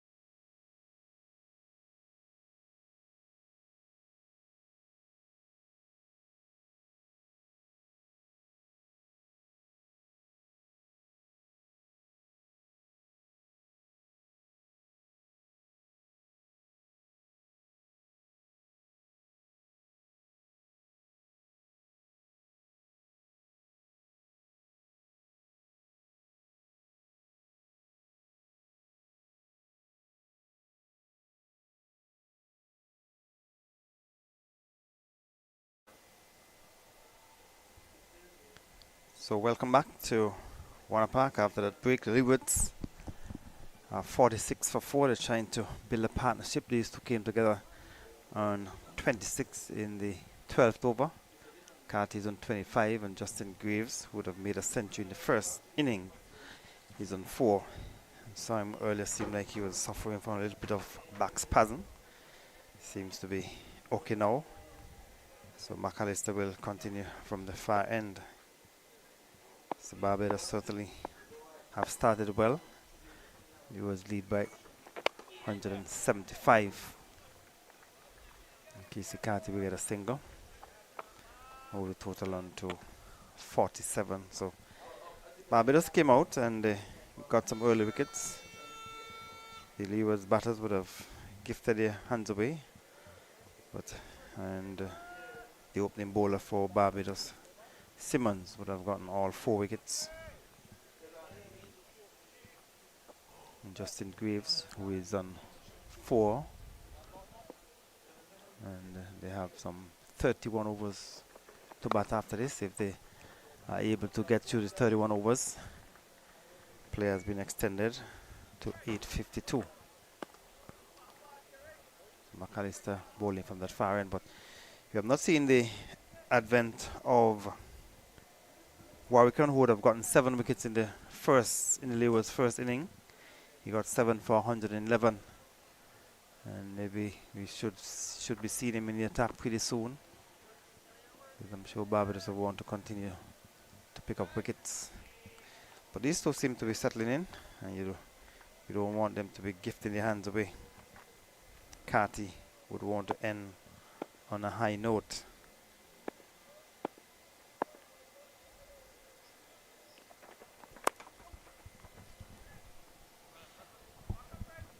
So Carty will get a single down to Warwick, who is on the back of the point boundary. So with a single, total has gone on to 49 for 4. So Leewards losing the wickets of Mikhail Louis for 6, Henry for 2, Karimago made a duck, and Joel Andrew 4. They lost the wickets, and they scored on the first wicket went down and scored on 1 or 7, sorry. Then the second wicket went down and he scored on 10. Both second and third wickets fell at 10, and then the fourth wicket went down and he scored on 26. So now these two for Leewards looking to rebuild, but they'll have a lot of work to do, Carlisle. Definitely. Anything less than 275 to 300, Barbados would be fancying their chances. At least they have nothing to lose by giving it a push. So the Leewards are not only going to have to put a proper score on the board, but they are also going to have to bat time. Yes, they certainly will have to try and bat out the remainder of this evening without losing any further wickets. And if they do that, then they still have to continue to bat tomorrow afternoon when the game starts at 1 o'clock, and see how deep they can go into day 4.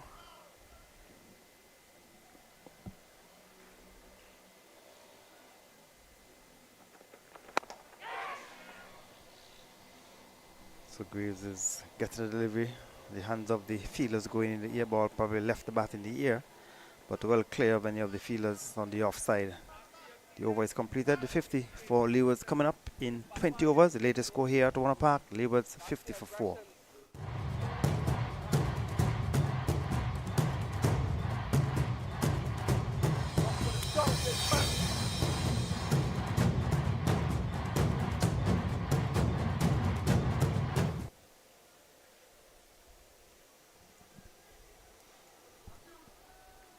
So Raymond Simmons, 7 overs, 4 for 13. And he is the wicket taker. Just a couple of few spectators down on the mound, and a few more in the stands down in the corner, just in front of us. And combo batch will continue from this the media center end. 20 overs have been bowled.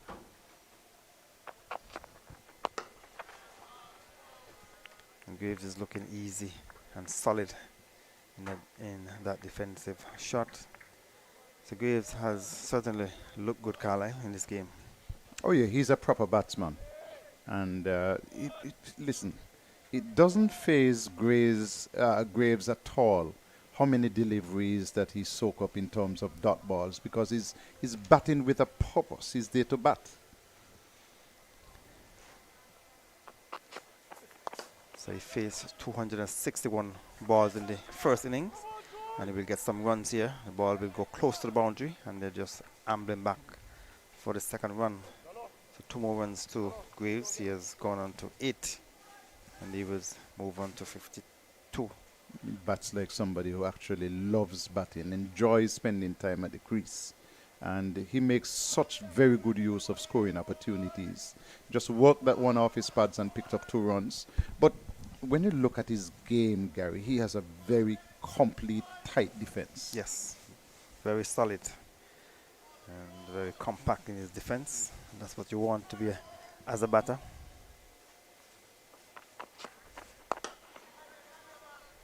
And that's a nice flowing on drive. So he will have to play a good knock, a good long second innings knock for the Leewards if they are to prevent Barbados from advancing and picking up more wickets. So they have a lead of 181, so they lead by 181. So they have to at least add another 150.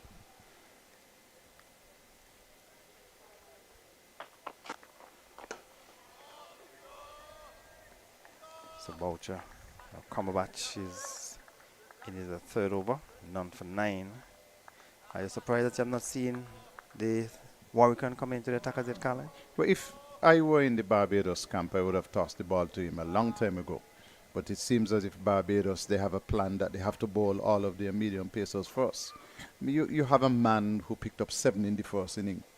And 4 wickets, yes. Right. You're looking to get the Leewards out as cheaply and as quickly as possible. Beautiful delivery, and he's bowled, as a matter of fact. That's a wonderful delivery from Cumberbatch. Touchdown just on about the off-stump.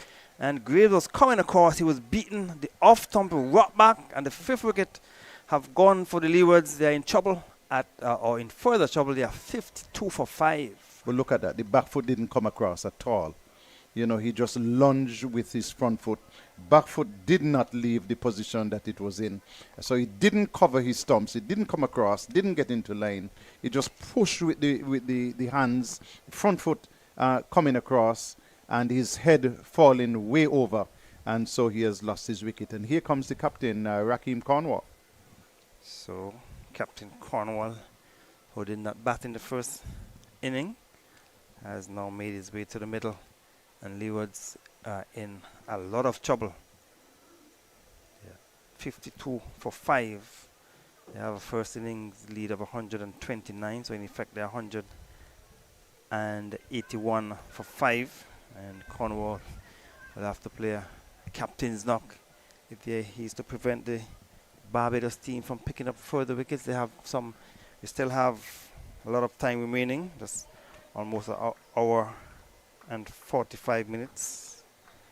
So Gary, at the break, when I said that the Leewards could lose this game if they didn't bat properly, I just searched in my phone and saw that a friend of mine sent me a message to say, you got to be kidding.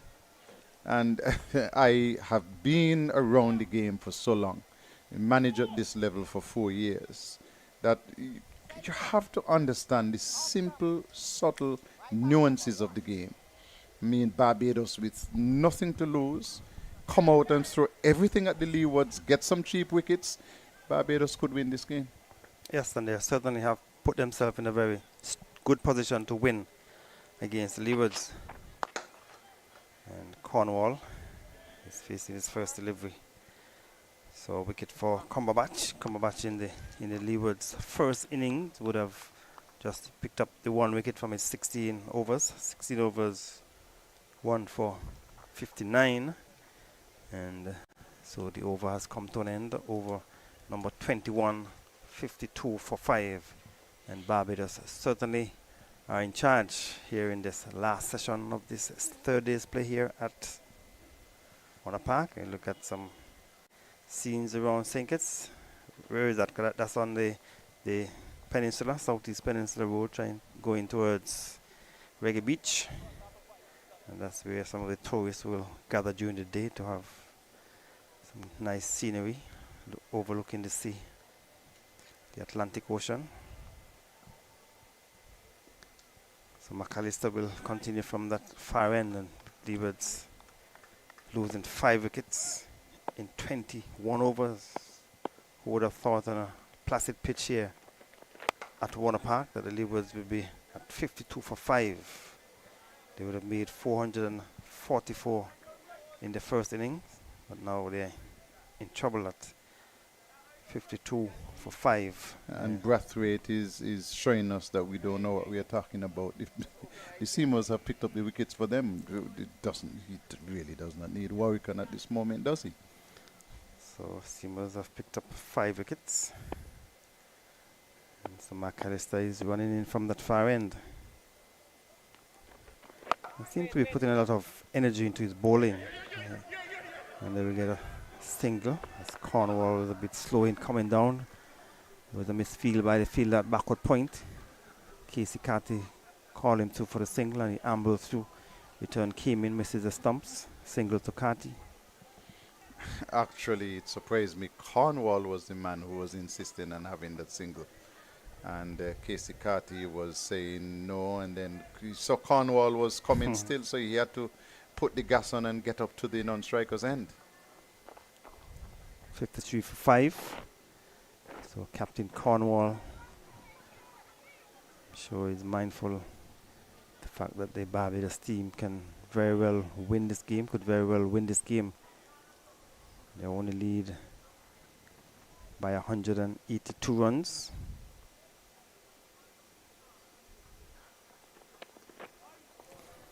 And McAllister bowling a short delivery, and Cornwall just allowed it to go through to be taken by the keeper. So the Leewards they started with Michael Louis and Henry. The first wicket went down on 7, Louis made 6. And the second wicket went down on 10. Henry made a 2, Carmago made a duck, Andrew 4, and Graves just out, made 8. And Cornwall is playing it down to mid-on. So this is the last round, the last match in the competition. You would have thought that players like the opener for Leewards would have tried to stick around and make a final impression on the selectors, because the last test series that we played against Pakistan, he didn't do well. If you had done well in the series and you come out here and didn't do too well in the regional competition, then you probably would have still been in a good. And in the air, Cornwall should be out. He drops it. Oh my goodness. A delivery where Cornwall was looking to turn it into the onside. It came from the leading edge. There was Mosley running across to his right from extra cover. I got to it and the ball went out of his grasp and a chance going down.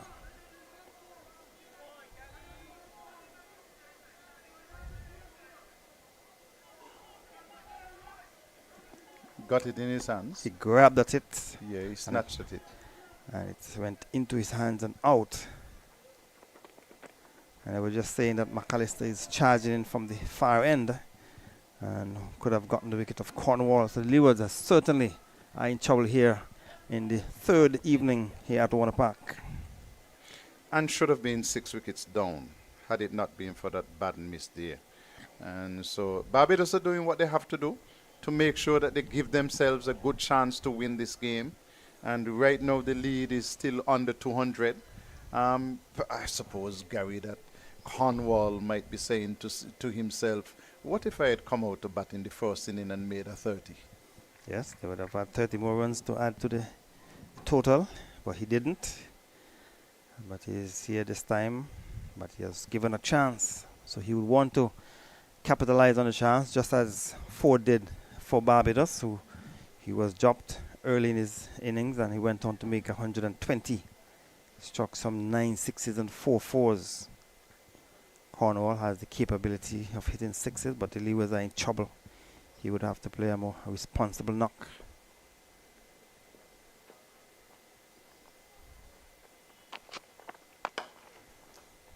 Carty is on 28. He has faced some 56 deliveries. He too will want to stay in the middle and bat. And Ford was batting with no pressure on him because Barbados, they would have lost. He came in early, had a good start, and then coming down to the end when Barbados was losing wickets, he just decided that he will go after the bowling, and he was able to pick up 9 sixes, got to 120. And the last wicket partnership for Barbados, Carlisle yielded some 60 runs. Mm-hmm. And that's the difference in the game right there. You have to remember that Ford was given 2 chances. Yes. So Leeward's lead is 182.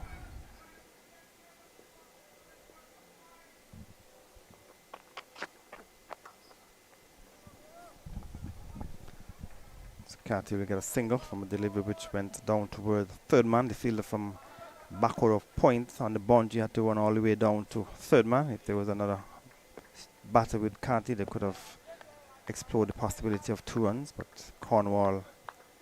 with Cornwall, that would only be a single. So Cornwall is knotted off the mark. He was dropped by Mosley.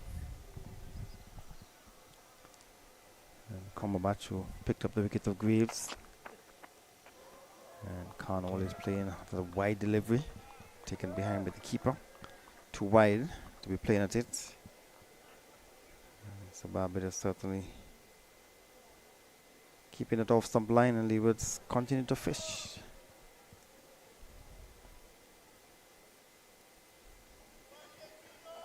The count is scoring at 2.40 runs per over. And it's clipping it in the air down to the fielder, and he has taken the catch. Cornwall has been dismissed. A ball on the pads, and he just clipped it in the air down towards Raymond Simmons, down on the boundary, and the Leewards have lost their 6th wicket with a score on 54, and the Leewards could find themselves being dismissed this evening, Carlisle. Definitely. And this is all about poor cricket, poor batting, a poor mental and physical approach to the game here by the Leewards. I mean, from the very beginning of the inning, you saw the Leewards come out as if they didn't quite understand the assignment, and they're just gifting wickets away to Barbados. But you have to give credit to the Barbados team and to the Barbados approach to this game. They knew that they had lost on first inning, but that was not important to them. They were looking for a win. They understood that they could win this game if they were able to bowl the Leewards out cheaply. And so far, they have done a very fantastic job of doing that. 54 on the board, and the Leewards have lost 6 wickets. And so you have to say, for today, complete advantage to Barbados. And Jamal Hamilton, who left the field just before the end of the Barbados inning. I think he suffered an injury to one of the fingers on his left hand. He has been asked to come out to bat under pressure because Leewards have lost 6 wickets, and Barbados certainly are in charge here underneath the lights at Warner Park.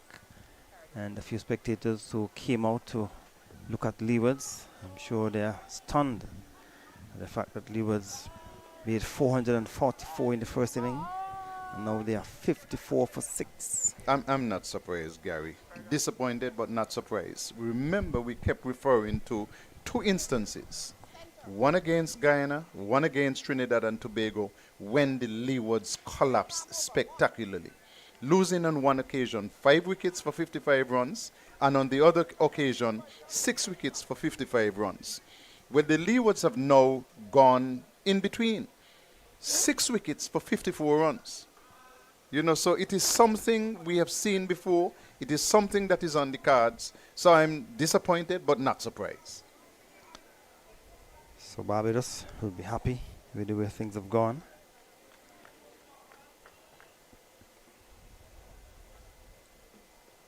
So Cumberbatch just picked up 2 wickets.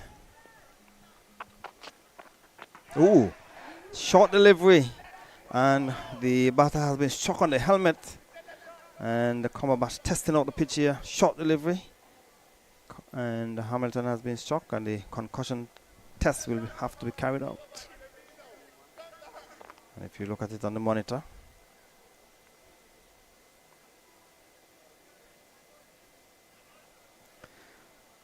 certainly took his eyes off. He bowed his head, and the ball crashed into his front of the helmet. And the medical personnel, the physio for Leewards, going through the protocol for the concussion test, and it seems to be okay. But we have seen 2 of the Leewards batters have been struck by the Barbados medium pacers. A good shot delivery. Rose from just a back of a good length. And Hamilton is not a very tall man, but he took his eyes off it and it crashed into his helmet. They have been saying that the bowlers for Barbados are medium pacers, but they have struck the two of the Leeward batters. And you look at the football field, the two teams warming up. We are told that there'll be a match this evening.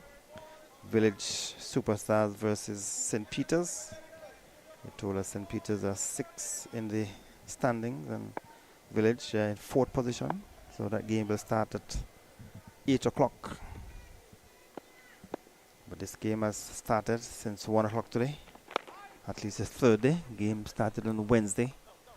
And McAllister continuing from that far end. So Casey Carty is still there. He's just gotten a single. The Leewards, they have gone on to 55. And he's the only batsman for the Leewards who has gotten into double figures.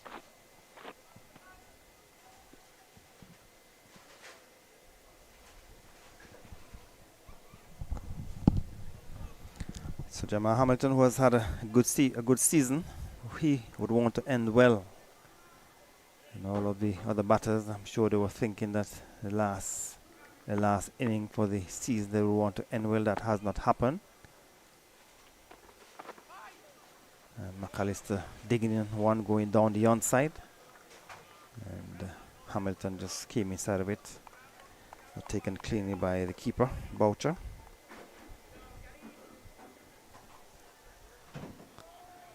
So 54 for 6. Carty's on 29. He has faced some 60 deliveries, 6-0 deliveries of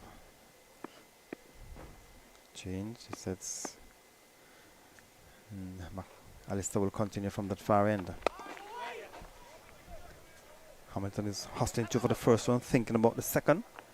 But Ford, who has been very vocal in the field, came in quickly off the back of the square fence and prevented the possibility of a second run. So with that single, total has gone on to 56 for 6. Yes, Leewards are 56 for 6 after they made 444 for 9 in the first inning.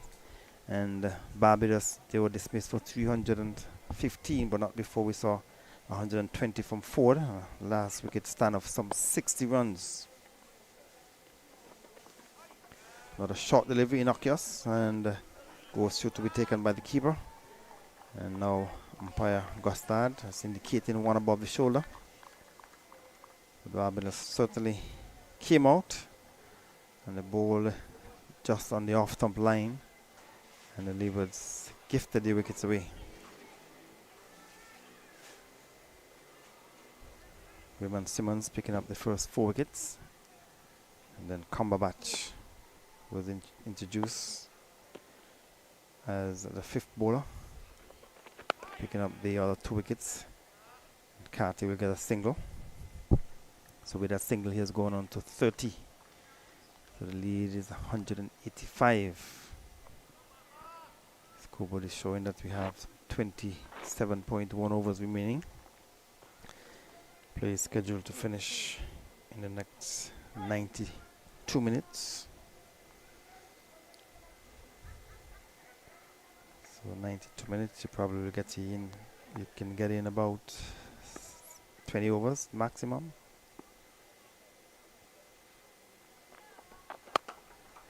He's punching into the offside for 4. It was outside the off stump, and there was Hamilton just punched it through the covers down towards the boundary for 4. Good shot by Hamilton. I tell you something else, Gary. Sometimes you look at positions in cricket and you have to make a determination. In the dressing room, they would have known the situation with Hamilton, how good the hand was, whether or not he is likely to bat. Listen, 3 wickets down, Hamilton, are you available? Pad up, you're next. Not 6 wickets down and you say, boy, Hammy, we're in real trouble and we need you. 3 wickets down in the dressing room as a manager, as the coach. Hammy, how are you? Think you will be able to do it? If he says yes, you say you're next. If he says no, you say, Hammy, think about it. We need you. You're next. So even if he says no, you still tell him we want you at the crease and we want you next. But instead, they waited until 6 wickets have gone down, and he has now come to the middle, hoping for maybe a miracle. As Cumberbatch will want to continue to pick up wickets. And the ball has been punched into the offside as Earl Smitten has slipped back in beside me. 2 more to Casey Catty is going on to 31.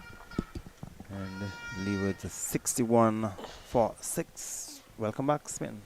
Well, thank you, Gary, and good evening to viewers once more. I know there are quite a number of folks on line viewing this match.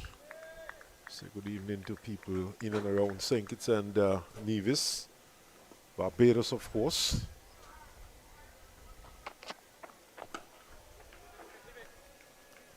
But 63 runs with a lead of 129. That's 192 runs on the Leewards. And Gary, listening to you just now, it seems as though you're assuming that the Leewards are going to lose this one. Why you say I'm assuming that? Well, I'm just speaking as it is. That that's reality. That's what is happening. The Leewards have lost 6 wickets, and Barbados could be bowled out cheaply too. Well, that is. We are speaking about what is actually what has happened so far. We don't know what will happen when Barbados get a chance. Well, yes, it's cricket. Anything it's is possible. we are playing still. But we're looking at what is reality. 63 for 6. Well, that is reality. But the game has some way to go still. And we have another 24 overs after 26, in fact, remaining after this one. 3 deliveries left in this over.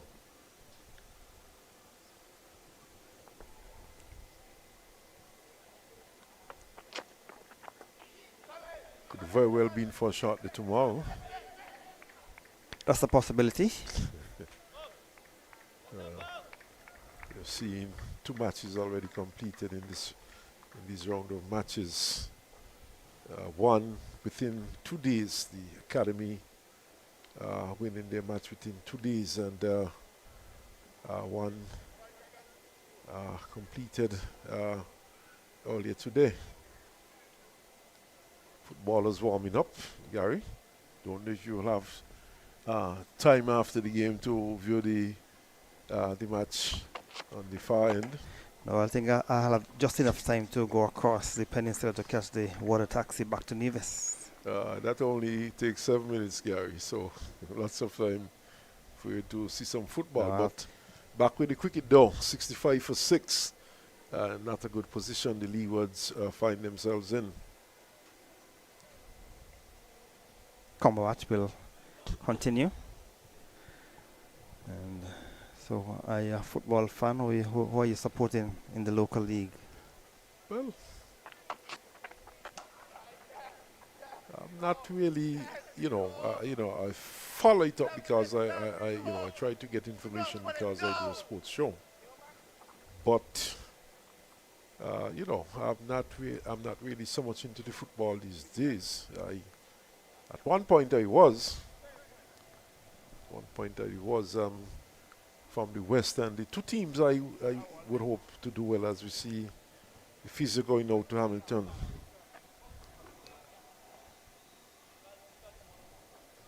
So the 2 teams are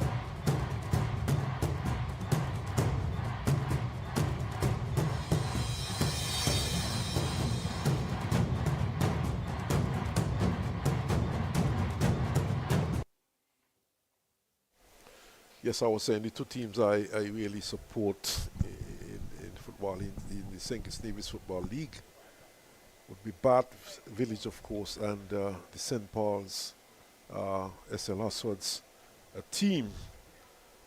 And St. Paul's SL Huswards, they have been doing quite well over the years in the league here in St. Kitts. In fact, at the start of the season, they would have won the President's Cup. So they're one of the leading teams in the competition, of course. But being from Nevis and living in the West, those are the two teams I really support. All right, so there'll be a match this evening. I was told it's Village Superstars versus St. Peter's. That game should start at 8 o'clock. But we tell you that Aaron Simmons has been brought back into the attack from the far end. He would have picked up the first 4 wickets. Barbados probably going for the kill here. Probably having the killer instinct. And bringing back the most successful bowler at this point. Simmons, who picked up the first 4 wickets to go down. Given a rest and now being brought back. So looking to finish it off here today, or this evening, to be more precise, Barbados.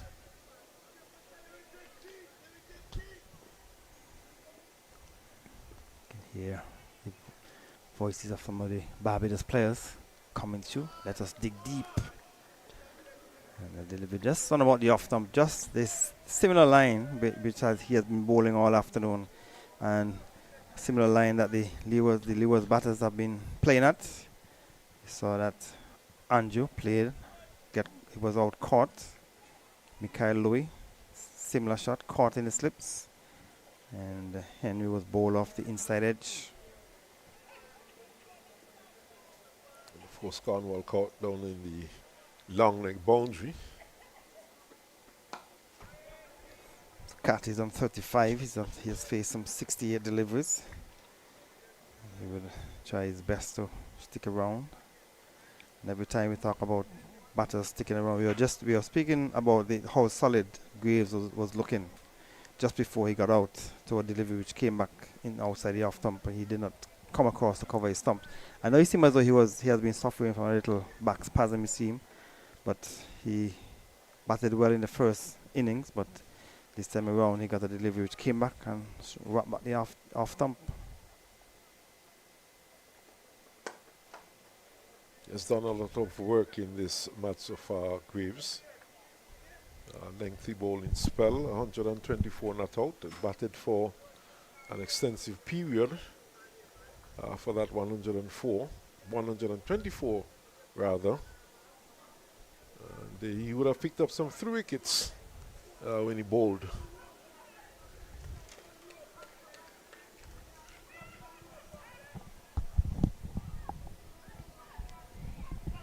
Saw him in the previous match.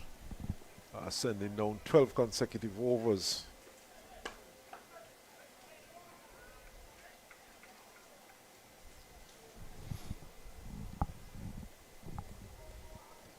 So Caswell single has gone on to 36. And the Leewards 66 for 6. All 6s. Some superstitious people would tell you. Well, the scoreboard is saying 67 now. There was 66, but that single has gone up to 67. Hamilton has been the leading scorer for the Leeward Islands for this year. So far, he has already gone past 500 runs. Yet to get 100. But he has been very consistent. Now he's battling with a finger injury. So the question is how much he will be incapacitated by that finger injury. And of course it could affect his batting somewhat. But we'll have to wait and see. Leewards, of course, depending on these two at the crease. Casey Carty, very capable. Yet to get 100 this season himself. Gave it away against Guyana when he scored 92. Would have scored a half century in the first innings, 55 runs to be exact.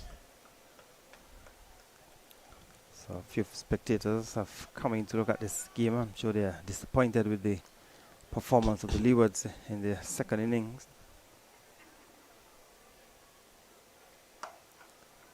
Suspect some of them too would be having, 2 bites at the cherry. taking a bit of the cricket and then perhaps shifting to the football when it starts. For the football.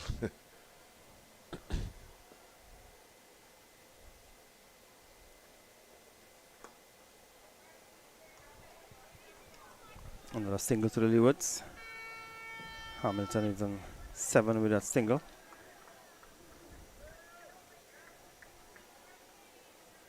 The Leewards moves on to 69 for 6. They lead by 198.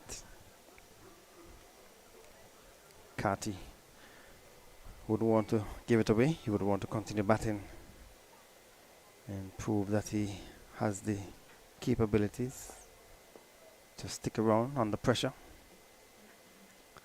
That is what would make you a good international player. If you want to be consistent at the international level, you have to prove your worth when your team is down, Smitten.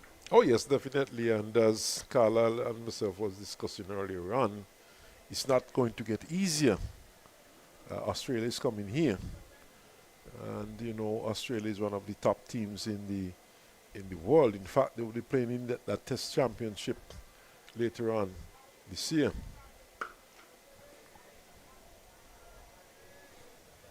So, Carty, who didn't do well in the last outing for West Indies in the Test series.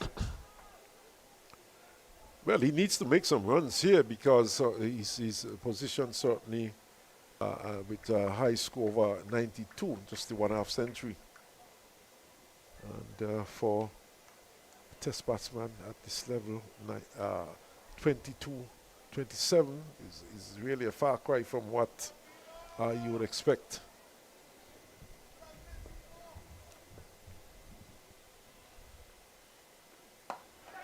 In the air, caught.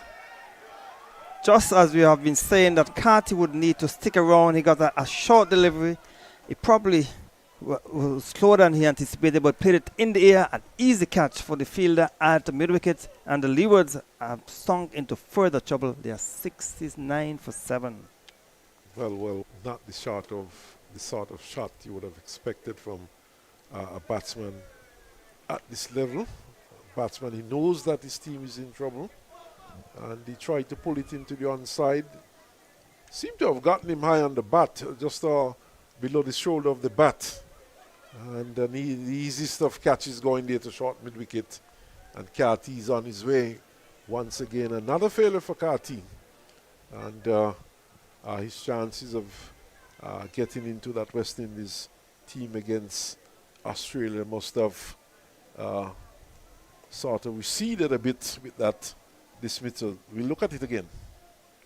Short, and he's pulling, not well positioned, and pulling it straight to the man, and took an easy catch. The ball travelled rather slowly to the fielder there, short mid-wicket, which suggested that it came from the top half of the bat and it was not well timed. So Leewards plunged into further trouble. And yeah, we could see Barbados batting this evening. It's a possibility, as we see that Hamilton was down on the ground. Maybe he's probably suffering from some muscle spasm as well, because he has an injury to his finger. And we now realize Durham now is heading back into the middle after he batted and made 35 runs. That's his number. That's the number he's putting on his back. And he walked slowly. Didn't expect that he would have been batting late on the third afternoon after Barbados was dismissed for 315. But he's in the middle. And Barbados certainly on top, all over the Leewards here under the lights at Warner Park. 69 for 7. You say Durham didn't expect to be batting at this point. Probably Hamilton himself. With that injury, he wasn't expecting to be out there in the middle this evening. But this has been a poor display by the Leeward Islands. Yes, of course, they cannot win the championship, but this is a middle of the table clash. And batsmen, of course, who are looking for places in the West Indies team They certainly have to do a lot better than that. Driven, but quite obviously, the chances for some of those batsmen to get a good score under their belt is gone, because that's the final innings of this year's 4-over tournament. And speaking in terms of people like Kathy, for example. I was just about to give some information as to the score that he would have made in that first test versus Pakistan in January. He made 0 and 6. And his performance in this year's competition has not done him any good. Edged. And 4. Leewards needs his runs. So delivery on the off stump and outer edge went out of the reach of Kyle Mayers at slip and went into the boundary 4. Good delivery, touchdown just on about the off stump, much closer to Hamilton. He was playing at it as the ball seemed to cross him, outer edge found, and went out of the reach of Kyle Myers and into the boundary for 4. Question is whether or not the Leeward Islands could get to 100 with 7 wickets down. So Simmons bowling from that far end. I sort of suspect that Hamilton is feeling a bit of pain when he played that shot. From his reaction, it seems as though it might have jarred his injured finger. So it might have been on the left hand, the middle finger might be the finger that is injured. So he certainly will have to try and battle on if possible.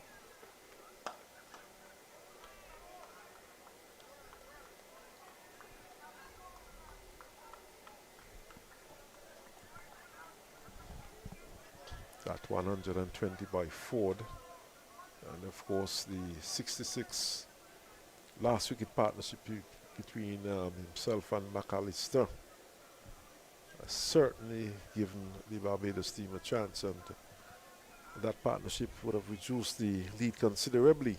You add 66 to 129, that's what, 195?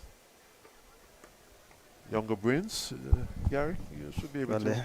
The last wicket partnership was actually 60.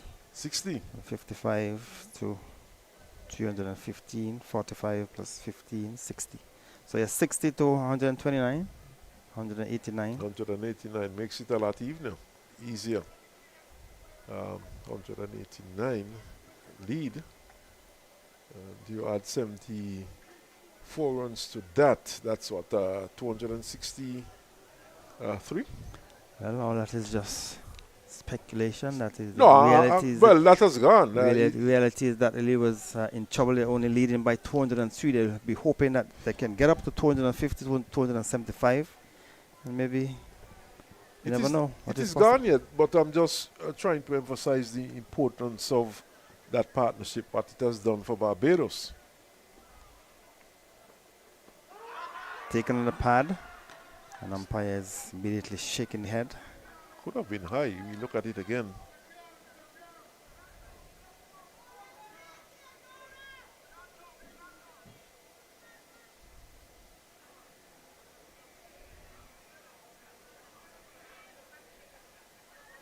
Could have been going down, missing leg stump.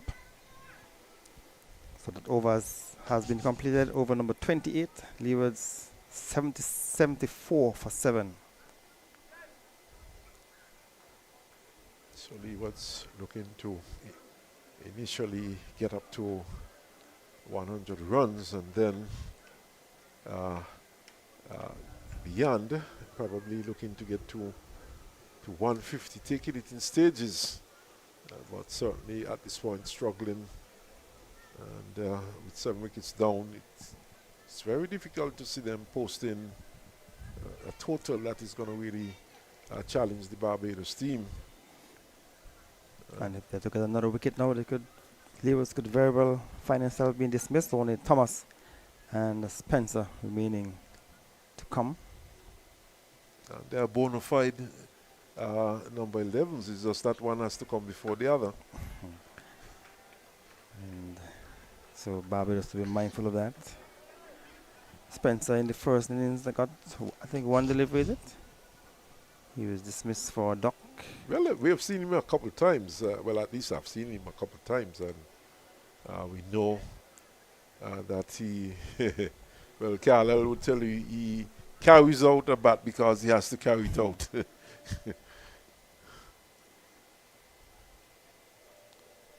But certainly not much left in the hut for the Leeward Islands, so he still need a little partnership here. Cumberbatch has picked up 3 for 17. So the medium pacers picking up the wickets for the Leewards in the second inning.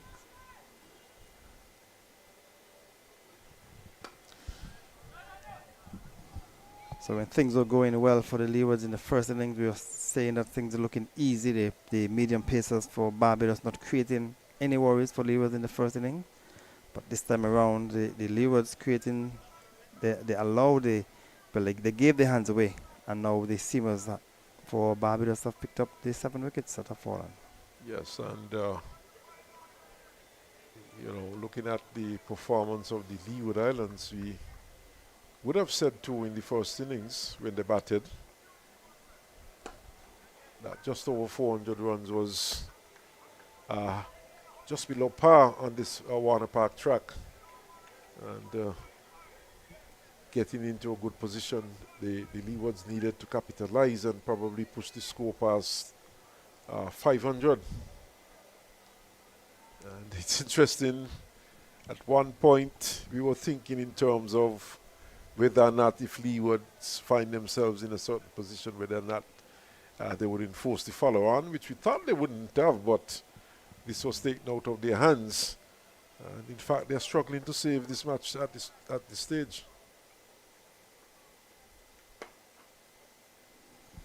So they'll try and see how many more runs they can get. They can add to the 203 lead that they have so far. They need a lot more. They need probably another 100 runs to be in a fairly safe position.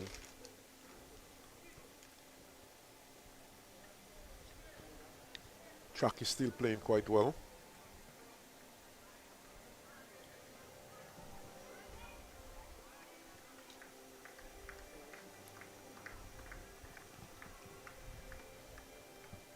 See folks leaving the southern stand, Gary, and you know they're leaving in a hurry. The start of the football match. Maybe they prefer to go and look at the football game. Yes. Teams have lined up here in the. Has that national anthem has been played? Most likely. For the start of the football game, just to the right of us. No question that, like I told you, some of the folks were just taking in a bit of the cricket in preparation to go and look at the football, and soon as that anthem started, folks were leaving in a hurry. So maybe some of the Leewards players maybe want to go and look at some football as well. Well, they'll have some time to see part of the game. So the teams are on the field, the football, the anthem has been played, and the two teams are now on the field. White, team in white, the others in mainly dominantly blue and white. So which team is in the white, Spin? It's a good question. I really can't tell you, to be quite honest. I've never, it's years now since I've been to a football match. So back here to Warner Park, Leewards 203 for 7 with a lead of 129 on first inning. In the second innings, they are 74 for 7.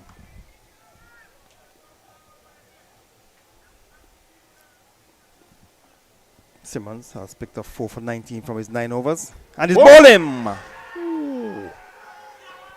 Doran has been bowled by a beautiful Yorker from Simmons, picking up his 5th wicket, and the Leewards continue to struggle here at Warner Park in the second innings. They are 74 for 8.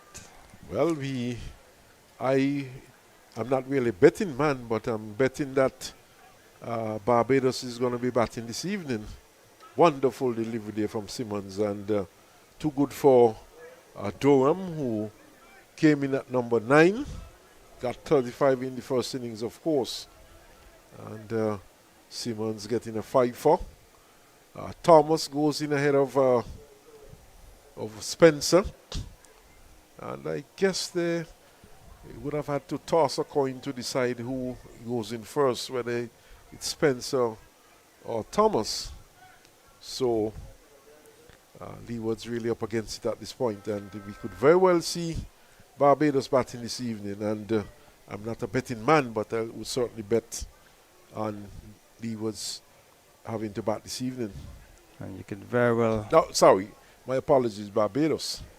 And you may very well see Simmons picking up a hat-trick in this over.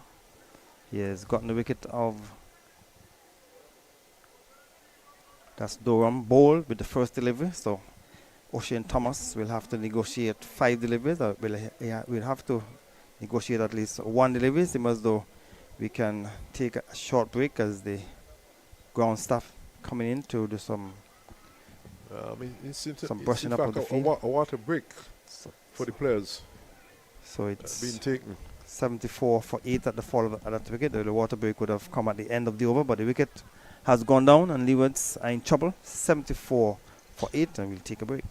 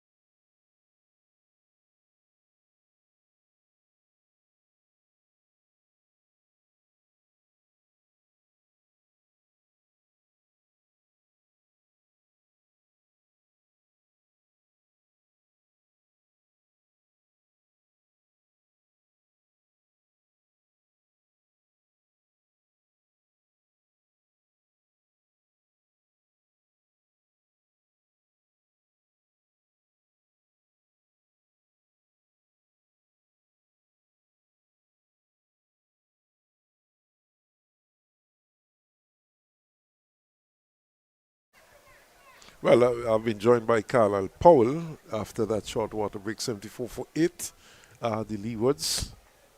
And Thomas facing Simmons from the far end. Just one delivery in this over so far. Rather belated appeal there by the bowler. Not going to get that either. There was some bat in that. Hear the 2 sounds. And the bowler knew. Yes, he knew. He just joined the appeal because of the others. Most definitely. Carlisle, this game could be over in quick time. Of course, it's going to go into tomorrow. Cut-off time this evening, 8:52.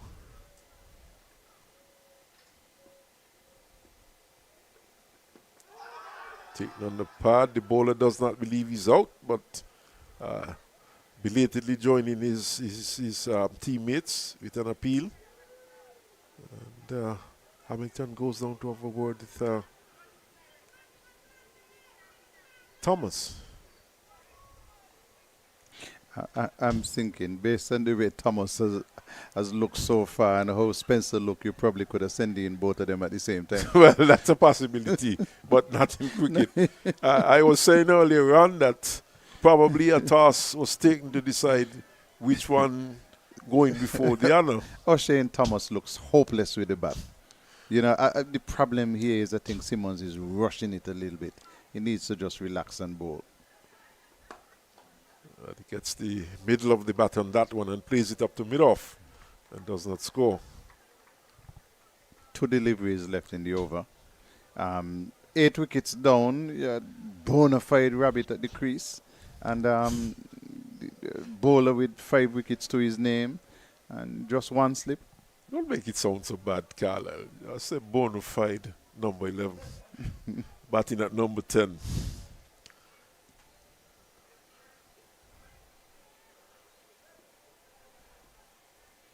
He's humouring Thomas by putting in a deep backward square leg.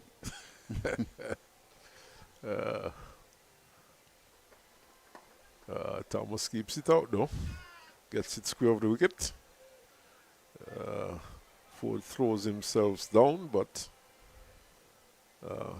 no. As he picked up an injury, we see him stretching there. He's looking for some attention, and you're giving him the attention. I don't know if the umpire is calling on the physio. But was that dive warranted though? Let's look Definitely at it again. not. Let's look at it again. He was running across. It looks to be fairly okay. Okay, I think he is genuine. I think he pulled something. Yeah. I think he's genuine. No, I thought that he was just playing the fool, but it looked as if he has pulled something. Yeah, there. most definitely. Could see him limping before he had gotten to the ball. Pulling up actually. But at 74 for 8, that's the actual score in the game at this point in time. And I'm just reflecting, going back to the game against Trinidad and Tobago, when the Leewards lost 6 for 55. Coming forward to the game against Guyana, when the Leewards lost 5 wickets for 55 runs. I might have flipped them around. I might have reversed them. But that's the sequence of what Guyana happened. was the 6 for 55. 6 for 55. And Trinidad and Tobago 5 for 55. 5 for 55. But the Leeward selectors made no attempt to fix the batting problem. The problem which had caused the collapse. And some smart person is going to say, but look in the first inning, they got to 444. But look, the same people gifted their wickets away. Not just in the first inning. You have to look to see how they got out. And the consistency with which they played exactly the same way, got themselves out again. I know it's the last game of the season.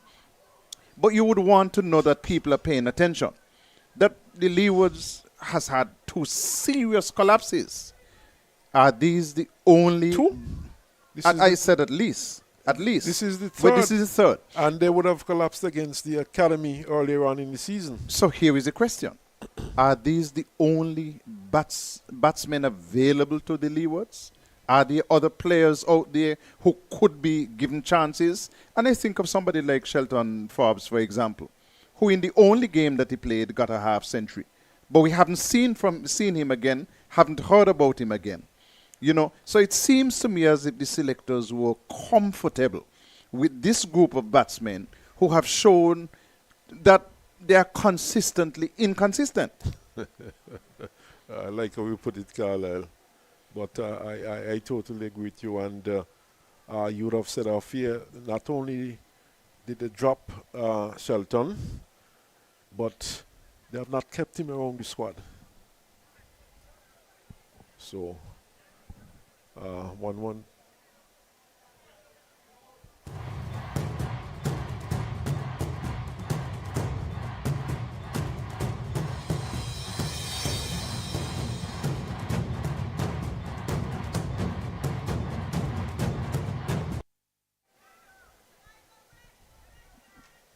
See, and our cricket is going to get better when we play the cricket at a particular level, we administer the game at a particular level, and there are opportunities for all. I don't really care where players are from. If you have the best players from a particular island, you play those players. It doesn't matter to me. But what you want to see is that you have some consistency in the way you do business. Nobody should have an advantage because of where they're from. That doesn't matter to me at all, at all, at all. I think those two, Carl, apart from anything else, one of the major issues in Leeward Islands cricket is that we are not really having a tournament.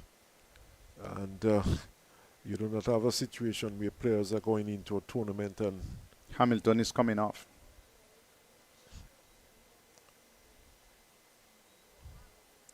So effectively, he's retired and hurt. He seems to be in a lot of pain. And with Spencer going out in the next 2 or 3 deliveries, who knows, if Hamilton does not go back out, Leewards could be all out. I don't see Spencer and Thomas lasting for any time out there. But I could be wrong. They could prove me wrong. But I was saying, Carla, the fact is, due to the fact that we do not have any real Leeward Islands tournament going on, where players can showcase their skill and so on. Sometimes I wonder how the Leeward Islands side is selected.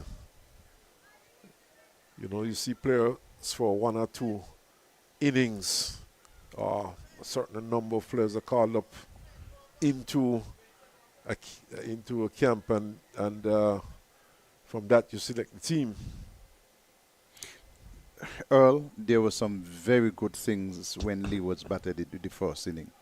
You saw some really good partnerships. You saw the batsmen being very patient, being selective, being very disciplined at the crease.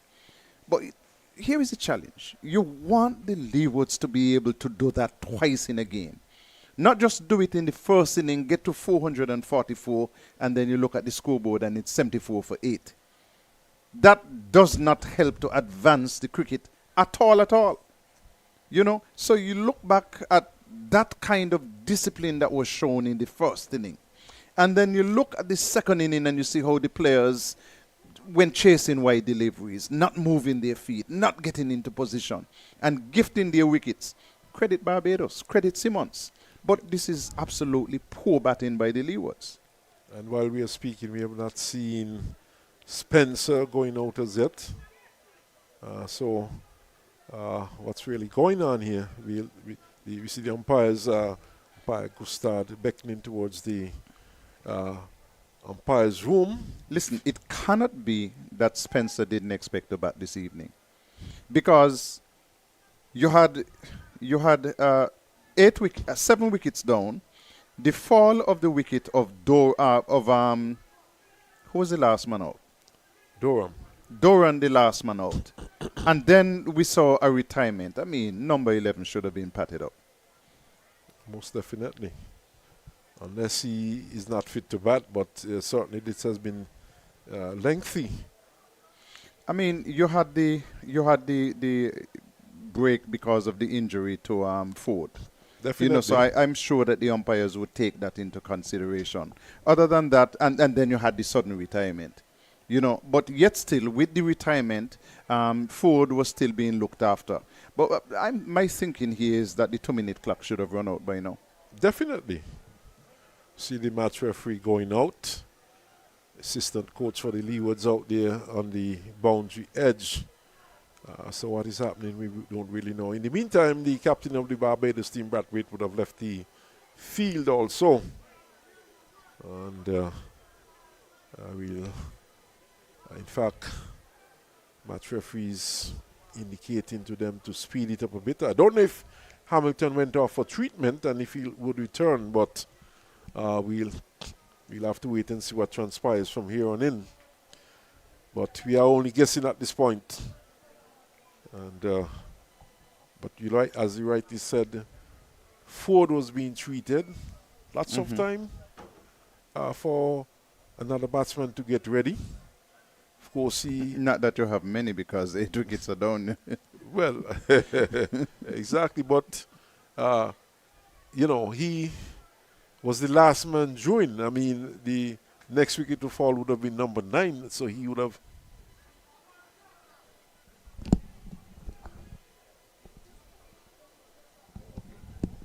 We have been told now that it seems as though Hamilton might have felt a bit dizzy. Remember, he was struck on the helmet earlier on, so it might be a case of concussion. Which means that you can have a substitute. Well, that's a possibility. So the other 2 players who were in the 13 are bowlers. Are bowlers, so that's not like for like, but I don't think Barbados would mind. So who is the better batter? You probably say the Hayden Walsh Jr. Yes. So well, maybe I've not seen Landford bat. I know he is medium pacer, but I would suggest Hayden Walsh Jr. So they're probably going to have a concussion substitute. But that still does not explain why Spencer has not gone to the crease. Exactly. He should have been there. And the concussion substitute coming after. See your good friend. That's another character. Carlton Lickyball Dupont. Maybe he's coming up to put on his pads. Well, probably. He's another character here at Warner Park. So he's walking rather purposefully towards the Players' Pavilion. So knowing him as I do, he would not be afraid to make inquiries. 74 for 8. As the umpires, this has been a lengthy delay. And enough time to time out a batsman. More than enough time. But probably we should take a short break and resume when play resumes.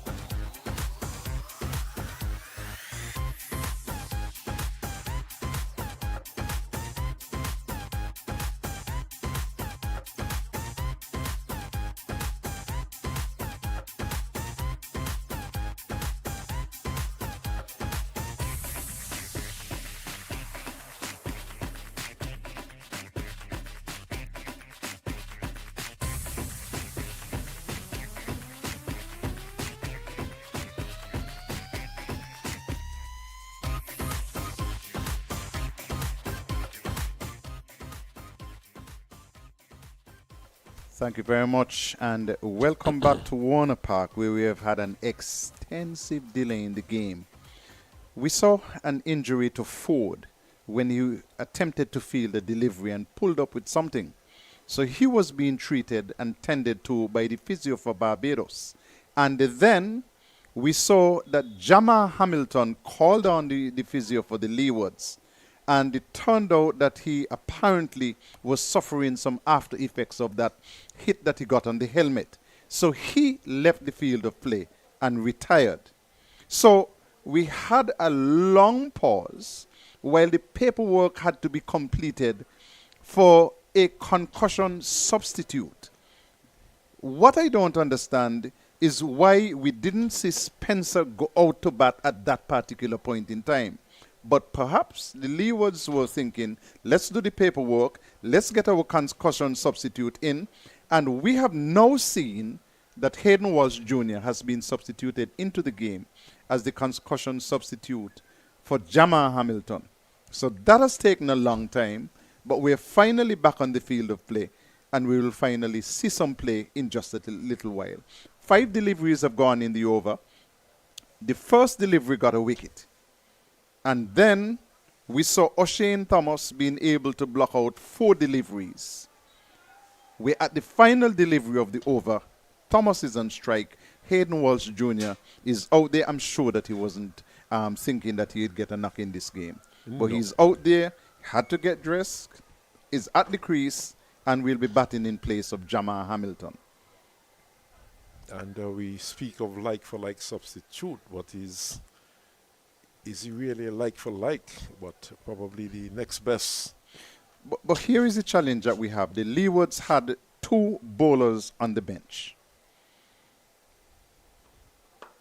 Thomas keeps one out, gets it back into the offside, completes one of the longest overs in for the cricket.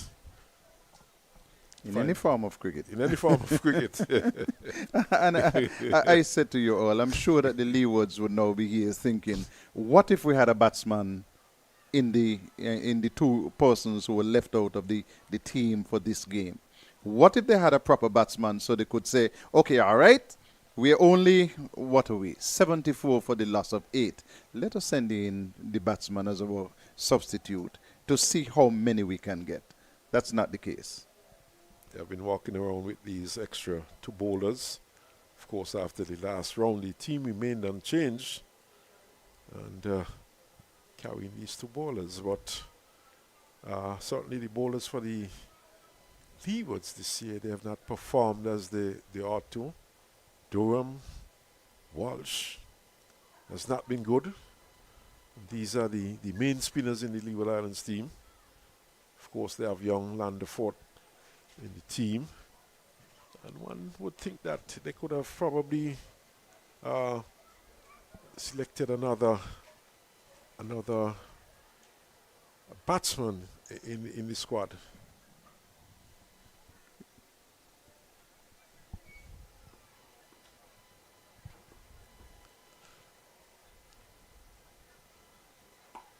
But the question is whether or not this is going to make a difference. This is an opportunity for Walsh to get some runs. We saw him throwing away his wicket in the game against Guyana, getting a wide delivery outside the off stump and looking to play it into the onside, and getting out for a duck.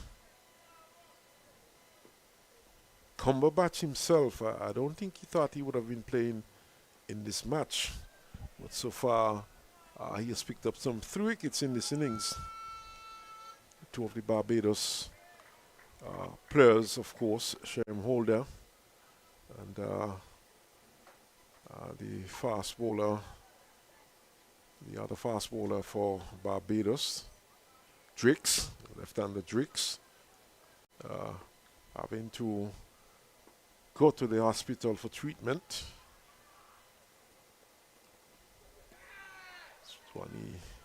He's beaten outside the off stump. And treat goes to the keeper. The question is whether or not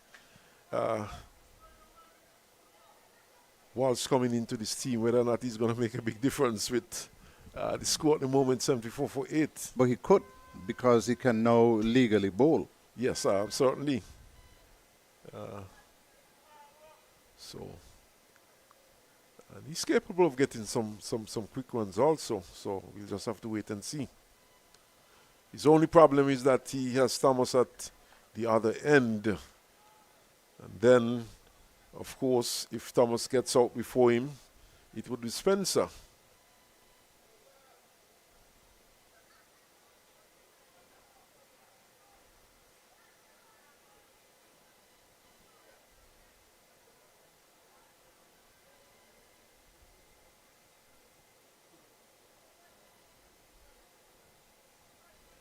Fielders are now coming in to close down the single.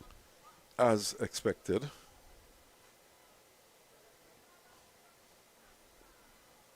Perhaps he might be looking to open the face and guide it down to third man. But this one is outside the off stump and he does not play a shot. So one delivery left in the over. It has been a maiden so far, and one wicket has been taken in the over, the first delivery of the over.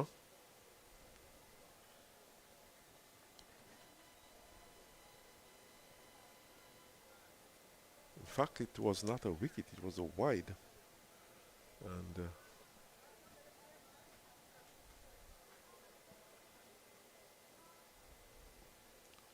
of course, we had the retirement of Hamilton during the course of that over.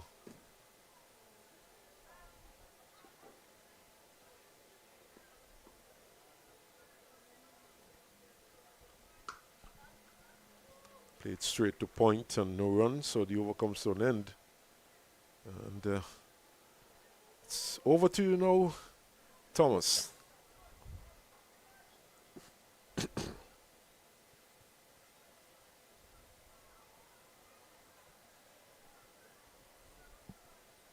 Simmons, of course, will be looking to go full to Thomas, looking to york him. So I'm yorking the batsman Durham.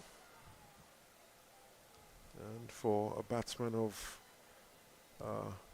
Thomas's standing, I'm pretty certain he'll be looking to attack the stumps and go right up in the black hole. But let's see how we would approach this.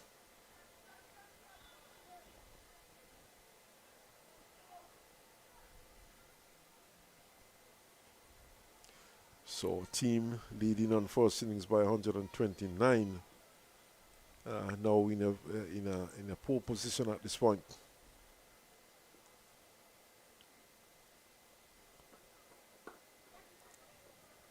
Thomas does well, gets back to the first one, keeps it out.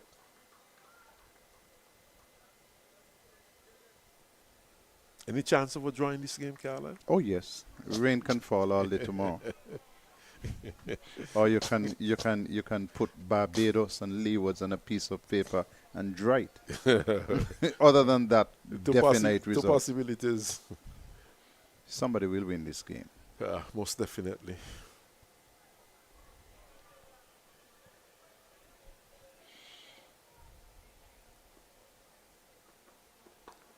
Turned into the onside. Now we are not being kind to Thomas. That's a good shot off the hip. Pick it up a single. Well controlled down to backward square. Gives the strike to Walsh. Field now being flung far and wide. Looking to give Walsh the single. Third man is back on the boundary. There's a man at point, back on the boundary. Then on the onside, there's a deep mid wicket, deep backward square. Long on, there's also long off, back on the boundary on the offside. Just the only close in fields men slip, Mears, and the captain Brathwaite at short extra cover. And Was plays this one into the onside and refuses a single.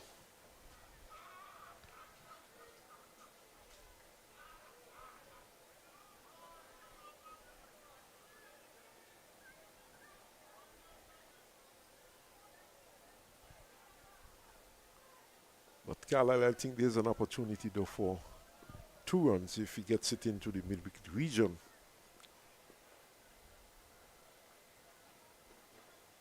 Gets a bouncer and gets under it, and through it goes to the keeper.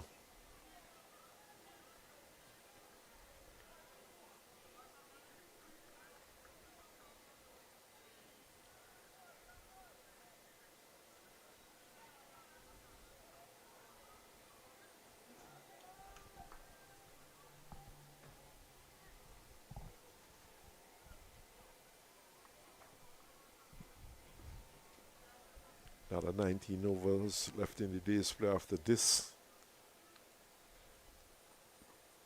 This one is down the leg side. Keeper does well to get a hand to it and prevents it from going to the boundary. Now we see with 4 overs, 4 deliveries in the over, in fact 5. The field is closing in to cut that single off. The end of this over, Carlisle, you'll be joined by Gary Pemberton, and who no doubt will take you through. Along with you, Carlisle will take us through to the end of the day's play. Played into the offside. No chance of a run. The over comes to an end.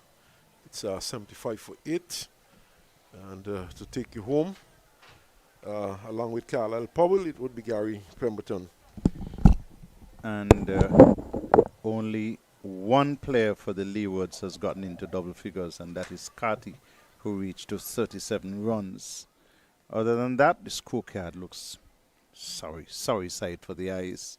Leewards 444 in the first inning, and not doing well at all in the second inning. Good evening, Gary. Good evening to you, Carlisle. Good evening to our listeners. And this second innings of the Leewards has progressed at a rapid pace in terms of loss of wickets. Leewards 75 for 8. And lots of action in this final session, Carlisle. The wickets falling. And a concussion sub has been introduced as Hamilton, who was struck on the helmet, has been replaced. And but it took a long time for the sub to enter onto the field of play. But Barbados are certainly in charge here at Warner Park. But the question is, Carlisle, the Hamilton came off the field, so they had to wait until that process is completed in terms of whatever they need to do to get the replacement as the concussion sub? Or That's not how I know it. In international cricket, they have sent out a player. This took an eternity. They waited for a long time, and then there were lots of discussions downstairs and even some heated discussions. I'm going to do my research, though, Gary. Another important question has been posed to me. It is supposed to be like for like. So Walsh has come on for Hamilton, and can Walsh bowl? That's the question that has been posed to me. Have to go and do some research on that. Yes, because that is what is in the ruling. It says like for like. But there is no like for like here. No, the closest would have been Joel Andrew, who is playing in the game. So could they have imported someone who is not in the squad? And then let it take 2 days so the game would be over. Well, they would have hoped that the number 11 batsman, Spencer, would have batted long enough so that the process can be completed. That is very optimistic. But we tell you that Barbados certainly are in charge, 75 for 8 Leewards.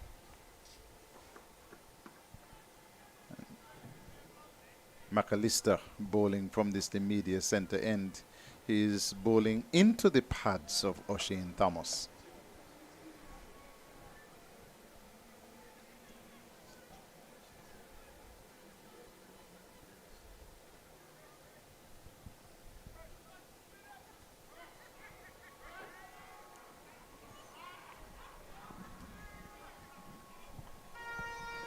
So play scheduled to finish at 8:52.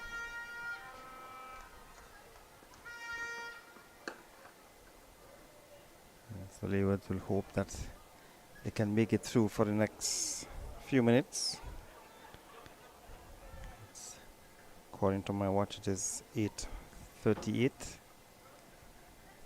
or 8:30, 33, 34. So they have about roughly 20 minutes, 20 minutes to bat.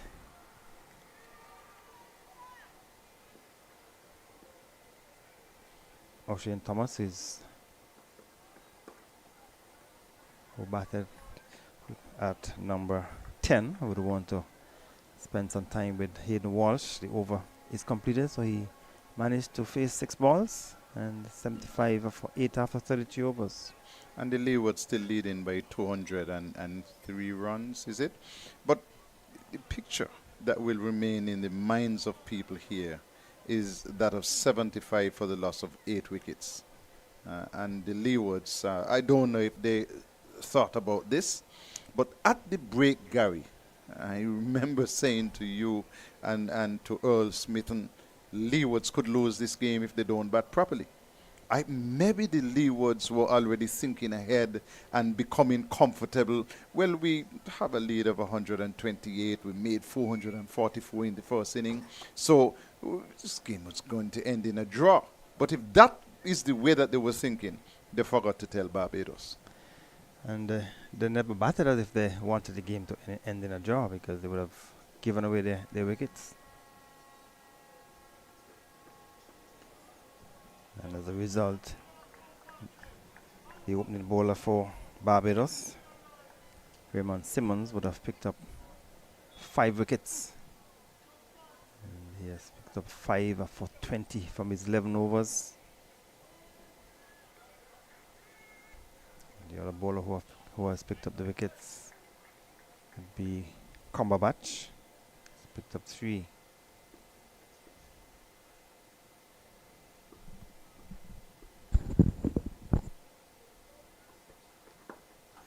So if you're wondering why Hayden Walsh, who was the 12th man, is batting, he has replaced Jamal Hamilton as the concussion sub. Hamilton was struck on the helmet by a short delivery from Cumberbatch. Probably suffering the after effects of that blow to the head, to the helmet.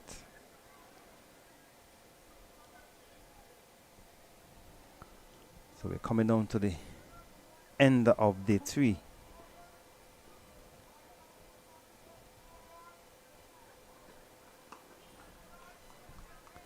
A day that would have started with Barbados on 235 for 6, and they ended up making 315. Leewards in the second innings have lost wickets and lost them quite frequently. 76 for 8.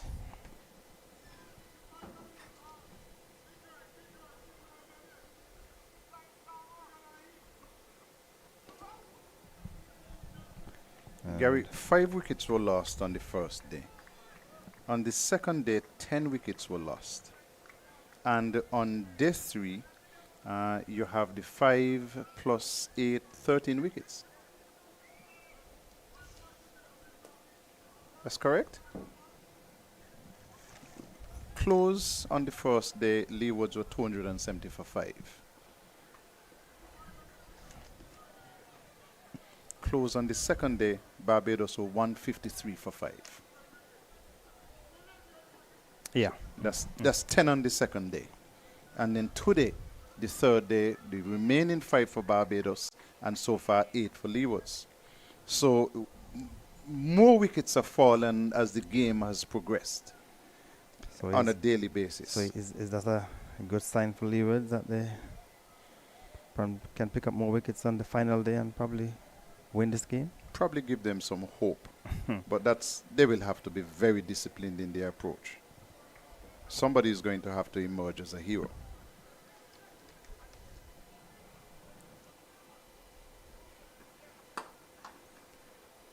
There is Simmons looking for the Yorker. A similar delivery that got the wicket of Durham bowled, but Thomas was able to defend, and the over is completed. Leeward is 76 for 8 after 34 overs. And we are winding down here on this the third day's play. Play would have been extended because we would have lost a few minutes because of a jizzle. So play is scheduled to end at 8:52. And on a pitch that we thought that was docile and that it was difficult for anybody to get out bowled, we have seen 3 batsmen being out bowled today, all from the Leewards. Yes. But there have been some good signs in the game, though. For Leewards, of course, 100 by Graves in the first inning. And then you're talking about Barbados, 100 for Ford. But when Leewards batted the first time, there were 7 wickets to Warwickon. And even though he picked up those 7 wickets, Warwickon is only now being introduced in the second inning. But you could forgive the Barbados captain because the Seamers were getting wickets. And then, of course, you have to talk about the 5 wickets by Simmons in the second inning. You know, so there have been some signs in the game, some good takeaways. I would think Barbados would have the bragging rights. They have done better in the game as a team than the Leewards. Yes, picking up 8 wickets in the Leeward second innings when we thought that the Leeward batters should have gone out there and try and put their heads down and make some runs in their final chance of the season. That didn't happen. And as a result, the Barbados team in a good position to win outright against the Leewards. But they would have to make 206 runs if they are to win at this point.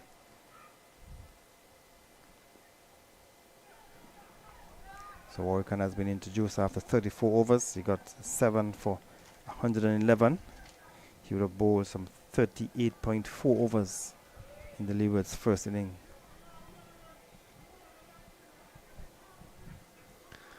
The scoreboard is showing they still have a few overs remaining. Is it 18.5? We're not going to get those. Just have a few minutes remaining before the cutoff point, which is 8:52. So they probably will get in about 2 or 3 overs, more overs.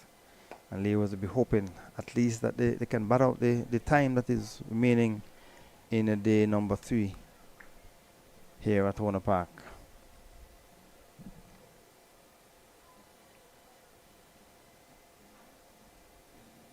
So the spectators that came out to look at Leewards, some of the spectators in the stands on the other side, I'm sure some of them would have been here to watch all of the entire proceedings thus far and would have been disappointed with the return of the Leewards in the second innings.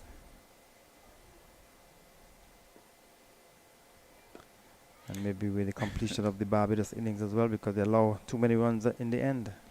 Just a little curious note here. You have Warwickon, who is an international player, a test player, who is bowling to the concussion substitute Hayden Walsh. And you have belatedly introduced a player at forward short leg. There is no silly mid-off, and the field is flung far and wide, as if the Leewards were 280 for 8. So there's a backward point in the boundary, cover on the boundary, long off. And at this point, you don't expect that Hayden Walsh to be looking to be aggressive. And now we see the fielders coming in. And because it's the last delivery of the over, they want to prevent Hayden Walsh Jr. from getting the single. And the partnership between these pair is a grand too.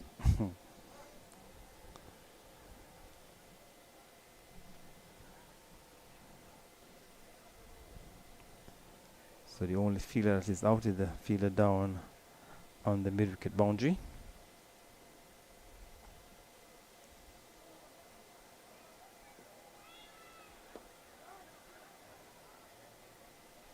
Maiden over. So it's 78.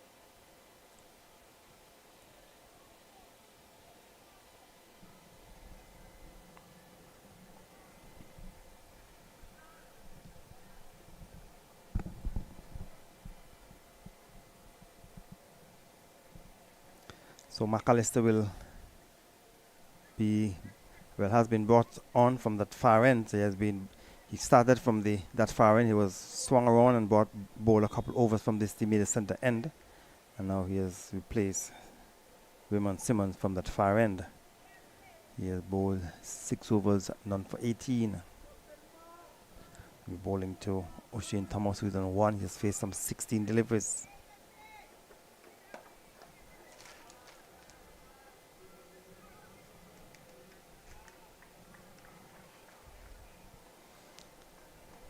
So, just a few minutes remaining in this, the third evening, the night encounter here at Warner Park. So Leeward certainly will be disappointed with their performance in this second inning, as McAllister will continue from that far end. So Leeward certainly will be disappointed. And players like Carty, Michael Louis will be looking to keep his name in the selector's book. Would have been disappointed with his performance on a plastic pitch here at Warner Park, Carlisle. Oh, definitely. They would have been expecting to cash in and to up their aggregate, up their averages. That has not happened. Short delivery to O'Shane Thomas, taken behind by the keeper. And we saw that John Campbell ending the season with 100. Oh, yes. And that's the way to do it. You end with a good score, and that obviously will be fresh in the minds of the selectors. And he has pushed his total for this season over 500 and averaging somewhere close to 50. So he certainly is taking a claim for recall to the West Indies team.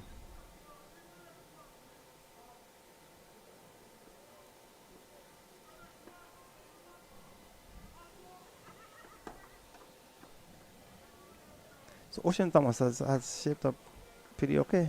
But if he can bat like this and defend like this, why did he play like he played in the first inning? I mean, these are professional players. I don't think that people have to be in their ears and talking to them and instructing them how they should play. They're doing their jobs. Right. If you're batting, you try and bat and bat as best as you can. And take your average from single digits.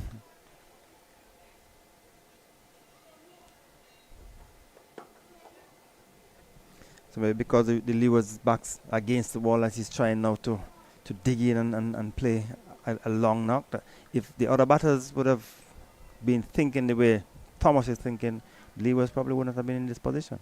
76 for 8 is not a position that they want to find themselves in. But they are. Half-time in the football game next door, Gary. I wish somebody would tell us what the score is in the game. Yes, the game would have started at 8 o'clock, so 45 minutes, half-time.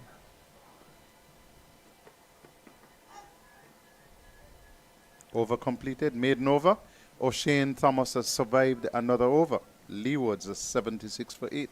He has survived some 22 deliveries. And he's doing what some of the other batters didn't do.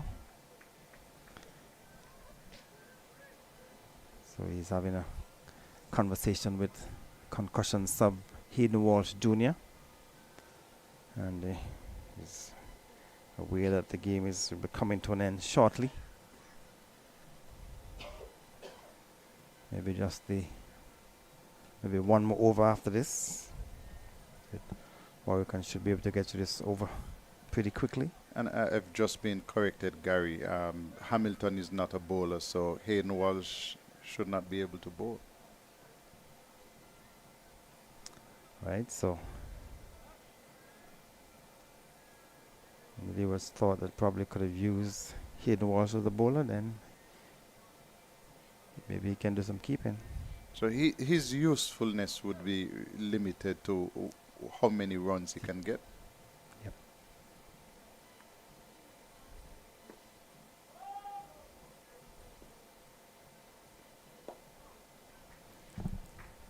So Warwick has placed the fielder in front of the bat. That's still limit off. There's a slip, but there's still the fielder down on the back of the point boundary. There's also an extra cover 3/4 of the way. There's the backward square, there's the mid wicket, and the long on. And this is the dying stages of third evening here at Warner Park. 76 for 8 the Leewards. Lost wickets frequently 7, 10, 10, 26, 52, 54, 69, and 74. So now Warwick has asked the fielder down on the long offense to come inside the circle. Captain Brathwaite has gone to a mid on, a short mid one, or straightish mid wicket.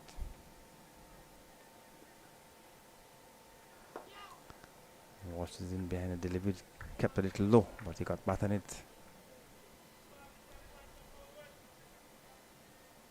He will just go in at 2.1 runs per over. But they have been losing wickets.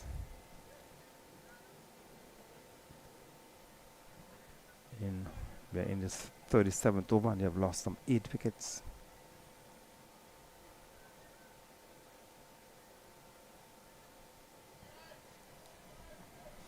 So Warwick will go around the wicket to the left-handed Walsh. So there's a forward shot leg has now been in place. There's an extra cover and the mid-off.